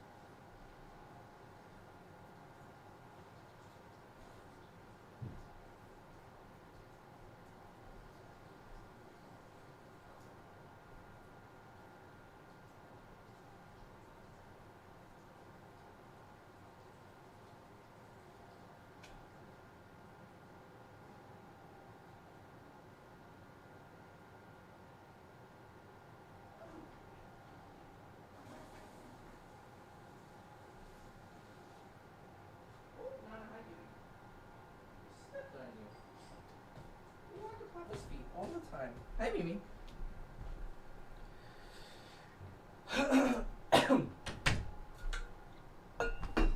Alrighty, Nickelodeon, what's up, man? Nickelodeon. G'day, can you hear me? I can hear you. I'll just turn on my video. Okay. Yeah, if you're comfortable. Oh, actually, sorry, I don't have a webcam on this particular computer. Oh, okay, no problem. I won't be able to. But, Is that New Zealand that I hear, or Australia? Close, Australia, yeah. Oh, okay. I always struggle Yeah, with it's really the difference. Pretty early here, so I. Oh yeah, you're like Not too bad at the moment, but okay. Wait, aren't you like 19 hours ahead or some crazy shit? I think might be 16. 16? Yeah. Okay, cool. We haven't talked before. Are you new? So I've been watching your content for a while, but I haven't talked in a while. Okay. Cool. Awesome. Were you the one who was in the chat asking about texting? Yes. Okay. Oh, I recognize your username. I think I've seen a comment before. It seems I familiar. commented on your last video just asking about your experience in Romania. Oh, that was you. Okay, cool. Yeah, so what's your question? Okay, so I have a couple screenshots of the texting, but that I'll try to send through, but Have you scratched out all personal information? so I will crop out just the name at the top, Okay, that's fine. and I'll So send then it I can show it. So people can Yep. Okay, cool. Yep. Okay. So did you want me to sort of speak about the interaction first, or would you like me to send through the text? Send over the text and I'll read them while you're talking to me. Easy. All right. Yeah. Just quickly Yeah, if you just crop them into Yeah, you can put them in the Zoom chat. That'll be fine.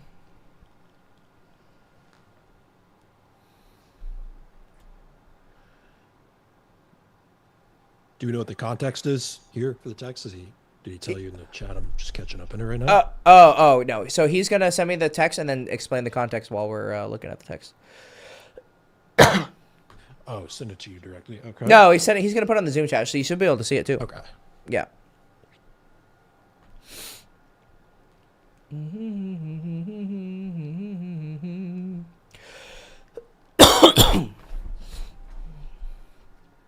Dun, dun, dun, dun, dun.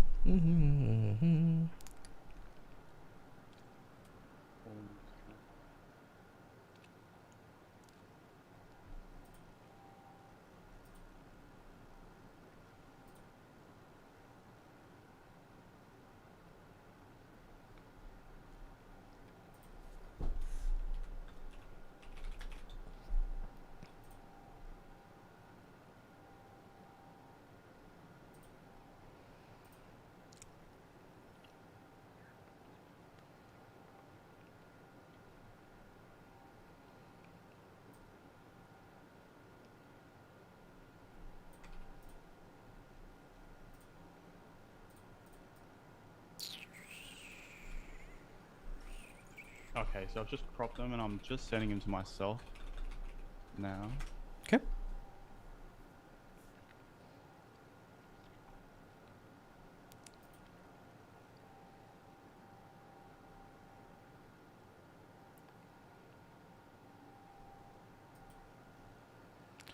Dun, dun, dun, dun. Oh, Kyle, you got 11 viewers on X, or 11 views. No one ever comments on fucking X streaming. It's weird. Yeah, they don't. I've seen it across multiple different people. No one really does. Yeah, it's super weird. YouTube is far more in. X is not You a. think they would. They're more anonymous. They're more anonymous. on Exactly. X. No, It's dude. weird. X draws a very specific crowd. It's very Well, dude, interesting. you're right. I don't know if I told you this. When I posted video content on X, like there was nobody coming in with troll. Nobody tried. No. No, as soon as they see a Nobody came face, with their troll fucking comments. their assholes just tighten up. They're like, "Oh shit, it's a real person." It's like, what the fuck? Exactly. My God, Yep. it's not just some faceless. Like I see this. There's this one. Robot. There's this one fucking account. It's like one of those hardcore Russian propaganda things, and she has like this picture of like this, you know, really hot, like patriotic fucking Russian chick. I bet she's fucking ugly as shit, and you know, but it does give her like an aura, like when she writes, like she writes so rough in this. But I bet you she's the biggest fucking pussy in real life. Bet you, these people are really, really good at like fronting. Trying to appear that. Yeah. Front online, yeah. Yeah, like, you know. Okay, one second. Where's the? Oh, here we go. I got it. I've got a few other screenshots, and it's just got a first name, which shouldn't be. That's fine. I mean, no one knows what it. Yeah, first names are fine. It's just first and last names that you want to avoid, and then they're obviously their phone number. Yeah. She texted you first? She actually did, which I was, yeah. Oh, so no, so basically, when I approach a girl, and I'll speak a little bit about this interaction too. Okay. But when I do approach a girl, I like to put my number in their phone and then text myself on their phone. Oh, okay. That's fine. That's fine. But she did double text me there, and just which was No, that's a huge sign of interest. That's okay. Right. Hates Ishi is you just texting yourself and then her double texting you. That's a huge sign of interest. Yeah, she was. It was a very good interaction, and she did seem quite interested. Yeah. No. Oh, let me 1 second. I got to stream for everyone. So people can see what's going on. Window capture. Let me change the window to there we go. Oh, I think that's too. Can everyone see that? Yeah, everyone can see that. I hope. Okay. So, hey, it was nice meeting you today. Likewise, fellow psych student too. Didn't respond to that, but that's okay. Let's meet soon. What's your appreciation? Okay. Pretty free, honestly. Great. Awesome. Okay. And then let's check the second one. So Hector, on yours, I can't see the on the live stream. I can't see it. I don't think. Let me. It's probably. Are you on a delay? No, it looks like a blank screen on my end. Try that. Try it now. Whatever. Okay, never mind. I see it. I see it. Yeah, now. I was switching. I was switching between the two. Okay. Oops. I'm not so big on coffee, but sounds good. Perfect. Because if she were to say, "Oh, I don't like coffee," and then that's it, she would obviously not be interested, right? But she's like, "I don't do coffee, but okay, interesting. You went for the cute, like, not big on coffee surprise, and she like didn't even respond to it. Okay. Yeah. I thought it was a bit... That is okay. Strange. Hey, so sorry. And then she flakes about this, but I just realized that time for flying, so I have to leave for tomorrow night. So I don't think I make it. You called? But she would have definitely have known, obviously, like when her flight was. So I thought that was a interesting reason that she gave her. She got the date wrong. This is a very Real quick, Go ahead. Oh, sorry. I was just gonna say one thing that stands out to me for sure, because I made this mistake in the past too. Whenever I was making plans, I'd be thinking, oh, you know, I got to be the dominant. And I'm not saying this was your mindset, but I was thinking, oh, I got to be the dominant guy. You know, oh, let's meet at this time. But if you think about it, that text might not necessarily warrant a response. So what I like to do there, whenever I'm setting like the hard plans, is just say if that time works for you or if that's cool, because that's going to prompt them to definitely respond to it. Now, I know she did there. That was just something that I wanted to point out, because if you just say what you did, like not big on coffee, cool, let's meet at 5 p.m., like something like respond to that, because there's nothing that prompts them to want to respond to it. Does that make sense? That absolutely makes sense, and that actually was my mindset, because I'd read some stuff about just sort of being more direct in that way, but later, because this interaction was in about November last year, but more recently I've been saying a bit more what you've been saying, and definitely had a greater effect. Okay, perfect. Let me go back to the first one, because I'm missing something here. I can feel something itching at me, because there's a very sudden change. She was so interested. Yeah, she was. It was quite. She was quite interested in interaction too, which I can tell you. Okay, yeah, that'll help me. Okay, there's something going on here. So, This is quite. You'll find this quite interesting. So I actually live out in Bathurst in Australia, which Is that like about three and a bumfuck half- nowhere? Somewhat, yeah. It's actually a really nice town, but it's about Okay. 3.5 hours away from Sydney, Okay. which is like the biggest city Yeah. in Australia. Yeah, yeah. And so there's only like 30,000 people in my hometown, so I can't Okay. really go out and day game, and there's not many attractive women either.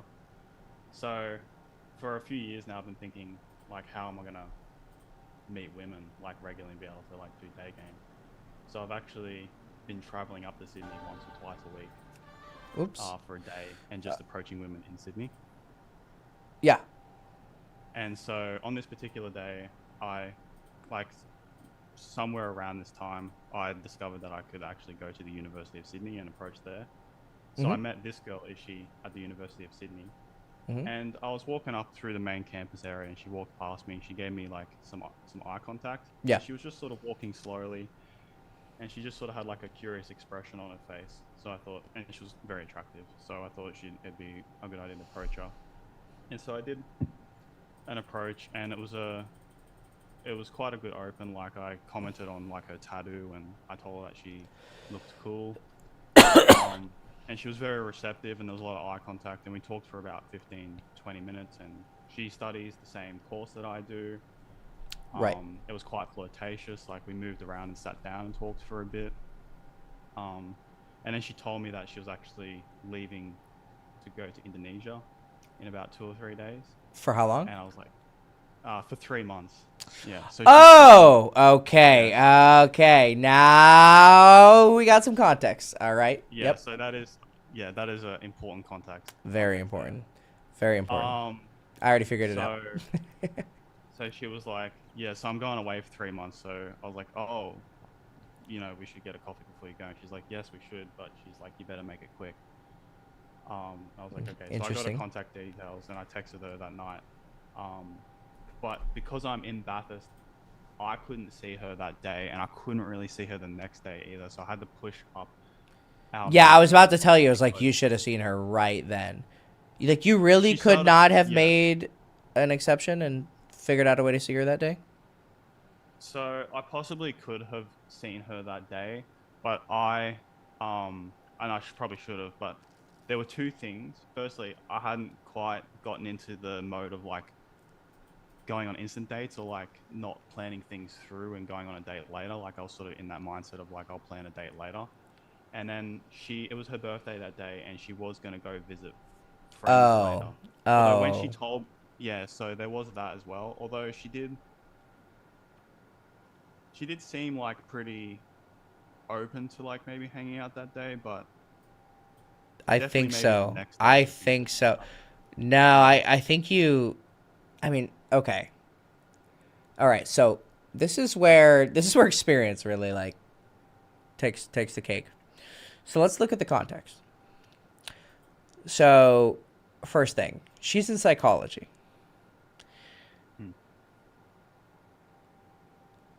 10 out of 10 girls who study psychology are out there. Okay. They definitely are a bit more eccentric. All right. absolutely. Girls who tend to study psychology study it because they need it, and which is ironic. But yeah, as soon as a girl says she studies psychology, I'm like, oh, okay. So they also tend to be more liberal, and they tend to be more sexually adventurous. Any girl going to study abroad in Indonesia already, like, these are all ticking boxes for me, right? So it's like, From Dubai too. oh, Lord Jesus, there you go. Oh my god, dude, you have like the trifecta. Yeah. Okay. Psychology, Dubai. Like, she's a Dubai native. So she's from northern India, but she lived in Dubai most of her life, went to international gosh. school, but then she went to high school in Indonesia, and now she's come to Australia for university. So Okay. she's a very open personality. Yeah. Okay. So, whenever you meet someone of this, what's a good box? Just like wild. Let's just say like this is a wild personality. I want to hear it. These girls, you always need to like understand them as shiny object girls. they get very fixated very quickly on whatever is the most exciting thing happening right now. They will instantaneously. Yeah, Kyle's about to cry. Like, yeah, no, yeah. The tears are coming. As these girls will These are the okay. When you see like red pill content out there and and they're kind of extreme with some of their views. What's happening is a lot of these guys meet girls from this category and build their entire worldview of women around these kind of girls.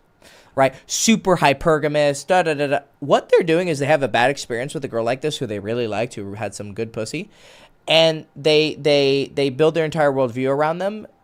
These are the kind of girls where actually a lot of the red pill advice kind of actually applies. Right? So they're like, you make one mistake, you're done. Right?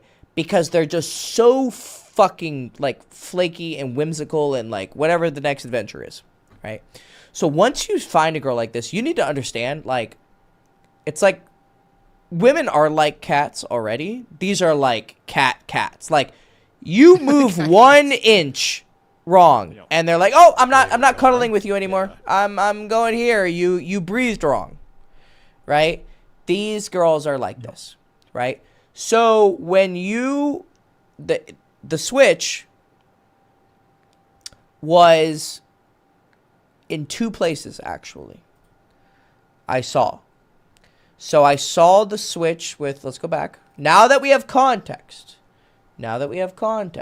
She said she was pretty free, and you didn't pounce on it immediately. Yeah. You get her out like right away. That's a third place, actually. Now that he points that out, that's a third thing that's very important. First thing was actually right here. Let me show my. Oh, I should be able to show my cursor. Oh no, let me edit. Okay, right here. Can you see on the stream? On the stream. Okay. Okay. So I'm highlighting the likewise a fellow psych student too. Oh yeah. Highlighting them. Okay. So I want you to try and guess. What do you think you did wrong here? Now that I know this context, what did you do wrong here? All right, just having a look. Take your time. Just like really think about it. Like think about what I said, and then like. Yeah. I'm not really 100% sure, but sure. Was it just that that was the only message I sent that day, and I didn't sort of no follow up on trying to meet her that day or something? No.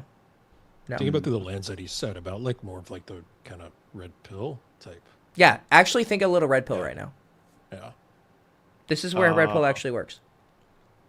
I know. Was I too nice in the message? Yes.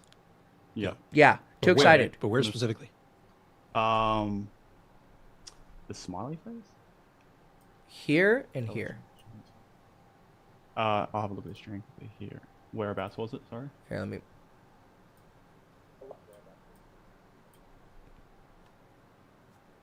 And honestly, a little bit of this, right? So she gave you this. You doubled the energy. Yep. So she was excited, and then you're like smiley face and exclamation mark. But now it's coming from you as a man too, so it's even more like magnified as well. Okay. Yeah, like she wants to be girly and cute, and you're like, oh, likewise. Okay, say it out loud. Hey, it was nice meeting you today. Yeah, likewise, a fellow psych student too. Nothing. Silence. You have to text like a turbo douche with these types of girls. Okay, like not being mean to them, but like short, succinct, no like smiley face emojis. The only ones, if you do use emojis with them, would be the wink or the smirk face. Maybe the devil one, but like anything else, no. With these types of girls. Yeah, like I would just do, if you're gonna put a smiley face, you could maybe get away with this. You could get away with just this text. Likewise, smiley face. That's it. That would be okay because it's short. So the concision helps offset this. Like, this will be less nice, less gay, actually. Like, she really is that extreme. Like, she won't be as affected if you just, hit it with that. Or you could even just do likewise. Like, that's like stoic. She wants to suck. Like, this actually works with these kind of girls. This kind of really stoic. Just likewise. Yep. Now, she still liked you. That's not the problem. But you took like a minus 10 hit and you didn't realize it. But you still had her. Right? Yep. So then that's where Kyle's advice is correct. And then there's actually a third point. Yeah. Sure, my schedule's pretty free. This is huge interest. And anytime a girl says this, you go, hey, why don't we meet today? Yeah, feeling spontaneous tonight. Something Yeah. like that. Boom. Just literally, yeah. Like, instantly jump on this. And you know she's leaving.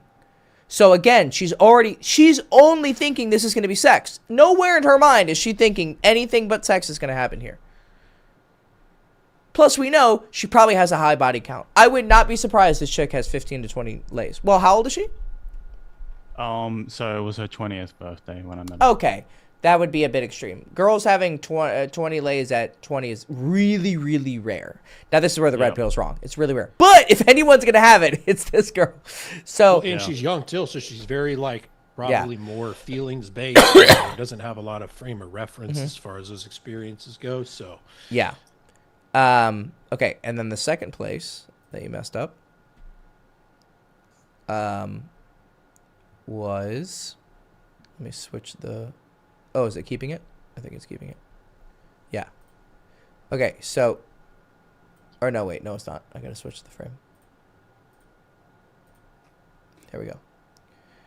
So I think that this text actually did do something. The that not bigger one, coffee. There was definitely like a different feeling, Yeah. vibe after I sent that one. Yeah. Because this, I understand what you're getting at, but with this, it feels weird. Like, Kyle's correct. I think we got part of the picture with the whole, like, you were just trying to be, like, too, like, cool, let's do it. But it's this in combination with this. Like, it's just weird. Like, if you would actually cut these into separate texts, it might be okay. But this joke itself, something feels off about it. Like, why are you teasing her? Like, I don't really. it just feels like filling space for no reason. Yeah, it's like, what are you trying to say? Like, what's the joke? I don't get it. And that's what's tough with texting is like you just never know how the girl's going to interpret it. So you have to be very careful with these types of things because what you think is coming across, it might and likely won't be how she receives it. Because there's no vocal tonality, there's no motion, there's no like eye contact. So you have to be very careful when you try to make a joke. I know it can be tempting to do because you want to come across as like humorous and witty, but it's very hard to do. Like You should have just said, cool, let's meet at 5 p.m. That actually would have worked. You fucked it up. 100%. Like, this is, you don't need to touch this. The only part that is important is this. Sounds good. Perfect. Done. You got it. Don't fuck it up. Like, just fucking take the W and move on. You know? Like, sounds good. Great. All of this is fucking white noise. Ignore this. Like, I would consider her as bad girl game with this. If I was her coach, I'd be like, why the fuck are you texting this? This is totally that's shithead unnecessary. behavior right there. This is almost kind of cunty. Like, why do you need me to know? Yeah. You can tell me on the date. You can tell me when they're like, you go, hey, what are you gonna get? Oh, I actually don't drink any coffee, and then that actually is a compliment. Like, she showed up, despite that's maybe what she actually meant though. Actually, she kind of was probably meaning like, I don't like coffee, but I still like you, and so that's why I go. But it comes off weird. It comes off almost like semi like combative. The only part you need to focus on this. Sounds good. Cool. Let's meet at 5 p.m. Done. Because you're right. This is bullshit. Yeah, she's not saying she's not down for your plans or what you're thinking. Yeah. Like, she could have gotten a water. Like, I've had that happen on coffee dates. Like, a girl just gets a water, a tea. Like, it doesn't, So she was cool with your original idea, actually. Yeah. Yeah. Yeah, no, you had it. You talked too much. Yeah, that's She wanted some hard dick before she goes away. I probably would have never picked up on those things by myself, so it's good to Good to hear that. Yeah, That's- It only comes from a billion. It only Yeah. comes from a billion reference points. Yeah, my friend. yeah. A lot of fucking guessing and thinking. And here's the Yeah. thing: a lot of guys will like you could talk to a coach and he might get one part right? But a lot of this is actually guessing. But it's so much guessing, and then you change it, then you see a change in results, then that points to, oh, there was something about my guess that was right. But you have to do like 1,000 experiments to like know it was this and this and this and this and this. Like, it's very hard. You're right. You could spend the next 10 years reading that text message exchange and you might not get it. But you have someone who literally did nothing else but fucking two people who pretty much have done nothing but like think about this shit all day, you know, and be like, I got a PhD in texting with Yeah. the amount of time I Yeah. put into it, and it just talks on there. So it's don't beat yourself up too much over it. Like, again, I'm not saying that's what you're doing, because this stuff is really hard. Because again, like another coach might be good at that short, succinct, like douchebag type. but that's texting, his one-dimensional thing. one dimension. Yeah, you can't apply that to. And other when it works, it looks really cool and like, oh, this guy's Yeah. pimping. But then you don't see the 10 other times he does it and gets left unread.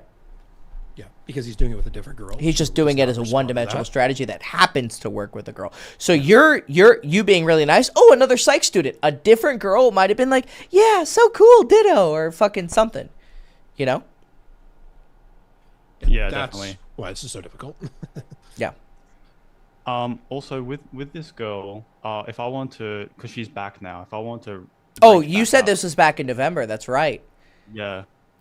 So if I want to like reach back out to her and. Well, you left on decent note. The last thing she said was, "Oh, thank you." Also, yeah, calling to wish her a good trip. No.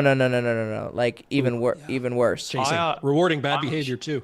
She didn't answer that, and that is a good idea. That was good that she didn't answer, because I was calling her to like figure out the date, but as soon as she didn't answer the call, I was like, actually, I should not have called.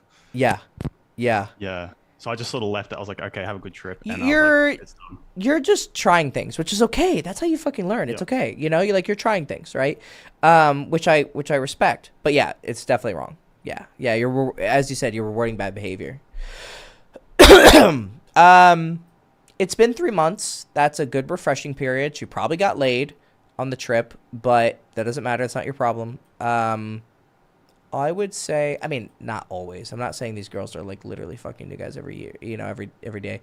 But I mean, why not? You got nothing to lose. So, I would Scenarios. go ahead. Oh yeah, I mean, this is where texting is so nuanced that you and I might have like different perspectives on how Sure. to like reopen this. But Nick, something that works really good for me for this exact type of scenario where girls back in town after a while, I literally just send her a text that says, "Make it back in town," like just that simple with a question mark. Yep. Okay, that's a good one. Make it back in town. All right, cool. Right. I'll write that one. And it's good specifically in this case, actually, because our entire point is that you're not being short and succinct and like manly with her. It's kind of funny. Like the most liberal girls actually like will totally like the most like hardcore conservative guy and like stoic, you know? So I would kind of do something a little bit similar. I would do something like, "Hey, long time no talk. How was the trip?" Yep. Okay, that's a good one. too. Text And if one and then text two. I would separate it into two texts, and I would write it like this. I put it in the Zoom chat for you. Like just like so fucking casual. Like you need to be so casual with this girl. Yeah. I'll try to be casual with her, because I was actually having the opposite idea in my head of like, oh, maybe I wasn't like. No. That's really not the case. Completely wrong direction. Yeah. Yeah. Completely And if wrong she- direction. Say she does respond, which I have a feeling she might respond to that. I think she might. I would give it a yeah. 60% chance she does. Like I'm pretty confident she would. If she does, should I try ask her out soon, or should I talk to her for like a little bit? Having hard rules on that is very difficult. Even with this read on her, it would have to be like, it depends how she responds. Yeah, I would err, and again, it totally depends on how she responds, but I would err in just doing, I don't know if you're familiar with the term like soft close, like getting her to agree to meeting up with you. You could literally just say like, we should celebrate, you being back in town, and see what she says to that. Oh yeah, that sounds good. And then you can go ahead and plan it from there. Because Oh, the that's a thing is, good one. if you talk to her for a little bit, the problem with that is again, there's such, as Hector pointed out, there's such low margin for error with a girl like this. So I'm a big fan of just like logistics only with a girl like this because of that.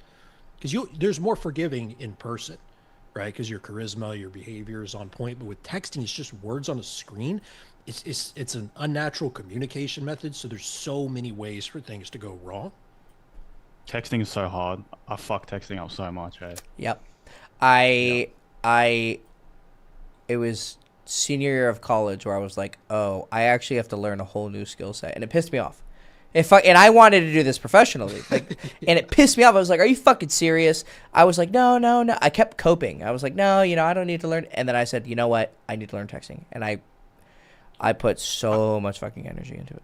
I did strictly night game to avoid having to like learn texting. Yeah, yeah. Because it was just taking a girl home that night. So there's literally no texting involved. But eventually I was like, okay, yeah, if I want to get really good at this, there's no way around it. I have to master texting. Yep. Yeah. Yep. You gotta learn it. Also, I have another interaction. Would you mind if I showed you guys one more? Sure. Yeah, cool. All right, I'll just send those over again. This one is a bit longer, and you'll see some more bad texting. Uh-oh. After what you just told me. Okay. All good, man. Do you have 0.9% of the rest of the mail. Do you have my texting book, by the way? I have bought your texting book, and I really liked it, and I did implement a lot of things, but I think because I was being so like putting so much emotion into my text, and I was having such big long texts that I did reduce that, but obviously I can go further with it. So is this going to be another case of you being too emotional? This one is interesting. This is like me persisting a lot, but her like also responding to me, and this is more current. Like we finished our conversation yesterday, and I was just thinking about what I would say next to get her onto a date, basically. Mm-hmm. But my last message she didn't respond to, and there are probably some problems with that message as well, and maybe some others that I'd be curious to show you guys.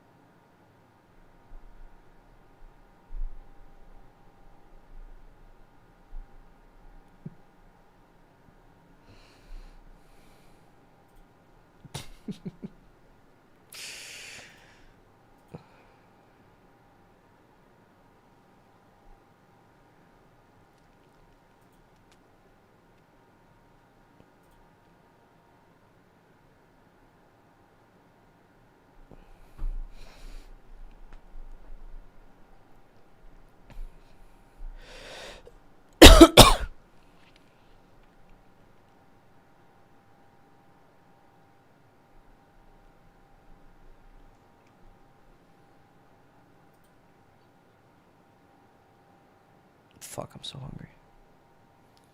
Yeah, my voice is going hoarse right now. I think I need to eat something soon. Yeah, I've been going for 5 hours. Fuck, I told myself I was going to do 3 hours. God damn it. Hey, once you get in that flow state, it's hard to stop. I know. I think I need to do my third coffee for the day. Are you in Eastern or Central? Central. Okay. Central. Hey, you're going pretty early today. Did you? Oh yeah, you saw my I was texting. So I was staying up until 6 and 7 a.m. because I was playing the new WoW expansion. Mm-hmm. But then I realized, I gotta fix that schedule. So what I do, it's tough, is I'll stay up later. So I'll stay up till 10, and then I'll go to sleep and wake up at like 7 p.m. and then I'll stay up until like noon or like 1, and then I'll stay up. So I go forward because for me, like only sleeping for 3 hours, and then like trying to survive to the next day doesn't work for me, because I'll just like, it'll be hard for me to fall asleep because I'm so fucking, or something, you know, I'm so tired. So what I do is I just go forward, and then eventually, if you keep pushing, you go to bed at like 8, 9, 10, and then you're back to a normal schedule. Yeah, some it's almost like a people, reset the cycle. yeah, some people can do the whole, okay, well, I'll just not sleep for a day and then fall asleep the next day and then it'll reset. I don't work like that. I never have. It never works for me. It just fucks me up. I just feel awful. Oh, Jesus Christ almighty on a biscuit. wow. Holy Sorry, shit. There's a bit going on here. Okay. I'll try to order it for you. So the one I Oh, just sent please, now- please, for the love of God, Yeah. order this for me. So this is so I met this girl at a similar time to Are these Izzy. all okay to show on stream? Are they fine? Yep. So there's no personal information Okay. in these ones. I'm Just just to find a way of gonna, individually opening them up. I don't know how to like easily just get them all. yeah, So I'm just, I can send them one at a time. So the one I've just sent now is the first one. okay. Yeah, just send them out at a time. Okay, I'm just gonna screen share. That's probably the fucking easiest way to do it. Display capture. Okay.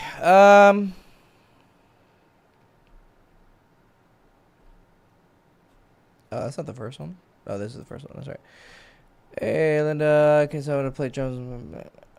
Yeah, you. Too many emojis. Too many. I mean, okay, she's reciprocating here, so it's okay. It's a great honor. It's a great honor to know you. Is she Yeah, being? so Is she she's being funny? She's Chinese. She's Chinese. So She's Chinese. Oh, okay. I'm so, Yeah. what the fuck? So her English isn't that good. So Yeah. when she sent that, I was like, she doesn't quite understand. That's adorable. I'll teach you then.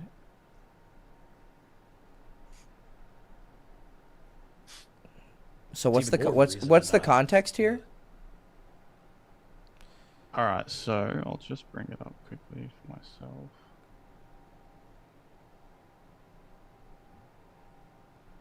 All right, so this girl I just met downtown in Sydney, and so I'll just bring it up quickly to remind myself. Where are we? She's not responding. Interesting. So I got her number, and so I texted that first. It was like a cold approach, and she was very interested when I met her. And she was she was Chinese, and she was sort of very like shy and like cute. And when I met her, and she was giving me like a lot of eye contact, like just standing right in front of me, and we talked for like a good 15 minutes or so, as best as we could. Although communication was hard because she did not speak English very well. And so I got her number and I sent her that first message. Is that why you asked me about Romania? If I learned the language? Yeah. Okay. Because I wouldn't mind traveling a bit and doing some day game in other countries, but I was thinking it might help if I know the language.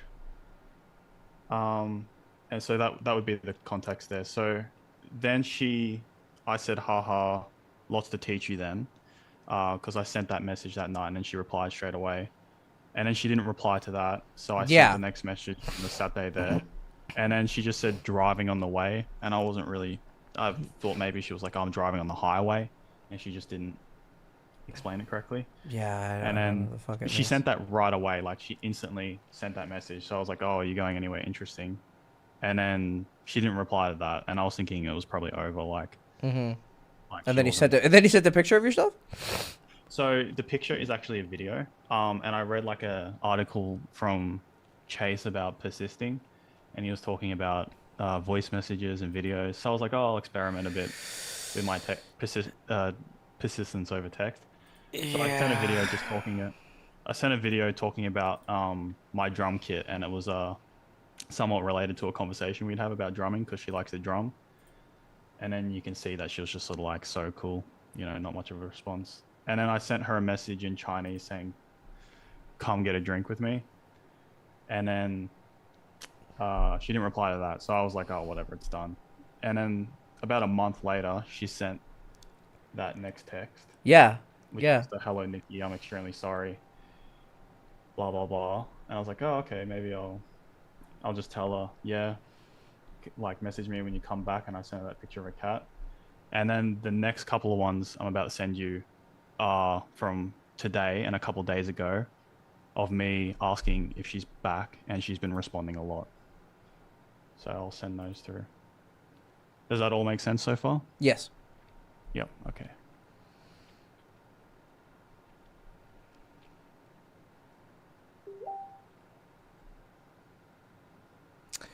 So as you're gonna send them in order. So the thing about persisting. Okay, so let's say you persist with 20 girls. It'll maybe work with 1 or 2. Maybe. And I mean persist like they stop responding and then you revive things. 1 out of 20 times it'll work. The unfortunate thing, now someone might say, "Oh, see, look, if you didn't persist, you wouldn't have gotten that girl." What they're not seeing is the big picture, that in your persistence of oh,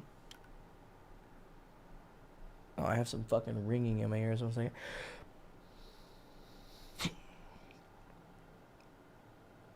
That helped a little bit. So, in the persistence of that 20 times, what you've unfortunately done is created a bad habit. And you've created and I understand what you're doing. I understand you're experimenting and whatnot. But you create a habit that when girls don't, you're conditioning yourself essentially that when girls don't respond, I'm going to keep going. And in most cases, this creates the wrong mentality that you want with girls. There's a reason that most successful naturals don't persist really hard. I never was. Well, let me change that. I was really persistent when I first started, when I was just totally retarded, didn't know anything, and I was just naturally learning things. Then once I started to get game and I got like 10, 12 lays, I was like, hey, for the most part, persistent doesn't really work. Pulling back and then them, and really the only time that like girls will come back is usually social circle. Like they see you again, like in college, and they see you under different circumstances. You've changed, you've improved, and da-da-da. So outside of those, persisting for the most part doesn't work. Now, this might be an exception, but I would say that overall in your growth as a dater, it creates more bad habits to be persistent than not, I would say. Yep, that's fair enough. I usually don't persist with girls. I just was going to persist with this one an issue just because I've found them very, very attractive. That's fine. You have to be selectively persistent. You have to identify the girl as like a lead that's worthy being persistent with, and then knowing when to discard the ones that are not worth pursuing. Like that's what I do. Like I look for like red flags, like combativeness, sassiness, trying to take control of the interaction too much, or just there's a million signs that you can look for that you can decide, okay, I'm gonna shoot my shot here and see, but I'll move on otherwise. But if she's like sweet, cool, hot, otherwise, but just a little bit like flaky and hard to get together with, that's when I will double text and hell, sometimes even triple text. You have to do that like properly, obviously, but like that's how you're going to be able to persist but keep your sanity. Because you have a lot of like guys out there saying, oh, never double text, never persist, and it's like if you do that, you're just going to lose out on a lot of leads. It's like plain and simple. Like girls are obviously submissive and passive by nature, so like sometimes you do have to really persist with them, but being selective about it is what's going to help you keep your sanity. Yeah, definitely. And what do you guys think about like videos and voice messages? I mean, And ringing, perhaps too, calling them.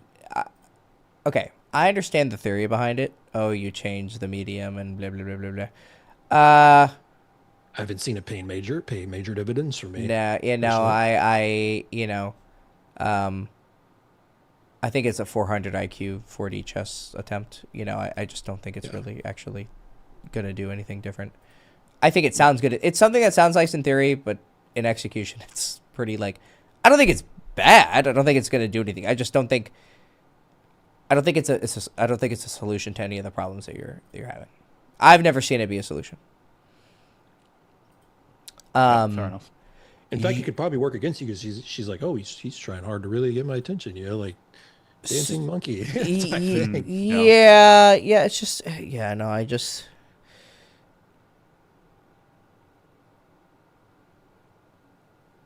you're such a low-key guy on the call.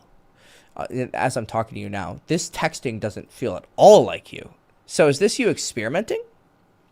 This is me experimenting, yeah. And this is kind of how I text, but I definitely have a very chill vibe in person. Yeah. You need to have some symmetry. Or let me ask you a question.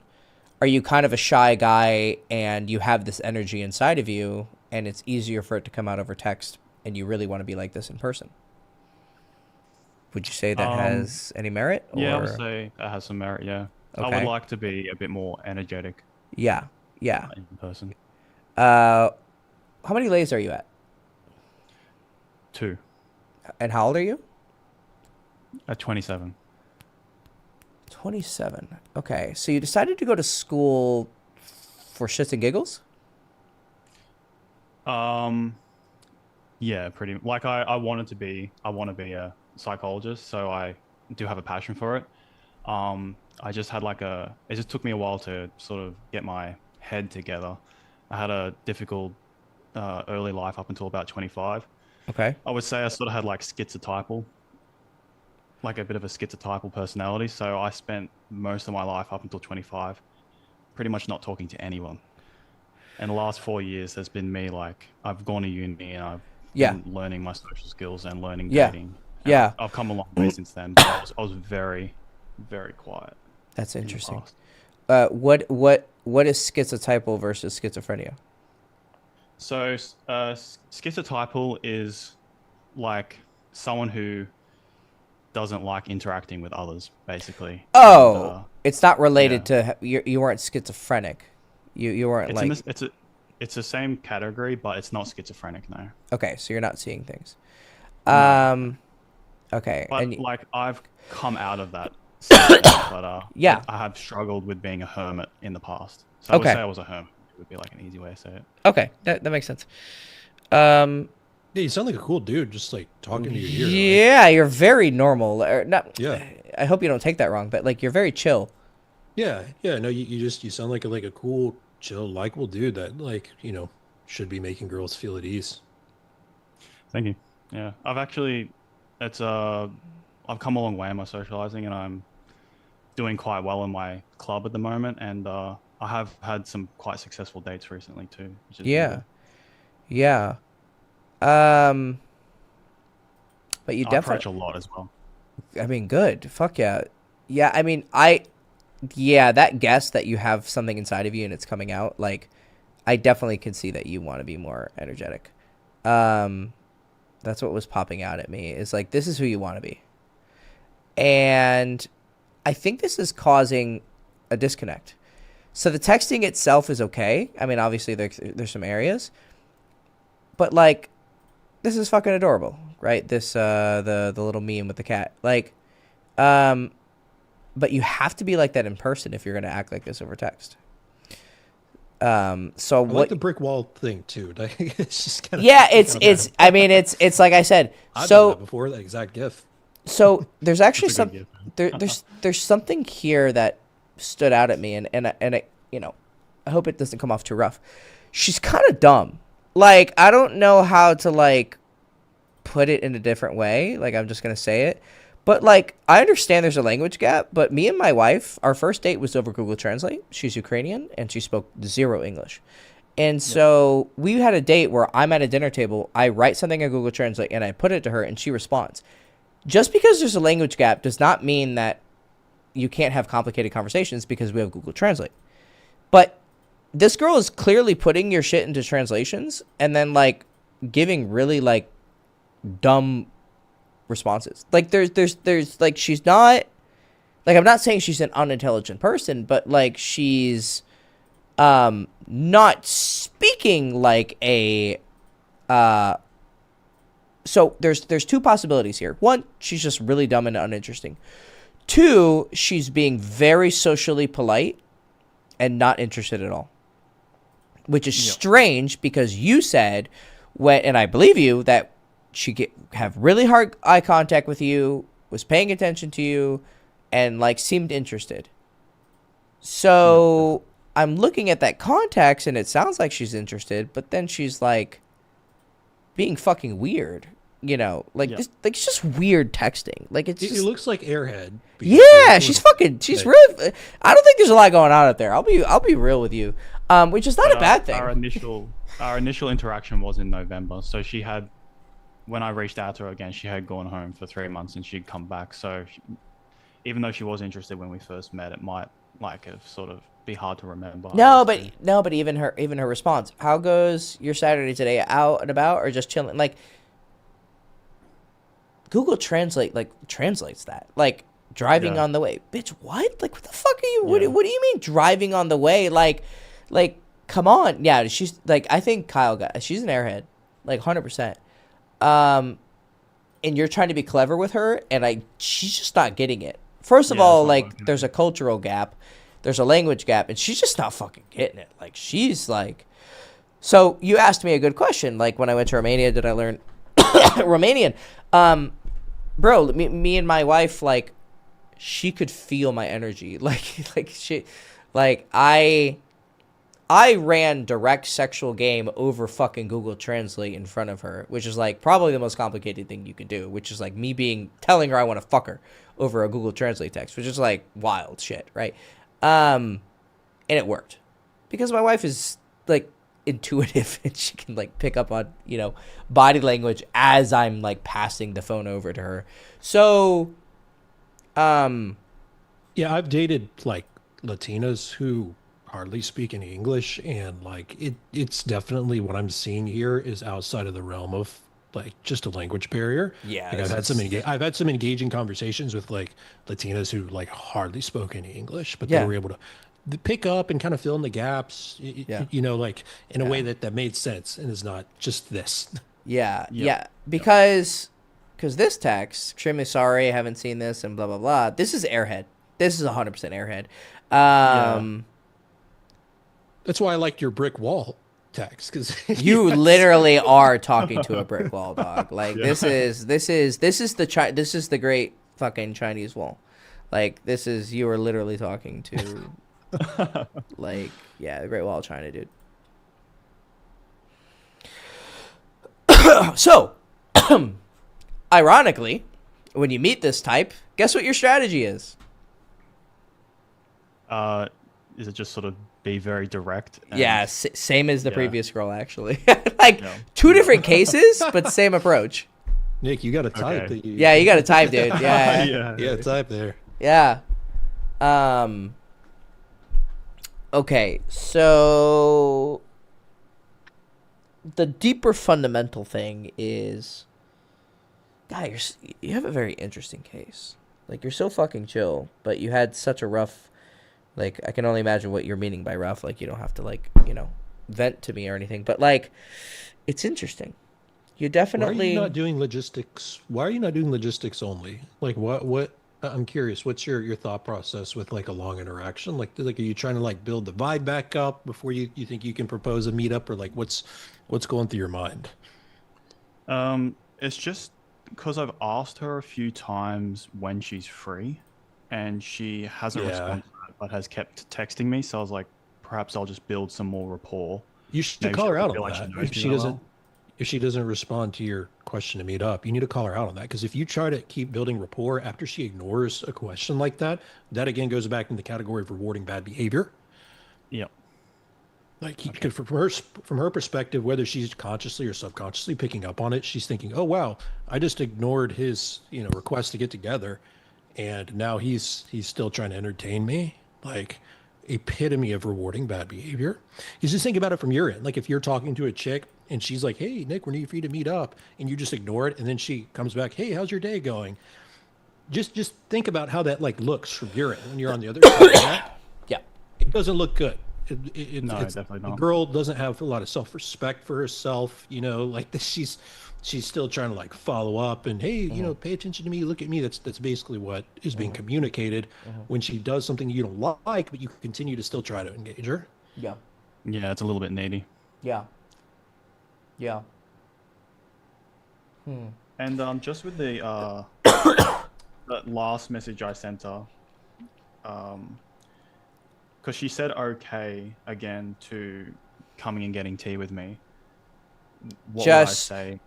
This is kind of where you just say, let's meet here at this time. Like, that would be my last attempt, and then I would stop with this girl.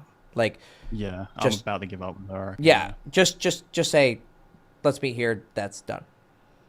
Like, Yeah. she might need to, like, have her hand held, literally, like, to find her way to the place. Also, if she isn't particularly intelligent, like it might not be that much fun to. Well, it depends what go you're looking out for. with her anyway. Yeah. Depends what you're looking for. But no, I Awesome. don't. All right. Yeah, I don't think you're dealing with. I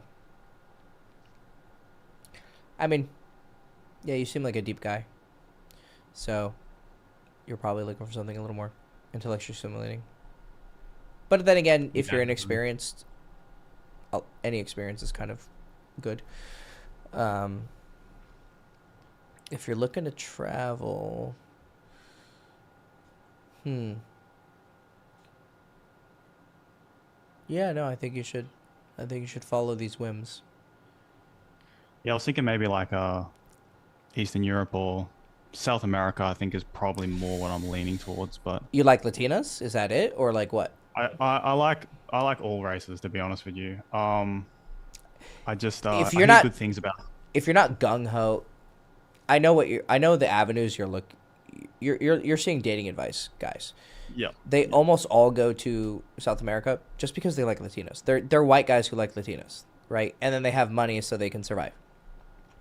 South America is a fucking shithole. I can be racist because I'm Latino. South America is really fucking dangerous. And it's a shithole. Eastern Europe is nice. Much safer. Much. Orders of magnitude safer. Like, not even in the same realm of safe. Girls are girls. There's great girls everywhere. But if you are going for, like, slight advantages, Eastern European culture is a little bit more traditional in things. Like, it's not a stereotype that, like, Latino cultures, I would say the same thing about African cultures, like, very feels based, very, like, passionate, and there's good things about that and there's bad things about that. If you're looking to just have a lot of sex and just have really passionate experiences, then yeah, South America's maybe your deal. Just want a girlfriend. Then I would probably advise Eastern Europe.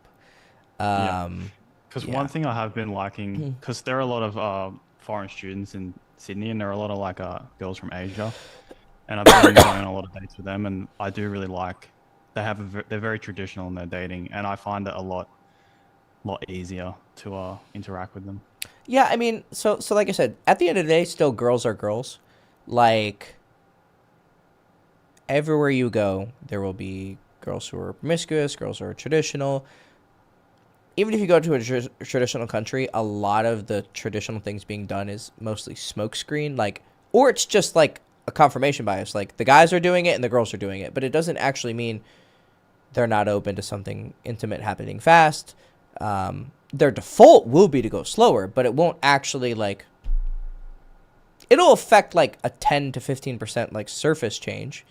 Like I said, like Eastern European girls, 10 to 15%, 20% maybe might be a little bit like slower and traditional, versus South American girls might be like more open to like higher lay counts and quicker sex. But most of it is just going to be agency of you and her, and so you can be the exception. It also doesn't matter in the end. Like, you've probably heard the stereotype of tiger moms. I don't know if you've ever heard of that. So much for being traditional and da-da-da. Well, the woman ends up cutting the guy's balls off, right? And so much for, like, respecting, you know, the patriarchy of the house. Like, the woman ends up, you know, being the head of the household. So, like I said, maybe on the surface, these I mean, take every advantage you can get. That's why I asked you, do you like Latinas? Because if you did, then fucking go for what you like. I like how Eastern European girls look. So that's why I chose that. But if I liked Japanese girls, I'd just go to Japan. Like, that's what you should just focus on. So if you like everyone, and you like the culture, then sure, go for it. But I know I'm kind of saying two things at the same time. Like, culture is kind of just a film on top, but it does have a little bit of, like, clearly it has some effect. I mean, you know, this country is very different from this country. You know, like, go to Ecuador. It looks very, very different than China. So, the macro changes, but at the end of the day, it's Nick and the girl, right? Yep. So that's the more important overarching thing. But with the safety thing, I'm 100% concerned with your safety. So I would highly advise against South America. There's a reason. If you really think it's that dangerous, it is. I might change my mind because I don't really want to have to deal with that shit. No, like, it's very dangerous. Yeah. And it's so safe here in Australia. Like, I'm so used to it. Exactly. So you're a bit naive. You might not be ready for that level of brutality, right? Now, again, like, being smart, but like, yeah, no, I would stray from South America. I've been to Peru. I've been to Chile. It's where my dad's from. And Chile is like the nice part of South America, and I think it's a fucking shithole. Like, I will tell you first, it is a shithole. So, I personally don't like it. Yeah, I would say Eastern Europe. I'd say like a Poland would be really great. Romania's pretty good. I would advise Ukraine, but you know. I was thinking Romania just because if I did learn the language, because it's a Romance language, it would be the easiest for me as an English speaker to learn. Polish sounds really hard. Romanian is pretty, of Latin languages, Romanian is the most difficult. Oh, okay. It's really complicated. Yeah, it's fun. It's a fun language. Their cursing is like PhD level. Like, they're but if you do go to Romania, I could help you a lot because I have a lot of experience there. I wouldn't be able to help you with Poland. I just went there after the war when I ran away from Ukraine. But I would. I personally like Netherlands, but again, I just like how Dutch girls look. Norway and Sweden. I like how Norwegian girls look, but it's kind of becoming shittier with the immigration. It's also incredibly expensive if you're not getting free hotels because you're from the Middle East or Africa. But that's a whole nother issue. I would. Crazy issue, though. Yeah, it's actually really big. Fucking crazy. Anyone who downplays it is lying their ass off. I've been there. And it's kind of happening to Romania too. Actually, I'll be honest with you. Really? Yeah. I thought Eastern Europe was a bit immune to it. You know, Poland right now. Just look at the Polish prime minister is like, no fucking migrants. So if you're looking for like that, Poland is for sure. And Polish girls are really beautiful. I would, as soon as the war ends, go to Ukraine. I was thinking that. Yeah, I think it would be a good idea. As soon as it's like 100% safe, and just ask me and I'll let you know because I have family there. Like, go to Ukraine. Those girls are fucking stunning. Yeah, that's And girlfriend. Everything I've heard, girlfriend Yeah. quality material Yeah. capital of the world. yeah. Are they're there any just- girls? Are there any girls really there at the moment? Do you think a lot of Oh. the good-looking ones have fled, or? No. The ones who fled either fled for obviously legitimate reasons, or they saw it as. There are some girls who are like, hey, opportunity time, German visa, go. Like I remember when I first fled with my wife, we were at like having dinner in Poland, and I heard behind me a Ukrainian girl, and there was like guy speaking fluent English. She almost seemed American, and she was laying it on thick. Like this girl was like hunting for a passport. Like man, like she knew what she was doing. So hey man, like, and again, I was there. Like I could tell you, the world's an interesting place. But you said you had a rough upbringing, but you don't sound worldly, so it's very interesting. Like I said, I'm sure you don't want to give all the details, but if I just spitball right now, I would say, Romania is still good. It takes a long time for these things to like actually have an effect. Like I remember Sweden, I went to Malmö in 2013, the summer. And I remember meeting some girls, and they were kind of like talking about immigrants. And they kind of were like, ew. Then I went back in 18. And I went to like the clubs, and like all the top club promoter guys were all like foreigners. And then it became cool to have a foreigner boyfriend, right? So it takes time. Romania is still good, but it is definitely changing.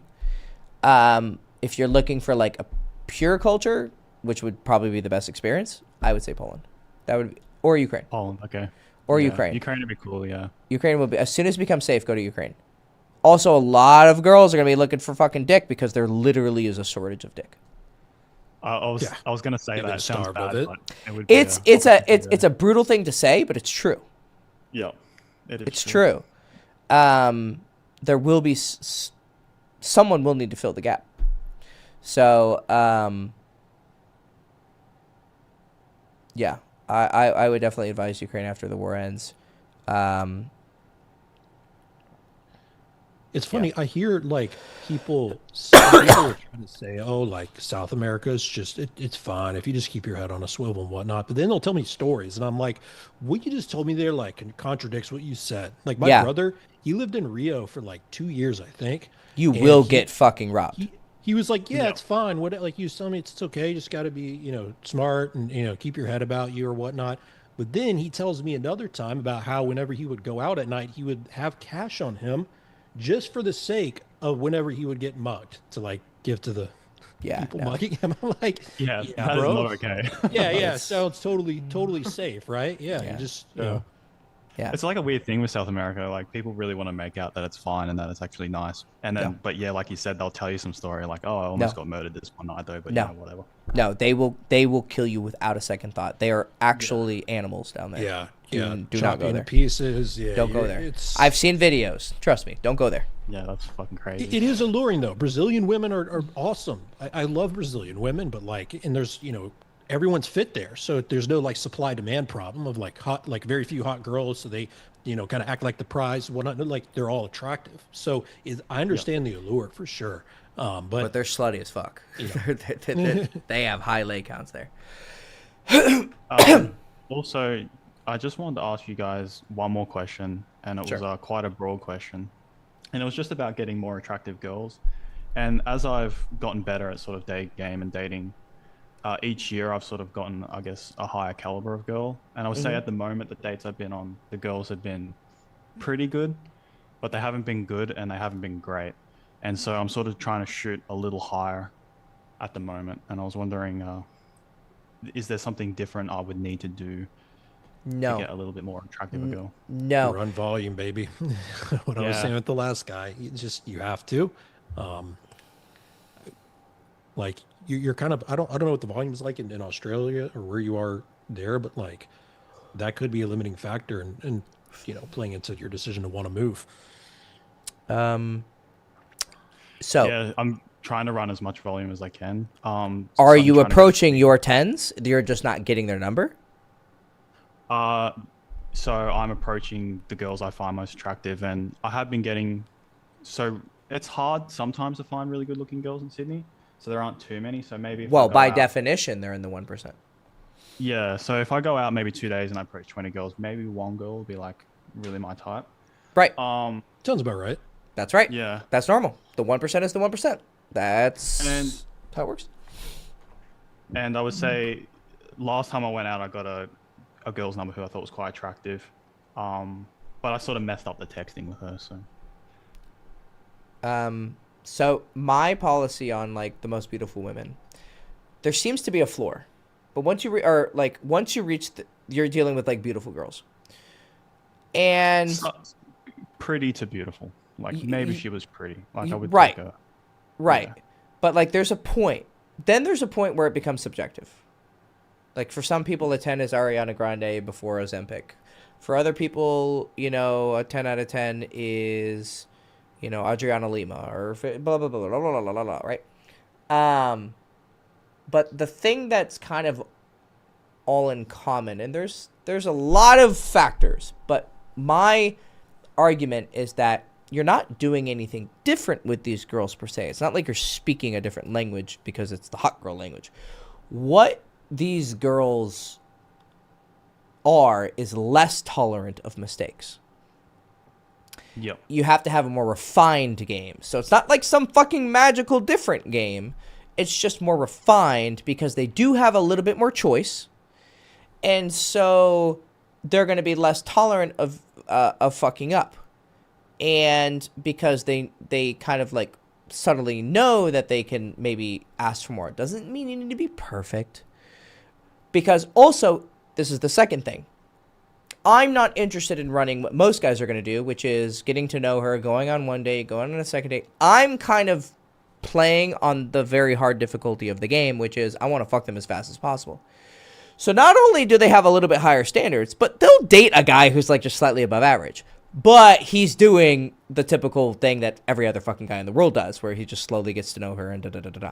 I'm looking to, like, be the one exception in her life. Like, the guy that she hooks up with, whereas the rest of the guys have been just boyfriends that she eventually has sex with because they got in a relationship. So I'm kind of playing a double difficulty game. Not only I'm trying to go after the really beautiful girl, but I'm also trying to fuck her on the first date, basically. So my game has to be really, really, really, really good. Now, you can lower the difficulty by making a sacrifice on either end. Either you go after the less attractive girl, so it's a lot easier to fuck her quickly, or you go after the really pretty girl, but you do the typical thing that every other guy does. But the downside is that you won't be that amazing guy that she's like madly in love with. You're just gonna be like, you might have a nice life together. Like I'm not saying like, but I'm not interested in that. I'm interested in being like the exception. Now everyone has different, ambitions in life. But usually you have to make, like, you ever seen that thing that when you're hiring people, like you can choose fast, cheap, and good, and you can only pick two? If you want it fast and good, it's not going to be cheap. If you want it fast and cheap, it's not going to be good, right? It's like that. So here's the thing with these types of girls that's very interesting in my experience as I'm reflecting on it right now. There's certain areas where I don't want to use the word easier than the mid girls, but there's different pros and cons to like how you have to seduce them. So for instance, a girl who's very beautiful, she typically has had a lot of really good experiences with guys throughout her life. So you're not going to get like this suspicion, this constant questioning of like what your intentions are. Like they're pretty confident themselves. So like really the formula with these upper echelon girls is, I don't know what your background is, but if you're a cool high value dude who's, in shape, takes care of himself, knows how to have good conversations, they will reward that. The thing that they're pretty unforgiving with is stuff like needy behavior.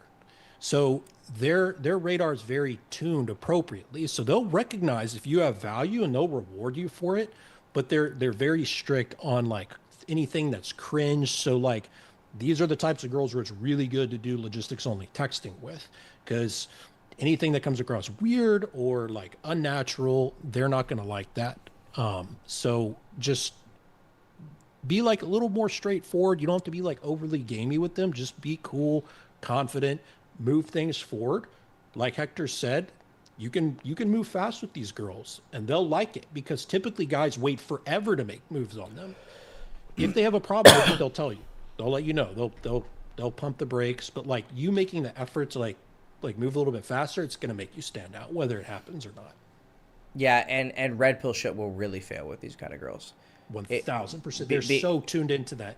They'll recognize your insecurities and that you're being an asshole, and they'll put up with it zero, unless they're beautiful but fucked up, like they got a lot of trauma. Then they might respond to it, but then the bad thing is they're just gonna spit back in your face. You're gonna get toxic behavior back, which is that just because they're used to sexy guys treating them well? Yeah, correct. Yeah.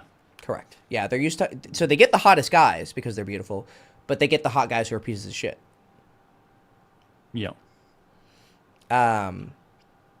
Yeah. So if you want the girls who are beautiful and healthy, then you need to be beautiful in your male version of beautiful and healthy. Yep, makes sense. Yeah. So, okay, so you're looking to travel. And you're just studying kind of just for a little bit. Interesting. So, when do you plan on like doing all these travels? So, I was thinking maybe towards the end of next year, trying to save up some money. Okay, I was about to say, I was like, because you're just like doing these things. It sounds like you have money. I have like a little bit of savings, and I work a job that it doesn't pay like great money or anything, but it's enough to like be able to go to Sydney and like sort of day girls there. Oh, okay. Because the way that you came, you're like, oh, I just decided to go to school. All right, I'm like, oh fuck, you just fucking inherited some money, or just like fucking YOLO life. Oh, so school in Australia, you take on what's called a HEX debt, so it doesn't cost any money up front, if that's what you mean. Shit. Okay. So the government, well, you pay for it, but like you pay the government back once you earn a certain amount of money.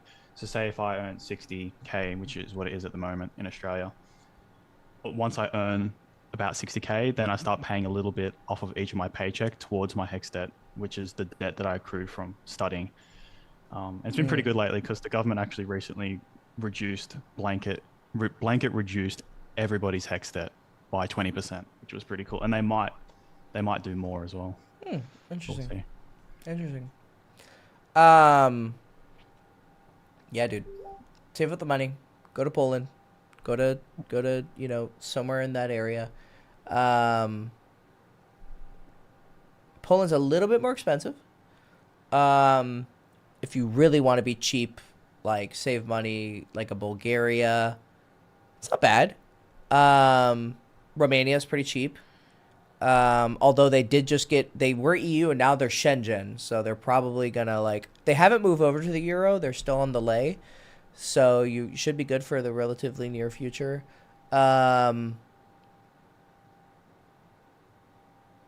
Anywhere central, like Netherlands, fucking they're all expensive. Poland might be a decent middle ground. But then being able to stay there is the question. Like, because they are pretty anti-immigration, but you're coming from Australia. So you're coming from a first world country. Yeah. So you won't have the same barriers as like if you were coming from a fucking Lebanon or something. But yeah, dude, go for it. Go live your life. I highly advise it. Awesome. All right. Well, thanks heaps, guys. I really appreciate that. You're welcome, buddy. Yeah, absolutely, All right. man. I need to get off. I'm fucking tired of shit. Holy fuck. Yeah, 5 hours is pretty crazy. Yeah, I need to, and I'm kind of still resetting that schedule, so I'm probably gonna hit another coffee, and I gotta eat. Woo! All right. Peace out, guys. See ya, man. See you, dude. All right, Kyle. I need to go. All right, man. Me too. I got to eat before I pass out. All right, buddy. Yeah. All right, man. All right, man. See you, buddy. Have a good night. Take care. Ciao. Bye, guys. I gotta go.